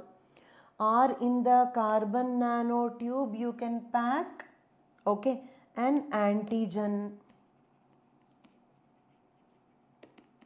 You can pack anything in the carbon nanotube and send it into the cells. Is it clear? Okay, so first one is correct. They can be made into artificial blood vessels. No, blood vessels are so complex. Okay, they will have soft tissue, they will have muscle, they are made up of proteins. Is it clear? So it is all biological material. Carbon nanotubes will have only carbon. How can they make the blood vessels? Okay, they have a much complex structure. No, you cannot make artificial blood vessels using carbon nanotubes. They can be used as biochemical sensors. Yes, they can be used as biochemical sensors. Okay, what do you mean by that? Okay, I will explain this. Okay, carbon nanotubes as biochemical sensors.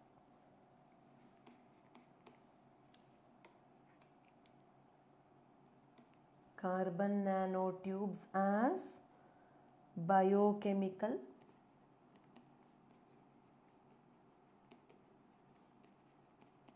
sensors. For example, you have taken a test tube. Okay, and then you have some antigen in this. And then in a carbon nanotube you are packing an antibody. Now this antibody can sense this antigen. I mean it can sense or detect the antigen. Like that they can also be used as biochemical sensors. I mean to detect an infection, to detect whether you have COVID-19 or not, to detect whether you have hepatitis or not, like that. The antibodies can be carried by the carbon nanotubes. Okay, I repeat, whether you have COVID-19 or not, hepatitis or not, how do I detect, how do I diagnose? I will take sample from your body, throat swab samples, like that, sample from your body, put it in the test tube. If you have COVID-19, then the coronavirus antigen will be there in that. Then pack coronavirus antibody in the carbon nanotube, add it, okay. And if they react, it means the patient is COVID-19 positive or hepatitis positive.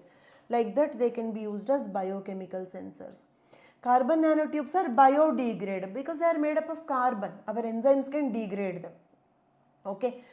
Even biological organisms are made up of carbon only, isn't it? So our enzymes can degrade them. Okay. So the right answer is 1, 3 and 4. C is the right answer. Okay. 67. C is the right answer. Okay. Moving on to the next question. 68. Consider the following. Light is affected by gravity. Okay, light is affected by gravity. Universe is constantly expanding. Matter warps its surrounding. Now we entered into the most interesting topic. Okay, I will explain something. With this knowledge you can answer some around 4 to 5 PYQs. Around 5 PYQs combined explanation. Is it clear? I'll give you some background information with the help of which you can solve 5 PYQs. Okay? Complete focus, right? Can you see that animation? Nice, right? Okay. Now look at this. First, you have to understand what is space-time fabric. Space-time fabric means what? Okay. It is a 4-dimensional, okay, structure.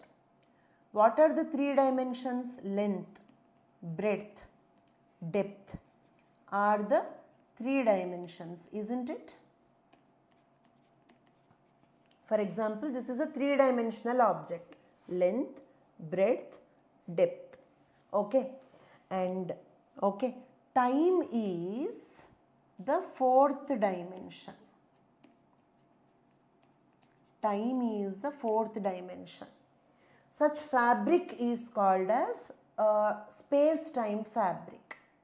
Is it really a fabric? Is it a cloth like this? No. The word fabric is used in a symbolic way. The word fabric is used in a symbolic way. Is it clear? Okay, that is called space-time fabric. Okay. Now, the next topic I am explaining is space-time warping. Space-time warping. Okay. This is about space-time warping only. Okay. First, you may ask me, you told about the space-time fabric, but where is space-time fabric? This is all space-time fabric. I mean, I am in the space-time fabric. The earth is in the space-time fabric. All stars are in the space-time fabric. You are in the space-time fabric. I hope it is clear for all of you. So, you cannot see that, but this is all space-time fabric. I hope you are getting me. Okay. So, this is that. Okay. I told you that it is a 4-dimensional fabric. Now, look at here. Okay. When there is a planet on this, when there is a large body on this, this fabric can be compared to a trampoline. Have you ever played on a trampoline? What happens if you stand on the trampoline? The fabric will get folded inside, just like this one. I hope you are getting this. Due to the presence of the earth, the space-time fabric got bending. Large bodies bend means warp. That is not wrapping, warping. Warp means bend. Bend or warp the space-time fabric. Warp the space-time fabric. Is it clear? Like this. Okay. And then, now, I am now going to tell you the most interesting point, that is about the gravitation. The nature of gravitation. The nature of gravitation. Okay. The gravitation is nothing but space-time warping. Is it clear? Gravity, according to Einstein, gravitation is nothing but space-time warping. Okay. Look at this. See, because of the presence of the earth, just like the trampoline cloth will be bending downwards when you stand on that, the space-time fabric is bent like this. Then, imagine that you are standing on a trampoline. You are a heavy person. Adjacently, a small person is standing here. Won't this person fall towards the heavy person? A heavy boy standing on the trampoline. Beside him, a lightweight boy standing. The lightweight boy will fall towards the heavyweight boy. Is it clear? Right? Okay. That is, look at here. Okay. This moon is being pulled towards the earth because of the space-time warping. Because let us suppose you are sitting on a sofa. Okay. Your mother or father are sitting on a sofa. A small child is sitting. The child will fall towards the adult. Is it clear? Because the sofa is bent downwards. That is nothing but the gravitation. We think that gravitation is some magnetic force or something. But according to Einstein, gravitation is not magnetism. Gravitation is nothing but space-time warping. Is it clear? Clear till now? So, space-time fabric means it is a 4-dimensional fabric in which length, breadth, depth and 4th dimension is the time. Space-time warping means bending of the space-time fabric due to the presence of a large body. And what is the nature of the gravitational force? It is due to space-time warping. Just like if a heavyweight person sits on a sofa, the lightweight person sitting beside him will fall towards the heavyweight person. That is called gravity. That is the reason why moon is attracted by the earth. I hope it is clear. Next. Okay. Then the next concept I am explaining is we understood the nature of gravitation, right? Nature of gravitation is nothing but space-time warping. Now, what is gravitational waves? What are the gravitational waves? Gravitational waves are the ripples in space-time fabric. Okay, imagine, let us suppose if two stars collide with each other, then what happens? Just like if you put a stone in the pond, the ripples will spread out. Same way, ripples will spread out in the space-time fabric. That ripples in the space-time fabric are nothing but the gravitational waves. Clear for all of you? What is gravitation? Warping of that is bending of the space-time fabric. Due to that bending, smaller object will fall towards the larger object. What are gravitational waves? Ripples in the space-time fabric. When are they formed? They are formed when two large bodies collide, or when a star explode. Okay, I mean when such an event occur, exploding of a star, two large bodies collide, then the ripples will spread across the space-time fabric. Okay, they are called as gravitational waves. Is it clear? Okay, then what is the importance of this gravitational waves?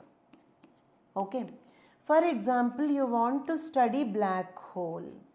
Okay, do black hole emit the light? Everybody please, do black hole emit light?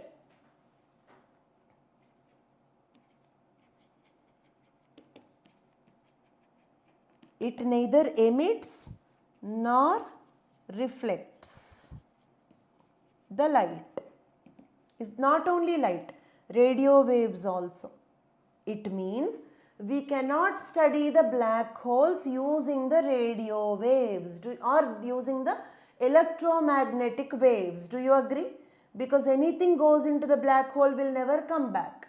You put radio waves on that, but they will not come back. Black holes are not reflecting them. You put X-rays on that, they are not coming back. Black holes are not reflecting them. So, can you study the black holes using the electromagnetic waves? Everybody please. Can we study about the black holes using the electromagnetic waves? No. So, black holes cannot be studied using electromagnetic waves. Is that clear? So, therefore, we need gravitational waves to study the black holes. For example, a star exploded. Black hole formed. I told you black hole is nothing but a dead star. Star exploded. Black hole formed. Okay. Then what happens? Ripples will come. Gravitational waves. So when you study the ripples, you will understand that, acha, okay, there is a black hole there. I hope you understood. Or two black holes collided. Okay, ripples will spread in the space-time fabric. You see the ripples, means you understood that, okay, two black holes collided there. Something happened. So it means the objects which cannot be studied using electromagnetic waves can be studied using the gravitational waves. Is it clear? Okay. So that is the significance of gravitational waves. Okay. Now, let us see the question. Okay, as we proceed, let us discuss more concepts. Okay, light is affected by the gravity. Universe is constantly expanding. Matter warps, bends the surrounding space-time fabric. Which of the above are the predictions of Albert Einstein's general theory of relativity? Okay, let us see the answer. There are two theories. One is special relativity. Okay, this argued that space and time are connected, but okay, could not explain the gravity. Special relativity theory did not explain that gravity is space-time warping. So which theory explained that gravity is space-time warping?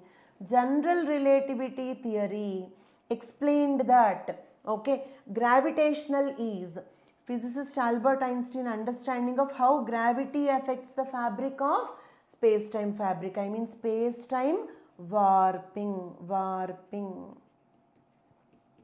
Okay, so which theory explains the the nature of the gravitational force? Gravitational force is like this. This is the gravitational force. Which theory explains that gravitation is because of the space-time warping? General theory of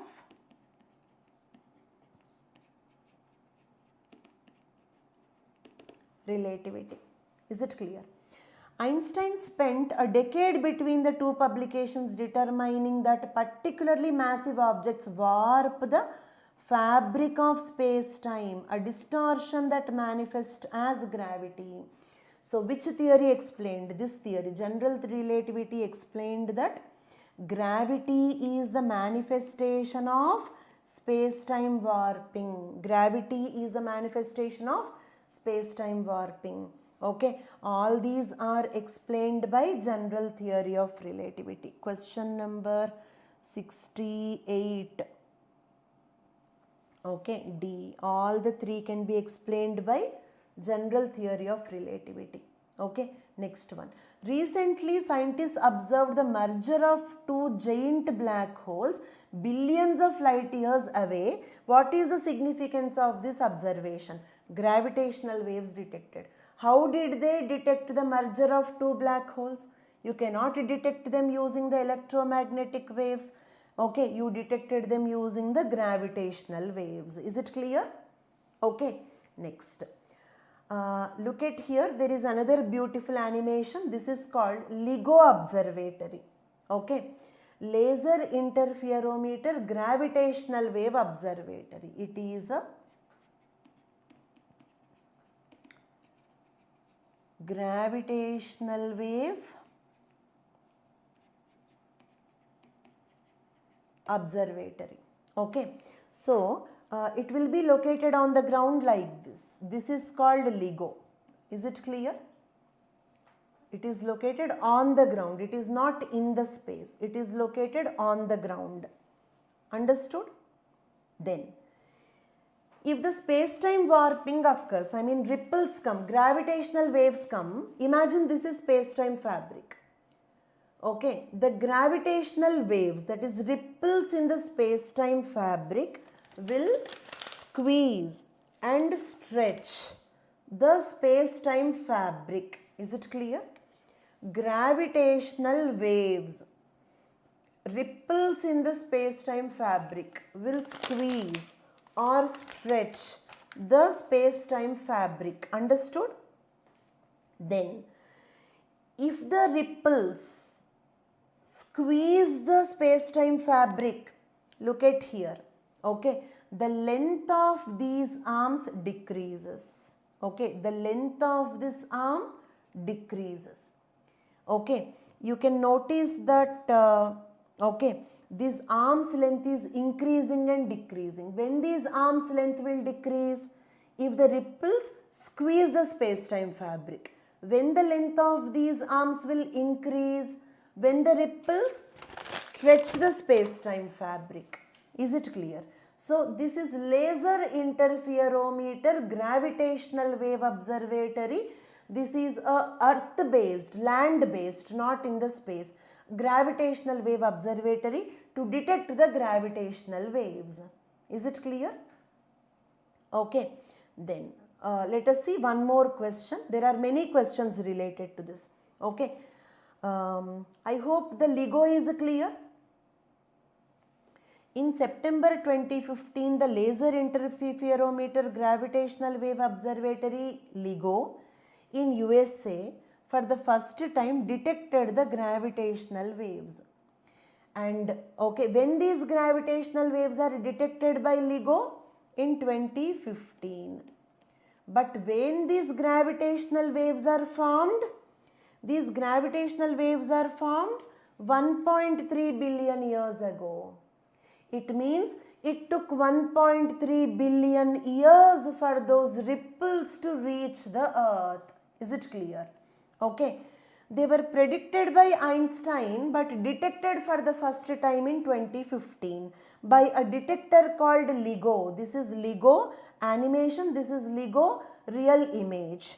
Okay, actually LIGO looks like this. Is it clear? Two long arms located on the earth. When the ripples squeeze the space-time fabric, it will contract. Their length will decrease. It will become like this. If the ripples stretch the space-time fabric, its length will increase. So these increase in the length will be measured. Increase or decrease in the length will be measured. If the length increase or decrease, it means the gravitational waves reached here. If the length of these arms decrease or the length of these arms increase, it means gravitational waves reached the earth. They reached and LIGO detected in 2015. But these gravitational waves are formed 1.3 billion years ago. Is it clear? This collision of the two black holes happened 1.3 billion years ago. When the gravitational wave passes by the earth, it squeezes or stretches, okay, the space-time fabric.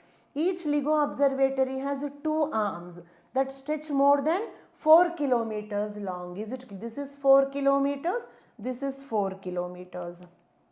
Okay, then a passing gravitational wave caused the length of the arms to change slightly. The observatory uses lasers, mirrors, which are extremely sensitive to detect these changes in the length. It will use lasers to detect the minute changes in the length of these arms. That is LIGO. Okay, fine. Okay, now LIGO is over. Okay, look at this question. Okay, this is, okay, question number 70. The experiment will employ a trio of spacecrafts flying in formation of the shape of an equilateral triangle with sides of 1 million kilometer long, with lasers shining between the craft. The experiment in the question refers to evolved LISA, also called as ELISA. Is it clear? Okay, clear till now?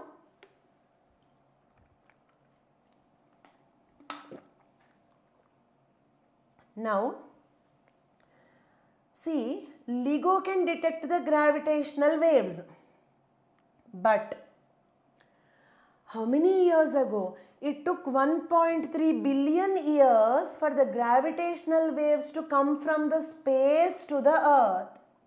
Now they got a creative idea. Why can't we keep such a detector in the space itself? Is it clear? It is taking billions of years for the gravitational waves to reach the earth. So let us don't wait for the gravitational waves on earth. Let us keep such an observatory in the space itself. Clear for all of you?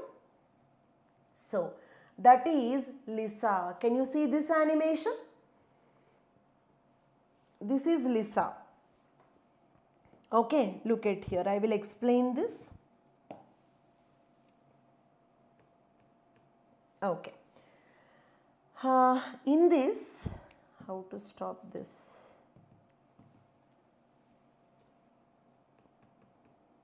Fine. Okay. In this, look at here. You can see like 3 spacecrafts here. One. One is in blue color. The other one is in purple color. The other one is in yellow color. Okay. 3 spacecrafts. Okay. Means what? 3 spacecrafts. I am not calling them as satellites because they are orbiting what? Look at here. Tell me, they are orbiting what? They are orbiting the earth or they are orbiting the sun? They are orbiting the sun. So we cannot call it as a satellite. Satellites will orbit the planets. Is it clear? Okay. So 3 spacecrafts, the distance between them is 1 million kilometers. Is it clear? A, B, C. Okay, between the 3 spacecrafts, the distance is 1 million kilometers. Here also 1 million kilometers. Are you getting this? Keep responding. Okay. Now, okay. They are orbiting like they form an equilateral triangle. Did you understand? The three spacecrafts formed equilateral triangle. Why equilateral triangle? Because all the three distance between AB, AC, AB, BC, AC are 1 million kilometers only. I hope you are getting this. Like a triangle, the three spacecrafts will together. I mean, like this, it is orbiting around the sun. This is 1 million kilometers, this is 1 million kilometers, this is 1 million kilometers. Got it? In a heliocentric orbit, that is around the sun, just like the earth. You can also see a blue color one, that is earth. You can also see the earth orbiting along with that, like that. I hope you understood. Now what happens? I already told you that space-time, gravitational waves will squeeze and stretch the space-time fabric. Gravitational waves will squeeze and stretch the space-time fabric. Then all of you answer. If the gravitational waves squeeze the space-time fabric, what happens to the distance between the three spacecrafts? Everybody. What happens to the distance between the three spacecrafts? Decreases. If the gravitational waves stretch the space-time fabric, the distance between the three spacecrafts increases. Now, if the distance between the three spacecrafts decreases or increases, it means gravitational waves detected. Just like there, length of the arms changing. Here, distance between the spacecrafts changing. This is called ELISA. Is it clear? What is ELISA? Okay, I will explain this. I hope it is clear for all of you. Laser interferometer space antenna, because it is not located on the ground. It is a proposed space probe to detect accurately and measure the gravitational waves in that, like you detect the gravitational waves in the space itself. Because for them to reach LIGO, it is taking billions of years. Okay, LISA would be the first dedicated space-based gravitational wave detector. Okay, LISA has a constellation of 3 spacecrafts arranged in equilateral triangle with sides of 1 million kilometers long, flying along an Earth-like heliocentric orbit. Like Earth, it is orbiting the Sun. LISA will observe gravitational waves by measuring the changes in the distance between the spacecrafts sensed by the lasers. Who will detect the changes in the distance? Lasers will sense the difference in the distance between the spacecrafts. Therefore, it is called laser interferometer space antenna. Is it clear? Now read this question, you will easily understand. Okay. The experiment will employ a trio, 3 spacecrafts flying in the formation of equilateral triangle, 1 million kilometers long, shining because lasers used. What is that? LISA, evolved LISA, ELISA. Clear for all of you? Right?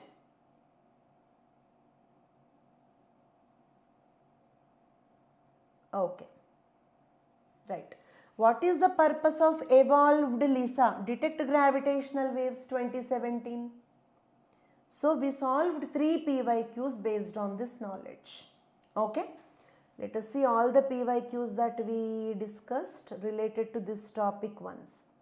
Okay. Yes.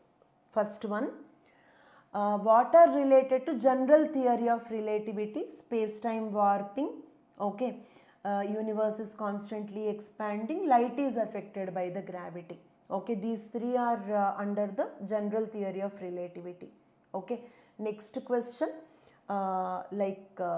black holes of billions of light. I told you 1.3 billion light years ago, two black holes collided. We detected them through gravitational waves. Second question.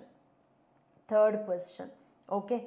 The trio of the spacecrafts equilateral, if the distance between the three spacecrafts changes, increases or decreases, it means gravitational waves are hitting. I hope it is clear.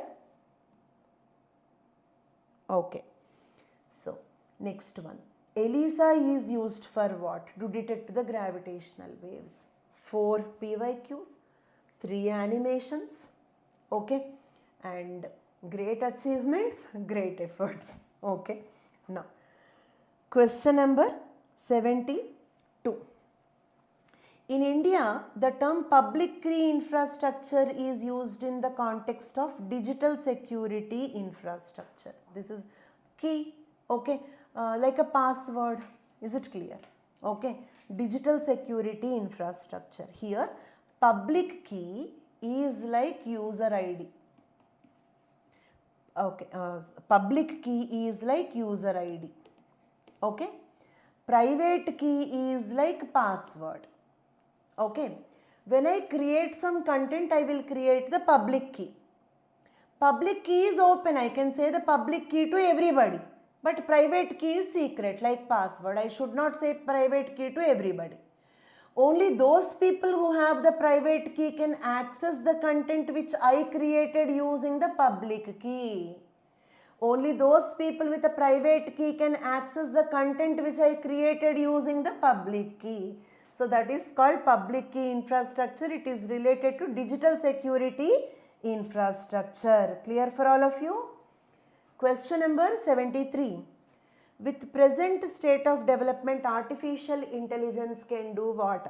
All the above, what is there in this? Artificial intelligence can do everything these days, isn't it? Okay.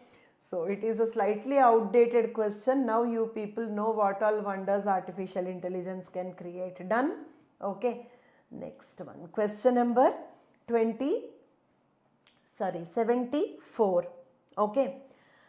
With reference to visible light communication technology, simple, okay.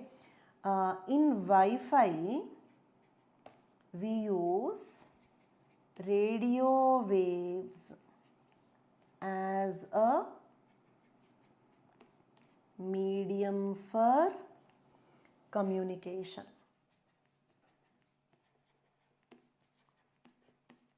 Okay, in Wi-Fi we use radio waves as a medium for communication. Okay, but in Li-Fi means what? Light fidelity.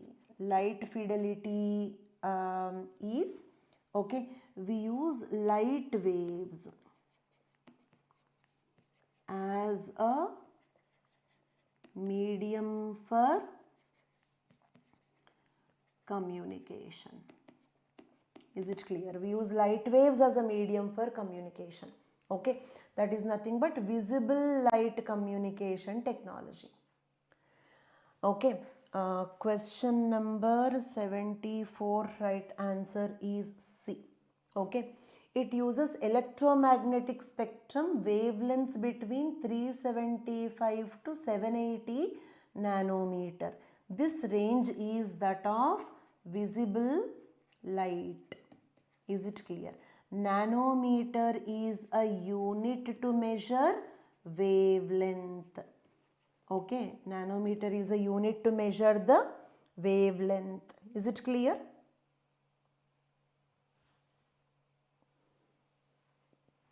Okay.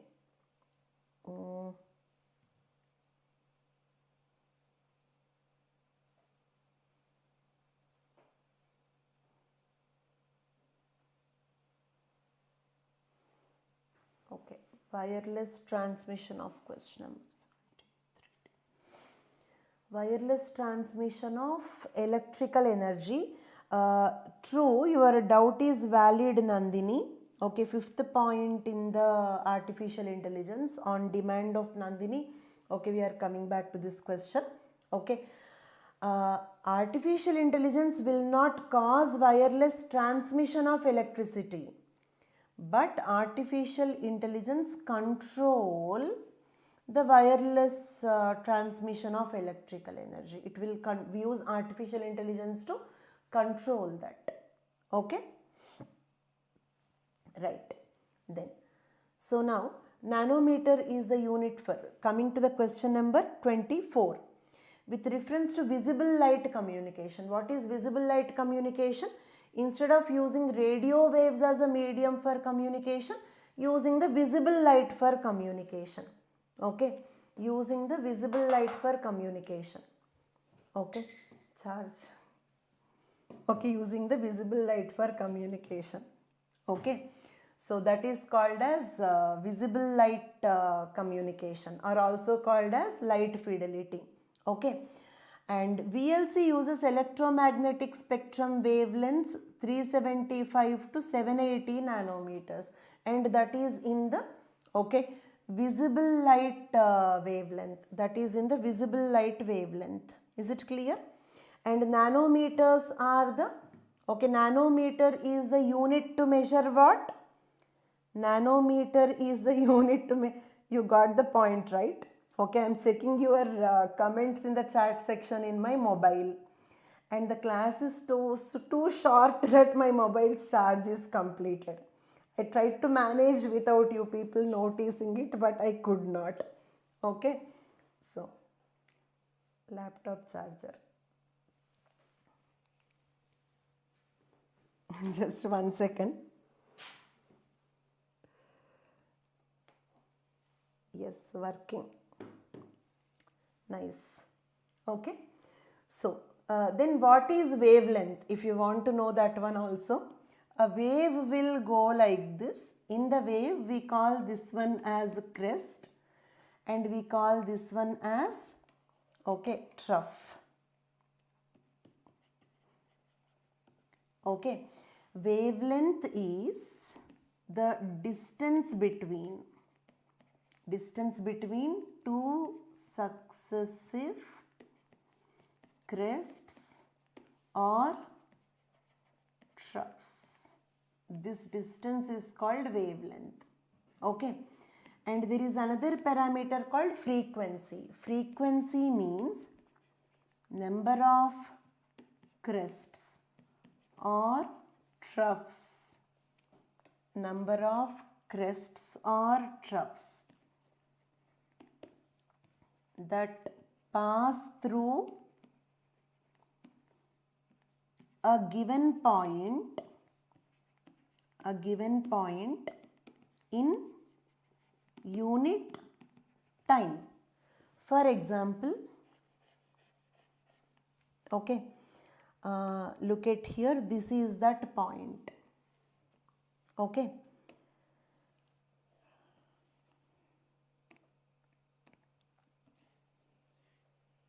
okay, so AB, all of you answer. In which wave, A or B, more crests will pass through that point per second?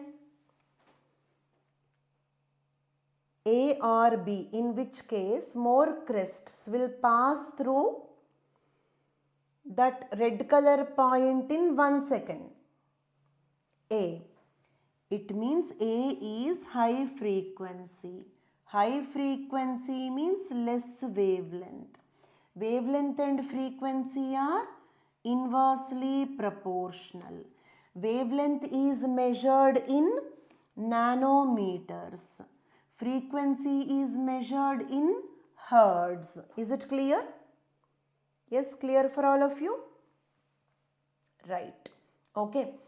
VLC also known as long range optical wireless communication.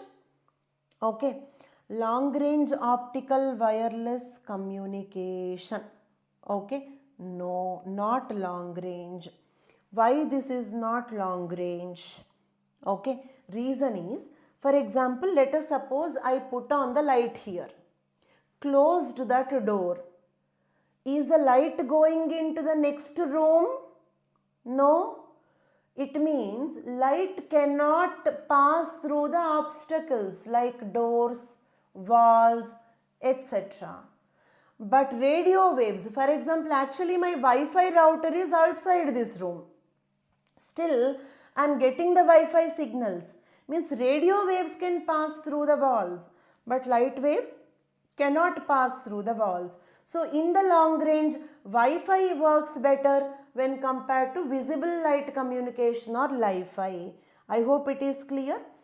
VLC can transmit large amount of yes, okay, because bandwidth is more range of the spectrum we can use, okay. So therefore it can transmit large amount of data, correct, okay. Next, VLC has no electromagnetic interference, correct. For example, if I keep a like LED light is there, if I keep a magnet, will the magnet bend that light? Okay, I mean suddenly will the light dim for me? No, the magnet is not affecting the light waves. So therefore light waves are not affected by the other electromagnetic sources. Light waves are not affected by the other electromagnetic sources. So okay, 1, 3 and 4 are correct. 1, 3 and 4 are correct. Next, okay.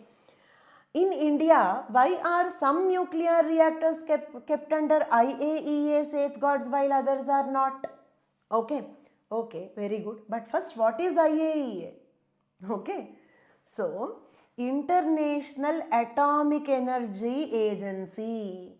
To be in simple terms, they will keep monitoring the countries, supervising the countries, will check if any country is making that 90% uranium 235. Do you remember? Highly enriched uranium 235. Okay, I told you 90% for weapons, 20% I told for research, 3 to 5% I told for in the reactors.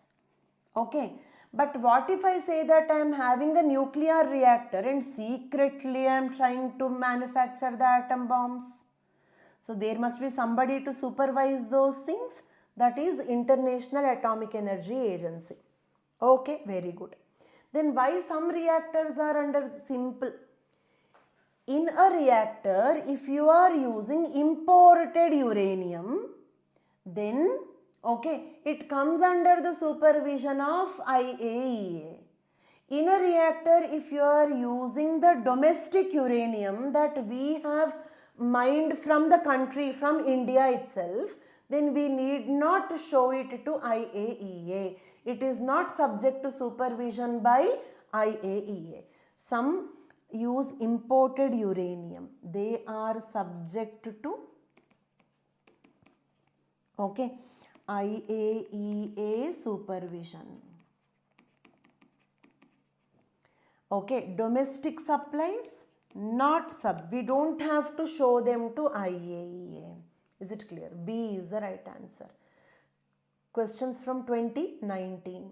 Okay, 76th question. With reference to recent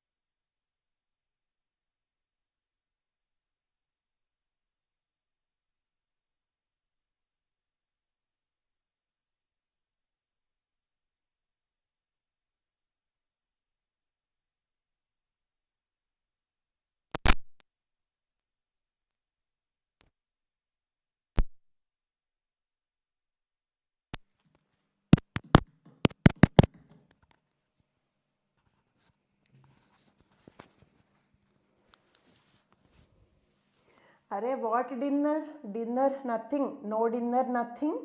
Great achievements demand great efforts. Right.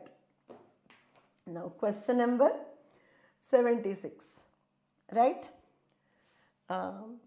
With reference to the recent developments in science, which one of the following statements is not correct? Let us see the statements one by one. Okay. Pieces of artificial functional DNA can be created in the laboratories. Okay. First, what do you mean by functional DNA? Functional DNA means genes. Non-functional DNA means junk DNA. Okay. Can we create artificial genes in the laboratory? Yes. We call them as synthetic genes.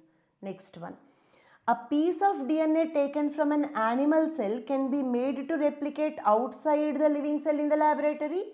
Yes. We call this as polymerase.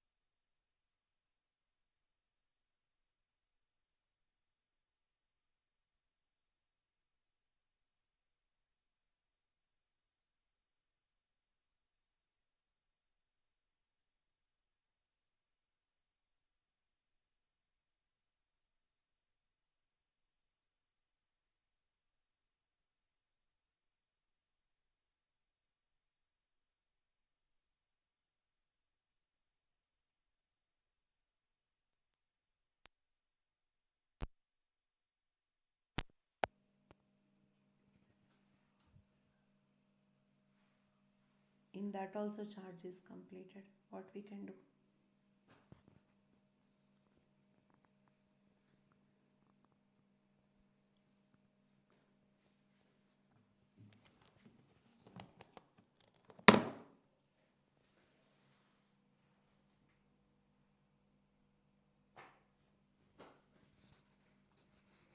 Check once. Working. Now fine. We have multiple solutions. Don't be super excited that you can go for a dinner. No. Yes, you are able to hear me. Right.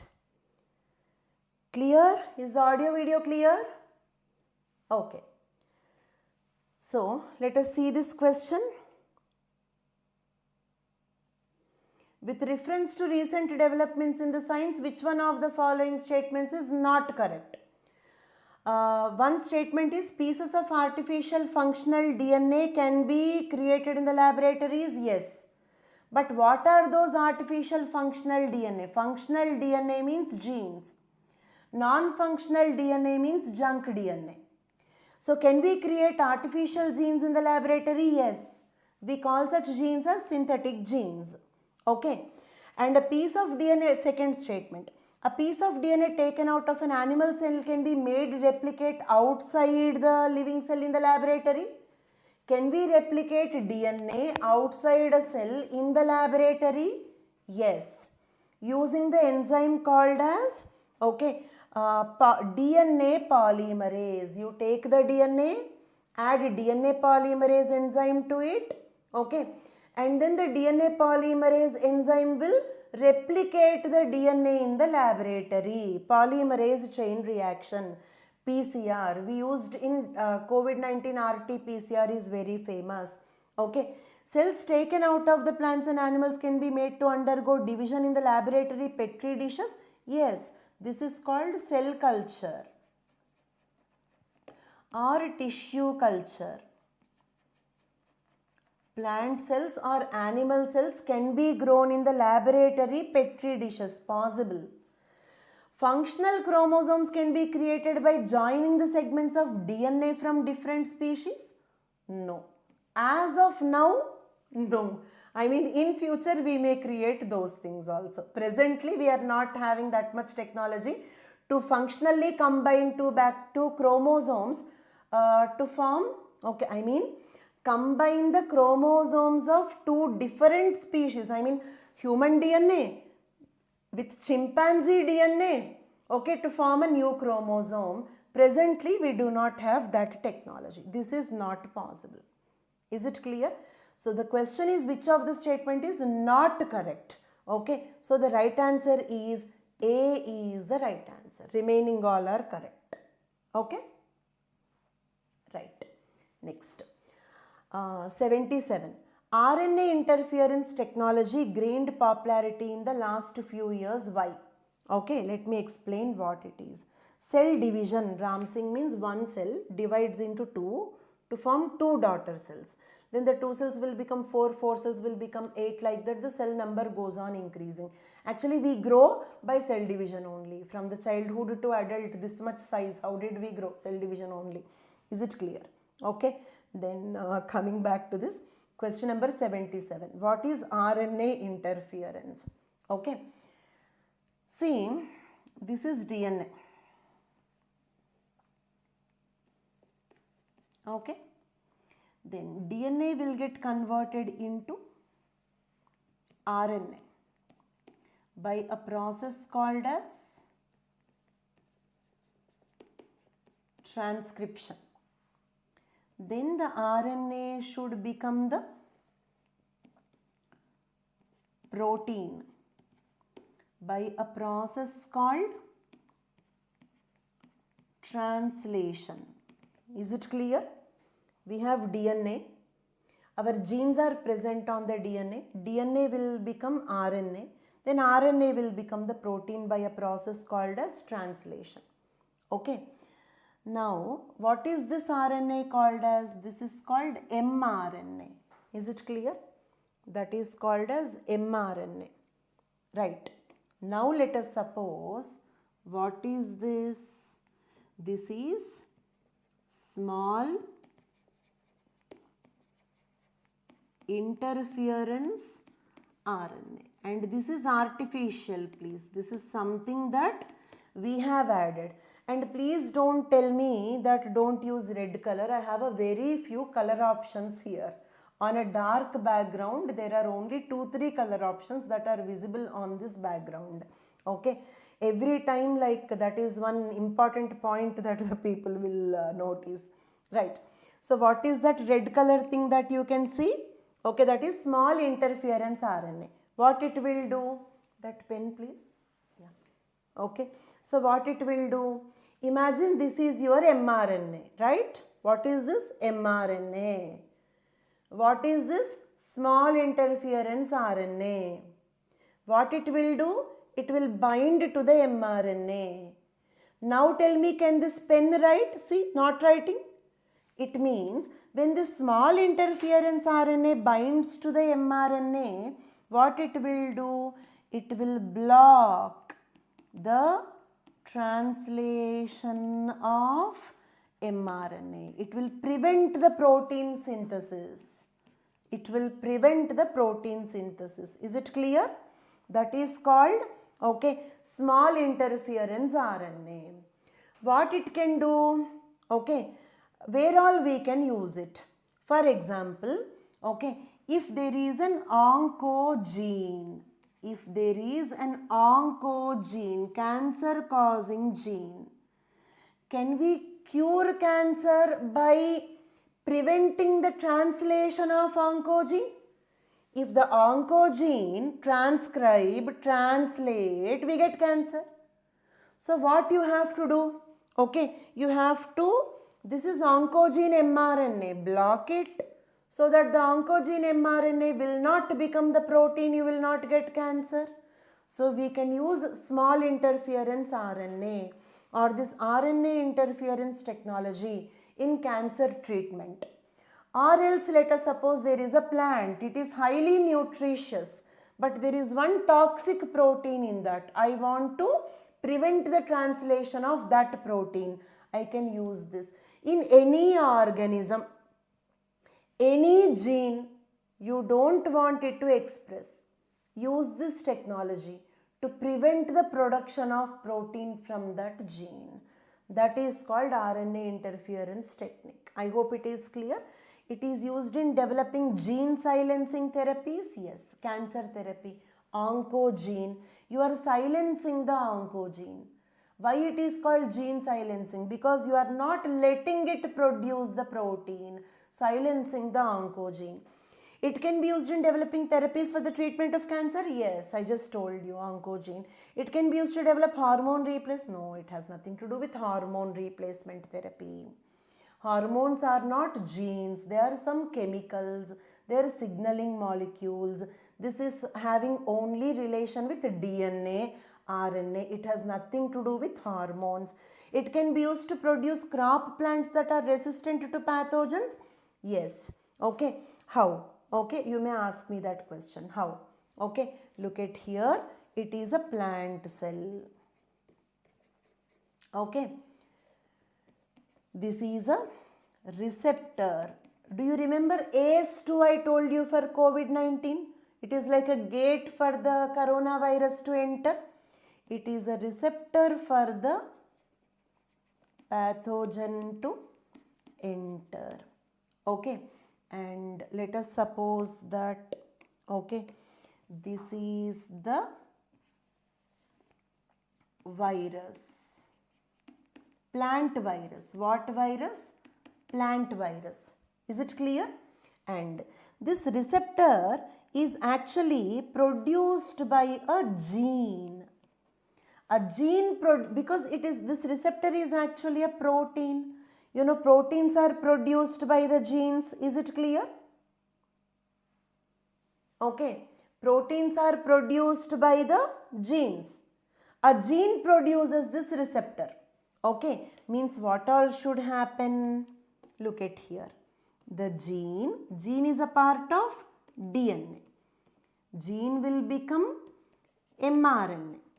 This mRNA will produce this receptor protein. Now what you will do? Okay, you will add our interfering RNA here. Interfering RNA. Then what happens? This protein is not produced. Then the virus cannot go into the plant cell. Then the plant cell cannot get the infection. I hope it is clear. So using RNA interference technology, we can make plant resistant to pathogens. I hope it is clear. There is a gene producing this receptor. The gene is a part of DNA. It will first become RNA through transcription. Then that RNA will become this receptor protein finally. But you are using interfering RNA that will block this RNA. So this RNA is not producing the receptor. Receptor is not produced. How the virus enter into the plant? So the plant became resistant to this infection. Is it clear? Yes. Okay. And 1, 2, 4. Where is 1, 2, 4? A is the right answer. Done. Question number 78. Okay. Which of the following are the reasons for the occurrence of multi-drug resistance in the pathogens? Pathogens becoming resistant to drugs. It means I am taking the drug, but the bacteria is not dying. I got fever. I am taking antibiotic, but the bacteria is not dying. The bacteria became resistant to the drug. Is it clear? So that is called multi-drug resistance. It means the bacteria became resistant to several drugs. The bacteria became resistant to several drugs. Is it clear? Okay. Then, which of the following are the reasons for this resistance? First one, genetic predisposition of people. No. Who is becoming resistant to the drug? Bacteria is becoming resistant to the drug. What the people will do in between? Wrong. Okay. Bacteria is becoming resistant to the drug, right? Okay. Taking incorrect doses of antibiotics, yes. For example, doctor will prescribe you antibiotics for 10 days. You took them for 3 days. Fever reduced. Then you will think that doctor is having what do you say? A deal with the medical shop people. Medical shop people will give him some money if he write more medicines. So he wrote medicines. The doctor does not know anything. Only I know everything. We have to use that antibiotics only for 3 days. This is what we think. Okay. And the 3 days what happened? The bacteria exposed to the antibiotic but did not die. Is it clear? There is a famous quotation, something that does not kill will make you strong.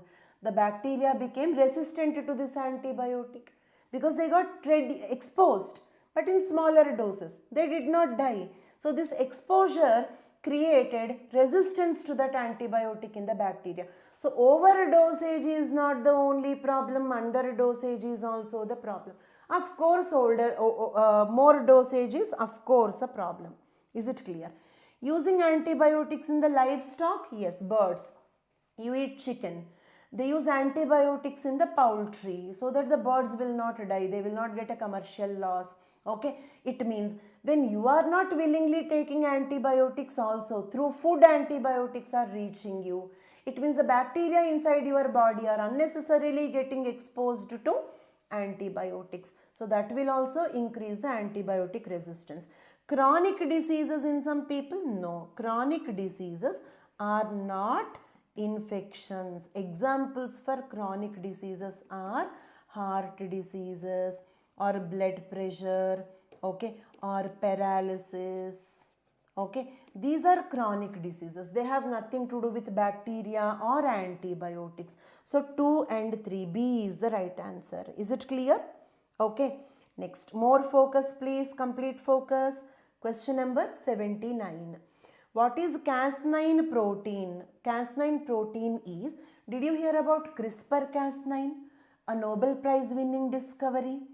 CRISPR-Cas9 is used to cut the unwanted genes, a mutated gene, okay, for gene editing purpose. CRISPR-Cas9, okay, they are the molecular scissors. They are used to cut the mutated genes. They are used to cut the mutated genes and they can be replaced with, okay, normal genes. Simple. Cut the mutated gene, keep the correct gene there. We call this as gene editing. And if we use gene editing for disease treatment, we can also call it as gene therapy. Is it clear? If the genes are edited for treating a disease, we can call that as gene editing. Is it clear? So, Cas9 is a molecular scissor used in targeted gene editing. A is the right answer. Okay.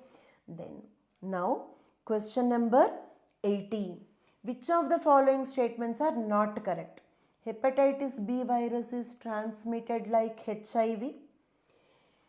B, unlike hepatitis C, does not have a vaccine. Globally, the number of people infected. Question number 80. Okay, not correct this one. This is not correct. Remaining all are correct. It is a factual answer. Hepatitis B, like HIV, can transmit through body fluids or sexual. You know, HIV is a sexually transmitted disease. Hepatitis B is also a sexually transmitted disease like HIV. So, one is, okay, actually correct. Okay, one is correct. Hepatitis B, unlike hepatitis C, does not have a vaccine. Wrong. Actually opposite. Okay, like we have vaccine. There are vaccines available for A and B but not for C. Vaccine is not, it is reversed. B, C reversed. I hope it is so. This is wrong. Globally, the number of people infected with hepatitis B and C viruses are several times more than the HIV. Okay. So, WHO estimated 325 million people worldwide infected with hepatitis B and C, whereas 38 million people infected with HIV. So, yes, this statement is also correct. More people are infected by hepatitis B and C when compared to HIV. Some of those infected with hepatitis B and C virus do not have symptoms for several years. Correct. Okay, we call this as long incubation period. Incubation period is very long. What is incubation period? The time of the virus entering into our body to the time the symptoms start appearing. That time gap is called as incubation period. Hepatitis B and C have a very long incubation period. After you get infected for several years, you may not have any symptoms. Okay, actually B is wrong. But our correct answer is B, because the question is demanding not correct. Okay, then question number 81. The word Denisovan is related to, okay, he is an early human species. Denisovan is an early human species. See, Denisovan man. Clear? Denisovan man. Done? Next question. Question number 82. Okay. Consider the following statements about the digital signature. What is digital signature? For example, I am in Hyderabad. My auditor is in Delhi. He wants me to sign a paper. I cannot sign. So he will use my digital signature. Okay, that is the purpose of digital signature. I hope it is clear. Okay. What is a digital signature? An electronic record that identifies no. It is signature only, digital version of my, I am not manually signing, digital version of my signature, like scanned signature, something like that. A proof of identity of an individual to access information over the internet? No. Electronic method of signing an electronic document, that's it.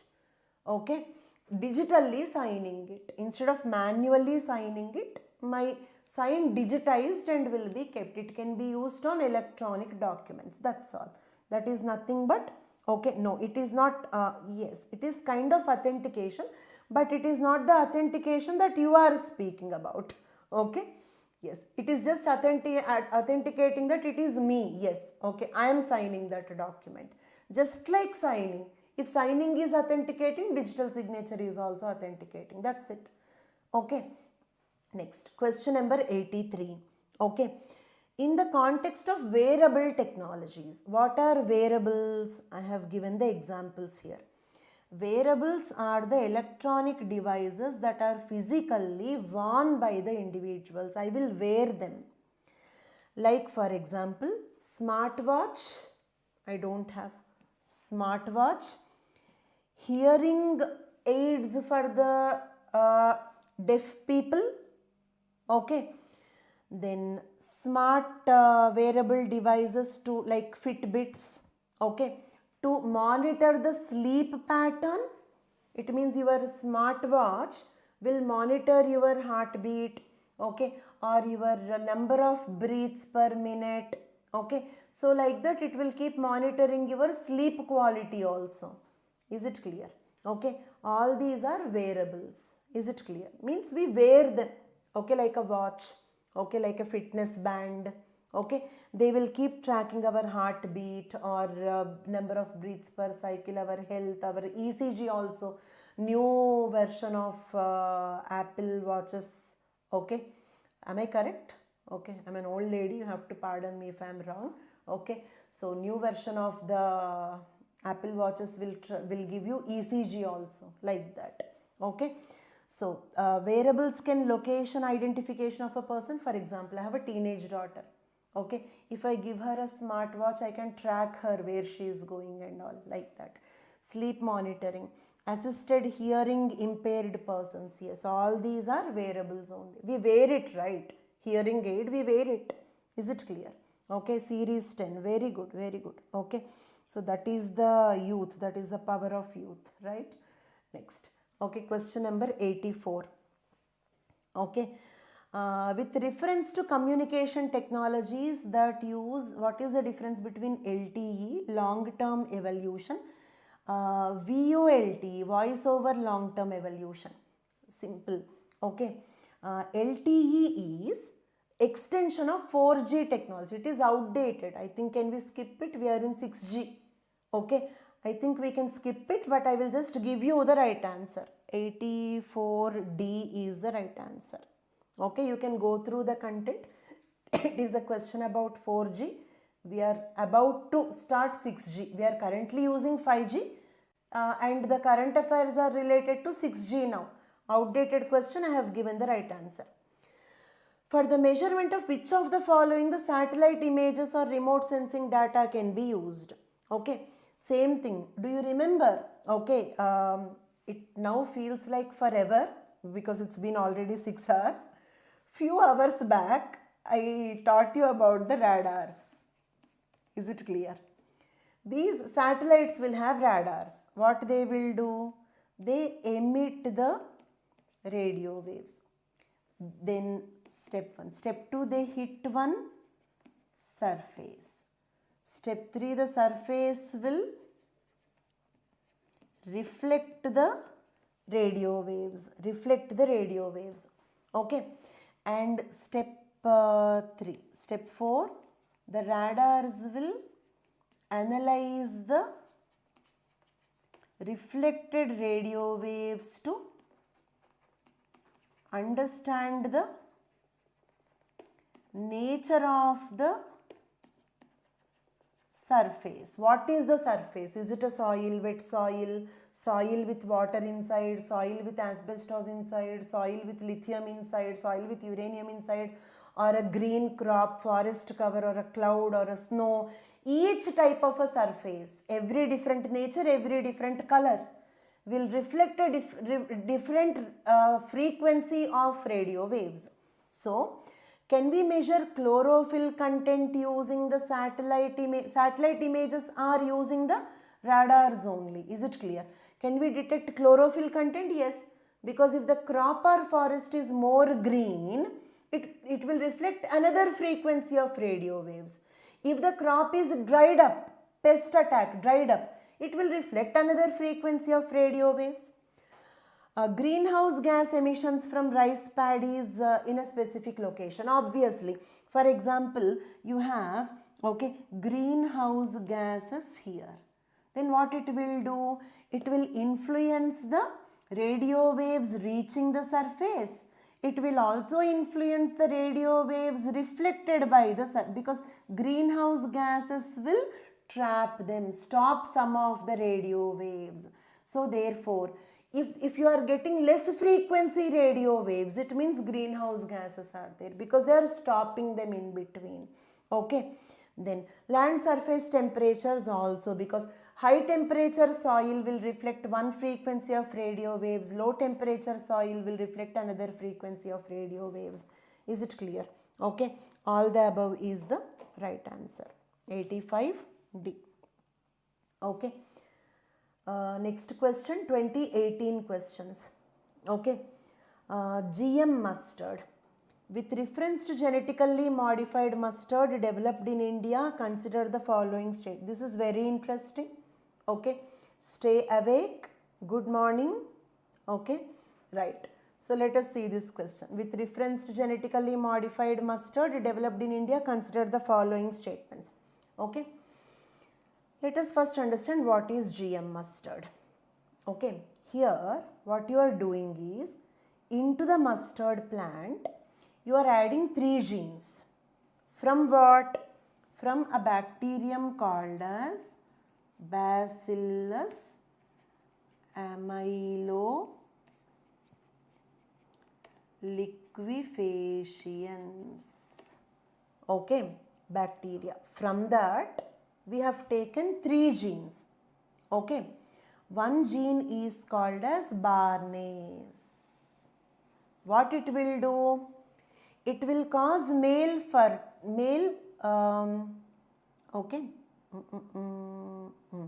sorry, spelling mistake, male sterility. Is it clear? Okay. You know about pollination? Pollination means what? Transfer of pollen grain from stamen, that is male part, to pistil, that is female part. Okay, that is called pollination. You have two types of pollination, cross pollination and self pollination. Cross pollination and self pollination. Cross pollination means what? This is male plant, this is female plant. Is it clear? Okay, and here you will have stamen, here you will have pistil. Pollen grain will come like this. That is called cross pollination between two plants. Is that clear? Okay. Self pollination means what? This is a bisexual plant. Okay, means this will have both stamen and pistil. Is it clear?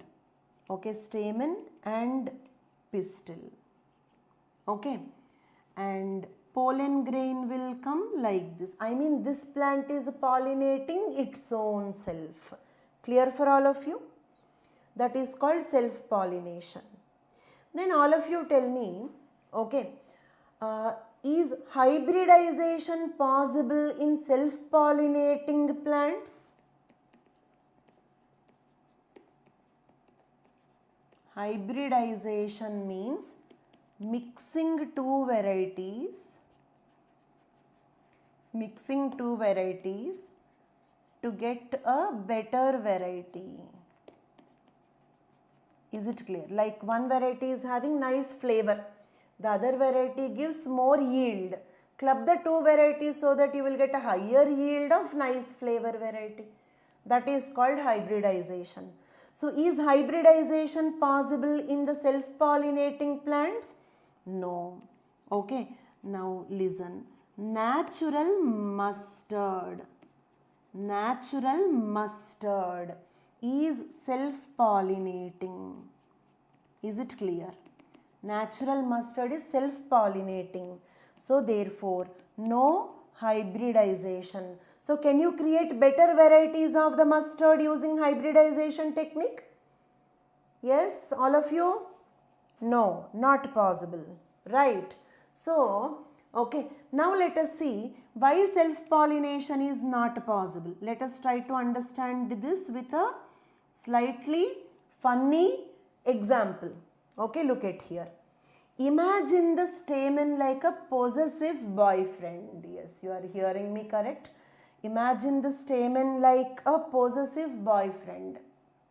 So, as long as this is active, it will not let the pollen grain from the other plant fall on this girlfriend.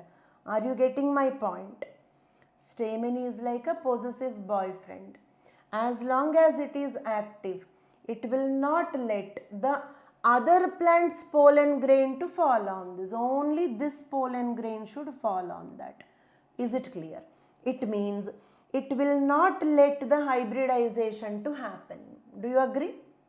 Okay. Why hybridization is not possible? Clear? Then what you have to do for hybridization? Is it clear? Give him a sleeping tablet. Is it clear? Inactivate the stamen for some time. Male sterility. Is it clear? What is that sleeping tablet? The sleeping tablet is Barney's gene. It will inactivate the stamen. It will inactivate the stamen. Now the possessive boyfriend is sleeping. Okay. So you can add whatever pollen grain you want. So you bring pollen grain from whatever variety you want and add it on the pistil. Is it clear? Okay. Clear till now? Okay. Now it means cross pollination is already completed. I hope it is clear. Okay. Inactivate the stamen by adding Barnase gene. Then add the pollen from whatever variety of mustard you want. Is that clear? Then, okay. Now what you have to do? Remember that we did not murder that possessive boyfriend. We have only given one sleeping tablet. Okay. So what we have to do is reactivate, okay, the stamen. Are you getting this? Reactivate the stamen. Okay. That means restore the male fertility again. Is it clear? By another gene, okay, called bar star. Okay, by another gene called as bar star. Is it clear? That's it. Cross pollination, okay, completed. Okay, add Barnase gene that will inactivate the stamen. Now the stamen is inactive, so you add pollen grain from whatever variety you want. Now the cross pollination, that means hybridization, is completed. Cross pollination or hybridization is completed. Then again reactivate the stamen, restore the male fertility by using bar star. We use another gene called bar gene. It will give herbicide tolerance. I mean, even if you spray herbicides, this mustard plant will not die. How much ever herbicides you want you spray, this mustard plant will not die. It will become herbicide tolerant. These are the 3 genes added to the mustard plant from the Bacillus amyloliquefaciens. Is it clear? Okay. Now let us see the answer for it. GM mustard has the genes of a soil bacterium that give the plant properties of pest resistance? No. 3 genes. One, male sterility. Second one, restore male fertility. Third one, herbicide tolerance, not pest resistance. Okay. GM mustard has the genes that allow the cross pollination or hybridization. Yes. Why did we make that possessive boyfriend sleep? To allow the hybridization, right? What the Barnase gene was doing. GM mustard has been developed jointly by? No. Okay. It is developed by Delhi University and Bayer Corporation. So what is correct? 2 only. B is the right answer. 86B. Okay. 80. Okay. 7. 3D printing has, what is 3D printing? I brought another animation for you. Look at here, this is 3D printing. Okay. Printer will have a printer cartridge, right? In the printer cartridge, instead of ink, we fill plastic or a polymer or concrete. For example, you want to construct a building. Then fill the cartridge with concrete. Give the print command, you don't have to do anything, you just keep sitting and looking at that like that, and the building will be constructed. They recently constructed a post office like that. Is it clear? Okay. And you construct this machine is constructing a toy here. Like that, you can also fill the cartridge with kidney cells and you can print out a kidney like this, and you can implant that kidney surgically into your body, organ transplantation, or cake batter, cookie batter. You can make designer cookies, designer cakes, and rocket also. A completely 3D printed rocket is recently manufactured by the company called Skyroot Aerospace. Is it clear? Okay. So in what all industries we can use 3D printing technology? Preparation of confectionery, I just told you, cakes and cookies. Cake batter, cookie batter. Pour it in the cartridge. Give the print command. It will print out the cake in the shape you want. Is it clear? Manufacture bionic ears. What bionic ears? Real ears also can be manufactured. Ear cells you have to keep in the cartridge. Ear will be printed out. But bionic ear is not the real ear. It is like a hearing aid for the deaf people. Is it clear? Automotive industry, yes. Car model, okay. Car engine. When a rocket can be printed out, a car engine can be printed out using the 3D printing technology, right? Reconstructive surgeries, prosthetics, okay, leg fracture, okay, such prosthetics can be printed out using the 3D printing. Data processing technologies like a hard disk or a pen drive can also be printed out using 3D printing technology. All the above are correct. Usually in such questions all the above will be correct answer. That is one tip. 2017. Question number 88. Okay. And thank you so much for your patience levels also. Teaching for 6 hours might be difficult, but listening to somebody for 6 hours is really difficult. Okay, admire, hats off to your patience. Good morning all of you once again. Okay, let us continue with the class. Okay, consider the following pairs. Okay, lipstick. Okay, so a factual question. Okay, in lead is used in the colorants. Lipstick uses lead, correct. Okay, but lead poisoning will cause high BP, coronary artery disease. What are coronary arteries? These are the arteries that supply blood to heart. I mean, they supply the blood to the supplier itself. Heart is the organ that supplies blood to remaining all organs. But heart also need blood supply. Coronary artery will supply that. Okay, so coronary artery disease, hypertension, brain toxicity, is it clear? Reduced fertility, hormone imbalance, all of them occur in the due to lead.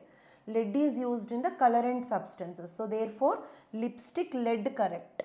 Okay, soft drink, brominated vegetable oil. What they will do is, brominated vegetable oil, what it will do is, bromine will make the oil dense. Usually oil is light, isn't it? For example, you take water and oil. What happens? Water will be at the bottom. Oil will float on the water. Is it clear? But if you add bromine to it, then the oil will go into the water. Bromine will make oil, okay, denser than water. So, and help prevent oil based flavor ingredient. For example, if there is any flavor agent, I am adding a flavoring agent, but it is oil based. If I add this to cool drink, then it will float on the cool drink bottle, right? Okay, it's not good. So it will dissolve. If I add bromine to that, it will dissolve, but it is not good. Okay, it will also cause problems, health issues in that. It will cause, okay, organs and tissues, okay, like thyroid will accumulate bromide, which is harmful. Next, MSG, monosodium glutamate. You know Chinese salt Ajinomoto? It is a derivative of an amino acid called as glutamic acid. It is a sodium salt of glutamic acid. It will give savory taste or umami flavor. Umami flavor means Chinese fast food. Did you enjoy Chinese fast food any time? Some of you may say right now also enjoying, madam. That is a different story. Okay. So that Chinese flavor kind of umami flavor we call it as. Okay. Soups, fried rice, noodles, in that you will get this flavor. They add monosodium glutamate. Okay. FDA actually classified this as safe. It is safe to consume MSG, not a problem. But still, if you consume it for a prolonged duration in high doses, then it can cause some health issues. But it will not cause cancer as such. Is it clear? Okay. Then correct pairing, lipstick, lead, correct. Soft drinks, brominated vegetable oil, correct. Chinese fast food, MSG, correct. Okay, correctly matched 1, 2, 3. D is the right answer. Okay, 89. Okay, organic LED TVs. Okay, first let us see what is LED TV, then let us see what is organic LED. Okay, now let us see what is LED first. LED means light emitting diode.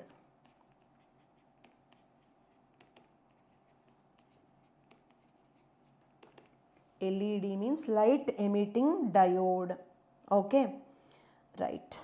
Okay, And diode means what? Look at here, this is cathode, okay, and okay, graphene is used as anode, okay. There are two electrodes, right?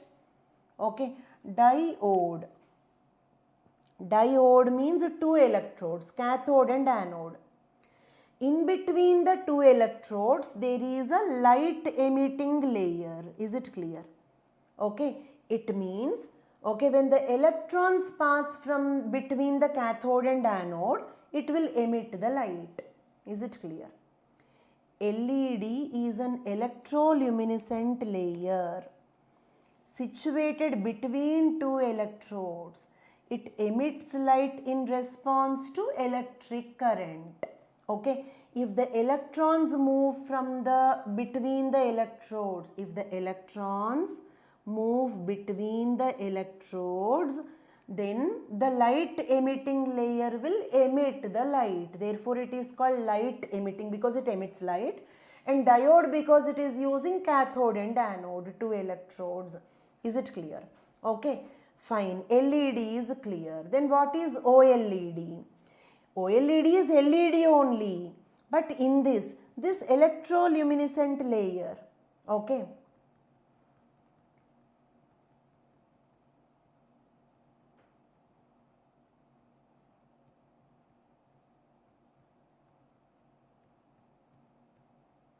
Right. In this electroluminescent layer is made up of an organic substance. Then what do you mean by organic substance? Any compound that contains carbon-hydrogen bonds. Okay. In an LED, if the luminescent layer, the light emitting layer is an organic substance, we call it as organic light emitting diode. Is it clear? They offer several advantages over the traditional LCD. Okay.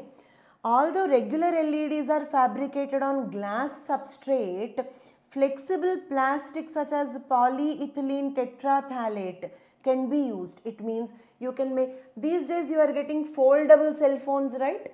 They use OLEDs only. If we use regular LEDs, you cannot fold it. Okay, because they are made on the LEDs are made on the glass substrate. Okay, what is the substrate? Look at this, is the substrate. Getting this? Substrate. It can be glass or it can be a flexible plastic. In LED we have to use glass, but in OLED we can use flexible plastic substrate. In future you will get a TV, okay, that you can just roll like a roller blind. Have you ever used roller blinds for your windows? In future the TVs will be like that. You can just roll it up. Okay. So, and you will get a paper like cell phone. So that will be the future with OLEDs with nanotechnology also. Okay. If you use nanotechnology also on the top of it, then what happens? The screen will become much more thinner because nanoparticles are smaller, right? Is it clear? Okay. Then OLED displays can be fabricated on flexible plastic surfaces. Yes, correct. Okay. Roll up displays embedded. Yes, you can roll up the screens. I just told you. Transparent displays are possible using OLEDs. Transparent displays. Look at here. This is a transparent display.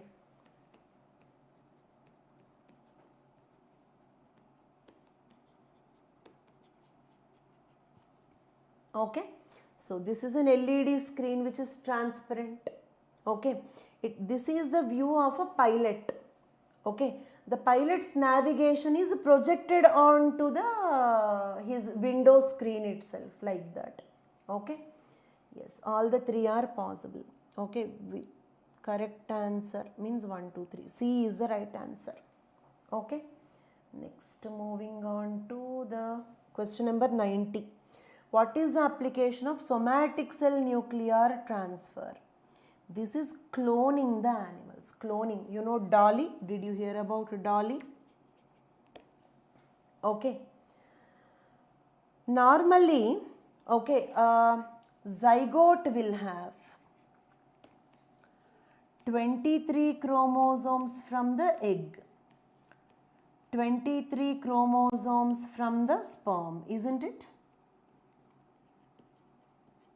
It means the child will be 50% like mother, 50% like father, isn't it? But I want a baby just like Einstein, 100% like, okay, Einstein I want. Is it clear? Then what you can do is, okay, take the egg cell, okay, take the egg cell from whom? From a donor. You can take egg cell from any lady. Then what you do? Remove the egg nucleus. Okay. Then what you do? Transfer the somatic cell nucleus. What do you mean by somatic cell? Somatic cell means any body cell. Like for example, my skin cell, hair cell, liver cell, lung cell, bone cell. All these are somatic cells only. Okay. Take somatic cell nucleus from Einstein.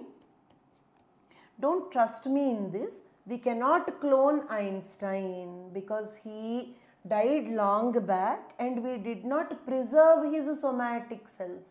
We do not have his somatic cells now, so we cannot clone him. My favorite scientist, so I wanted to clone him.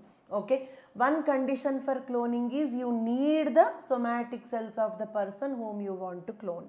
Okay, so what is step 1? Take the egg cell. What is step 2? Remove the egg nucleus. Why did you remove egg nucleus? Because egg nucleus will have 23 chromosomes of the donor. I don't want the baby to look like the donor. I want the baby to look like Einstein. So I don't want her chromosomes to interfere. So remove the egg nucleus. Add somatic cell nucleus. Somatic cell nucleus will have 46 chromosomes. Egg and sperm will have 23 chromosomes. But all our other body cells will have 46 chromosomes. Okay, transfer it.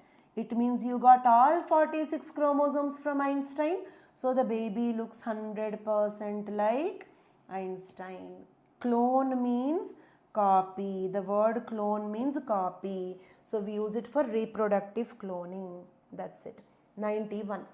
In India, it is legally mandatory for which of the following to report all the three? It is a factual question. You can go through that. Nothing to explain. It is a factual question. 92. With reference to agriculture in India, how can the technique of genome sequencing often seen in the news? Genome sequencing. We have till now we studied, right? Like genomes, metagenomics, aerial metagenomics. Genome sequencing means determining the nucleotide sequence of the genome. Whereas genome means one complete set of the total genetic material of a cell. One complete set of the total genetic material of a cell. Thank you so much, friends. Thank you so much. It's my pleasure. Okay. Then genome sequencing can be used to identify the genetic markers for diseases. Yes. For example, let us suppose you read the complete genome sequence. Then the correct sequence must be ATGCCT. But by mistake, there is A here. We call this as a mutation and it causes diseases. Okay. You can identify such genetic diseases if you do the genome sequencing. When you study the complete genome sequence, you will know where there are mistakes, where there are mutations, what diseases the plant or animal can get. Okay. So genome sequencing can be used to identify the genetic markers for disease resistance. Okay. Okay. But the statement is about disease resistance. Yes. Actually, disease resistance is also because of some genes. Certain genes cause disease resistance. I repeat, certain genes cause disease resistance. Then you sequence the complete genome. I mean, you read the complete ATGCs in the genome. Okay. Then you will get to know whether this gene is present or not.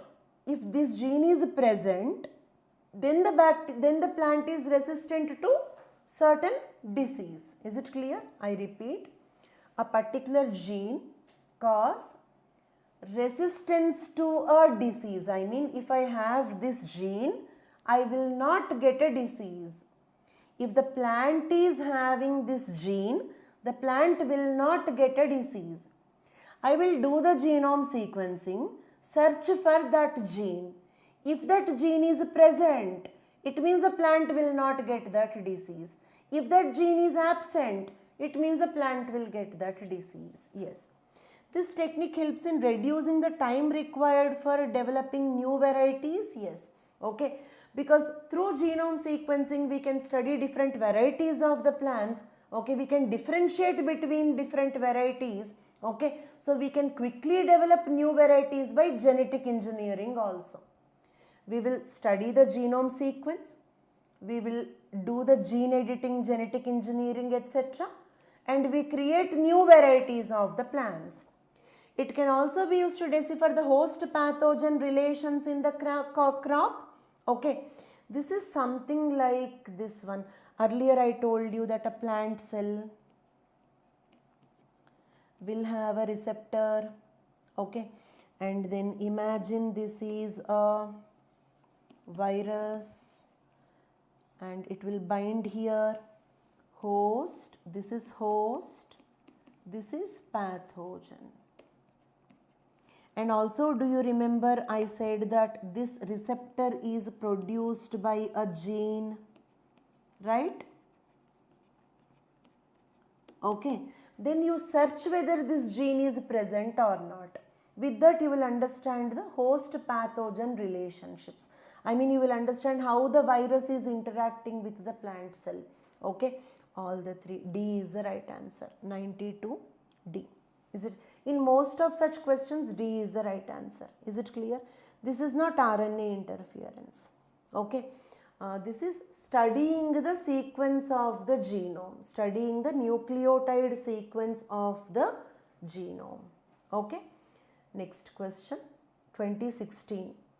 India is an important member of the International Thermonuclear Experimental Reactor, ITER. What is it? It is a fusion reactor. Here what happens is hydrogen will combine with hydrogen and forms helium. This is called nuclear fusion. This releases enormous amount of heat energy. Is it clear? Okay. Fission, nuclear fission is the principle in atom bomb. Nuclear fusion is the principle in hydrogen bomb. Hydrogen bomb is much more powerful than the atom bomb. Is it clear? Fusion releases much more amount of energy when compared to the fission. Okay. So, enormous amount of heat. Okay. And then this heat is converted into electricity by a reactor called ITER. In the world, we do not have even a single ITER. We do not have fusion reactors. All the nuclear reactors are fission reactors. Okay. Then fusion reactor. D is the right answer. Okay. Next, 94. In the context of development of bioinformatics, the term transcriptome, simple. Okay. You know that, I hope you remember, DNA will become RNA by a process called transcription.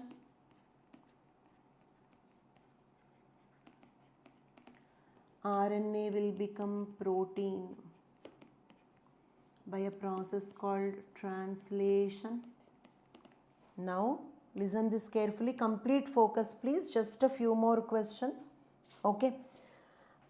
Yes, we are developing. I told you, Monu Chowdhury, that we do not have an ITER reactor. It is in the developing stage. We do not have a working. Yeah, yes, Monu Chowdhury, you raised an important point. The sentence that I said can create this confusion. I am sorry. We are developing the ITER project.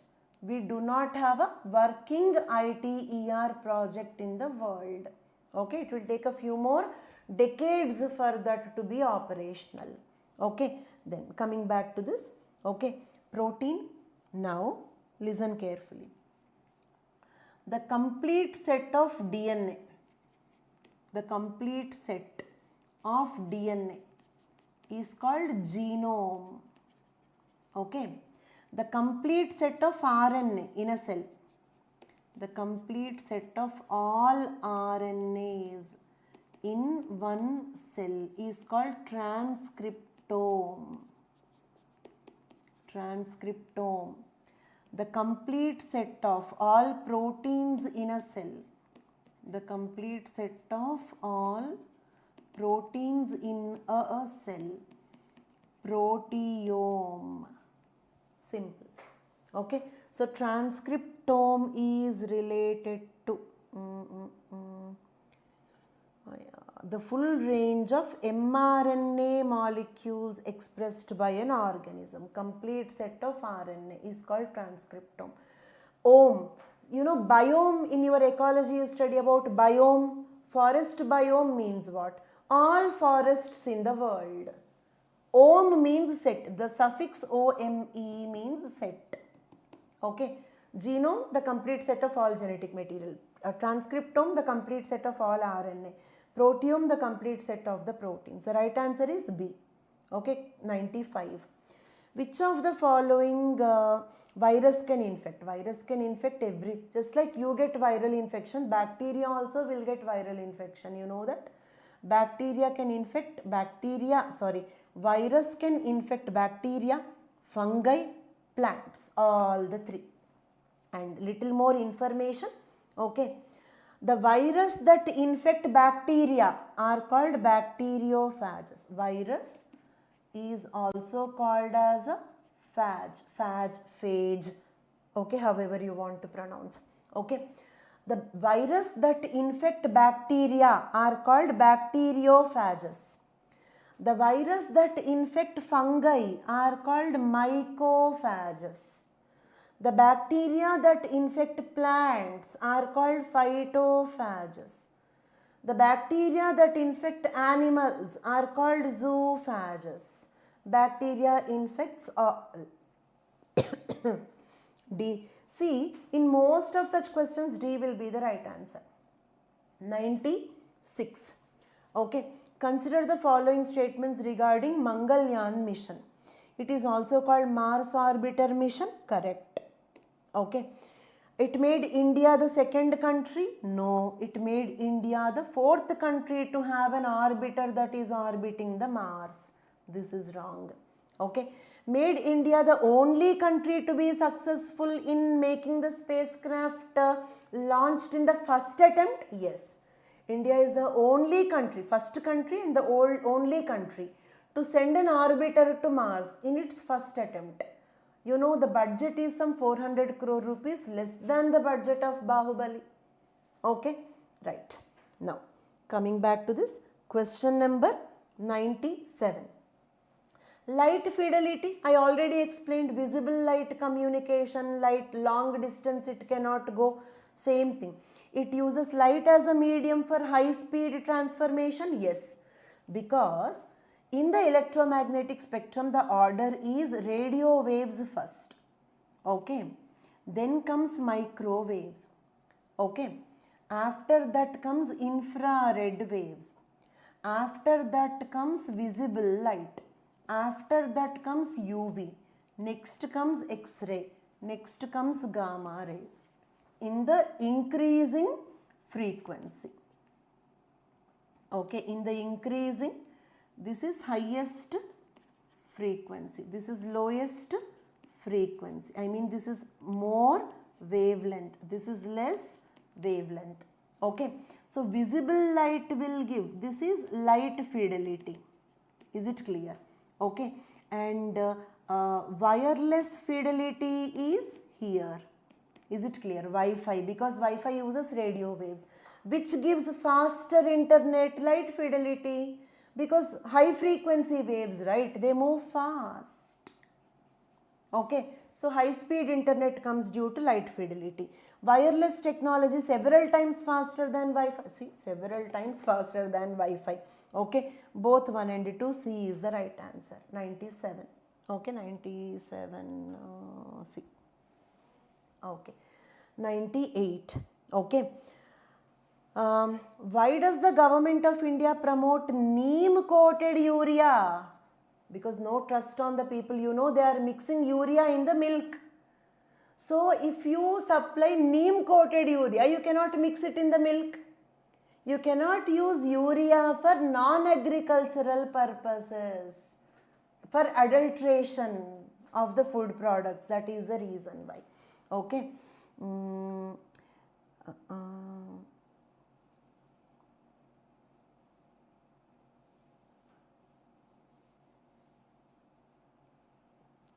Okay, so that is one reason. The other reason is this one. Neem coating slows down the rate of dissolution of urea in the soil. So there are two reasons for it. Is it clear? One is, for agriculture, the government will supply the subsidized urea. For agriculture, government supplies subsidy price urea.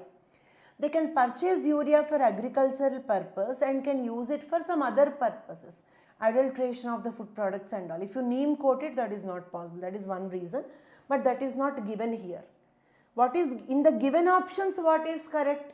Neem coating will slow down the urea absorption. So with less urea, okay, you can get more work done. So that is the reason. Okay, next. With reference to use of nanotechnology in the health sector, which of the following statements are correct? Targeted drug delivery, I told you, cancer cell.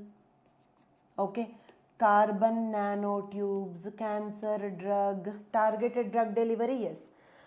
Gene therapy, yes, I told you that one also, carbon nanotube. Inside that you keep a gene and can transfer the gene. Both are correct, both 1 and 2. Okay, 100th question. You are thinking that this is the last question, right? But this is not the last question. But the class will take only 5 more minutes. Okay, pardon me for that. Okay. In the context of modern scientific research, consider the ice cube.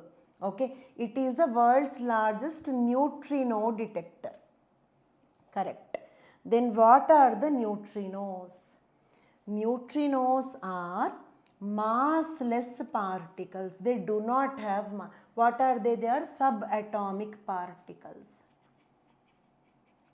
Subatomic particles. They are massless, chargeless. Is it clear? You know, for example, this is Earth.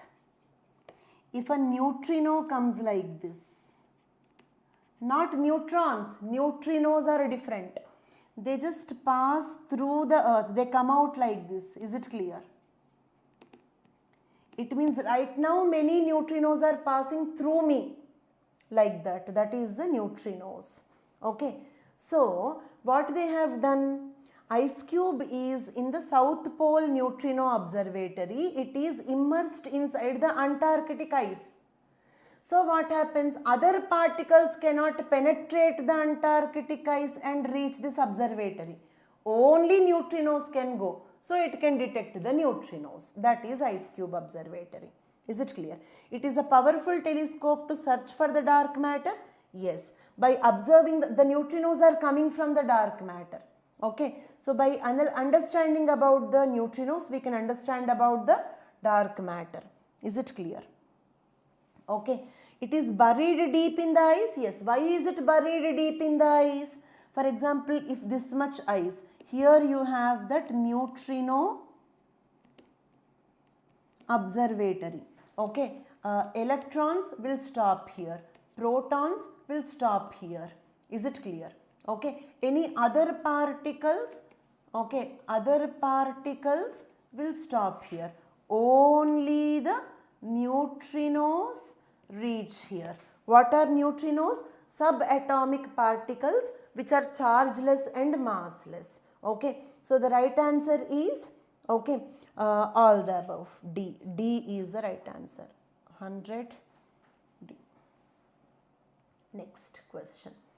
H1N1 virus, sometimes mentioned in the news, is related to swine flu. You know this, right?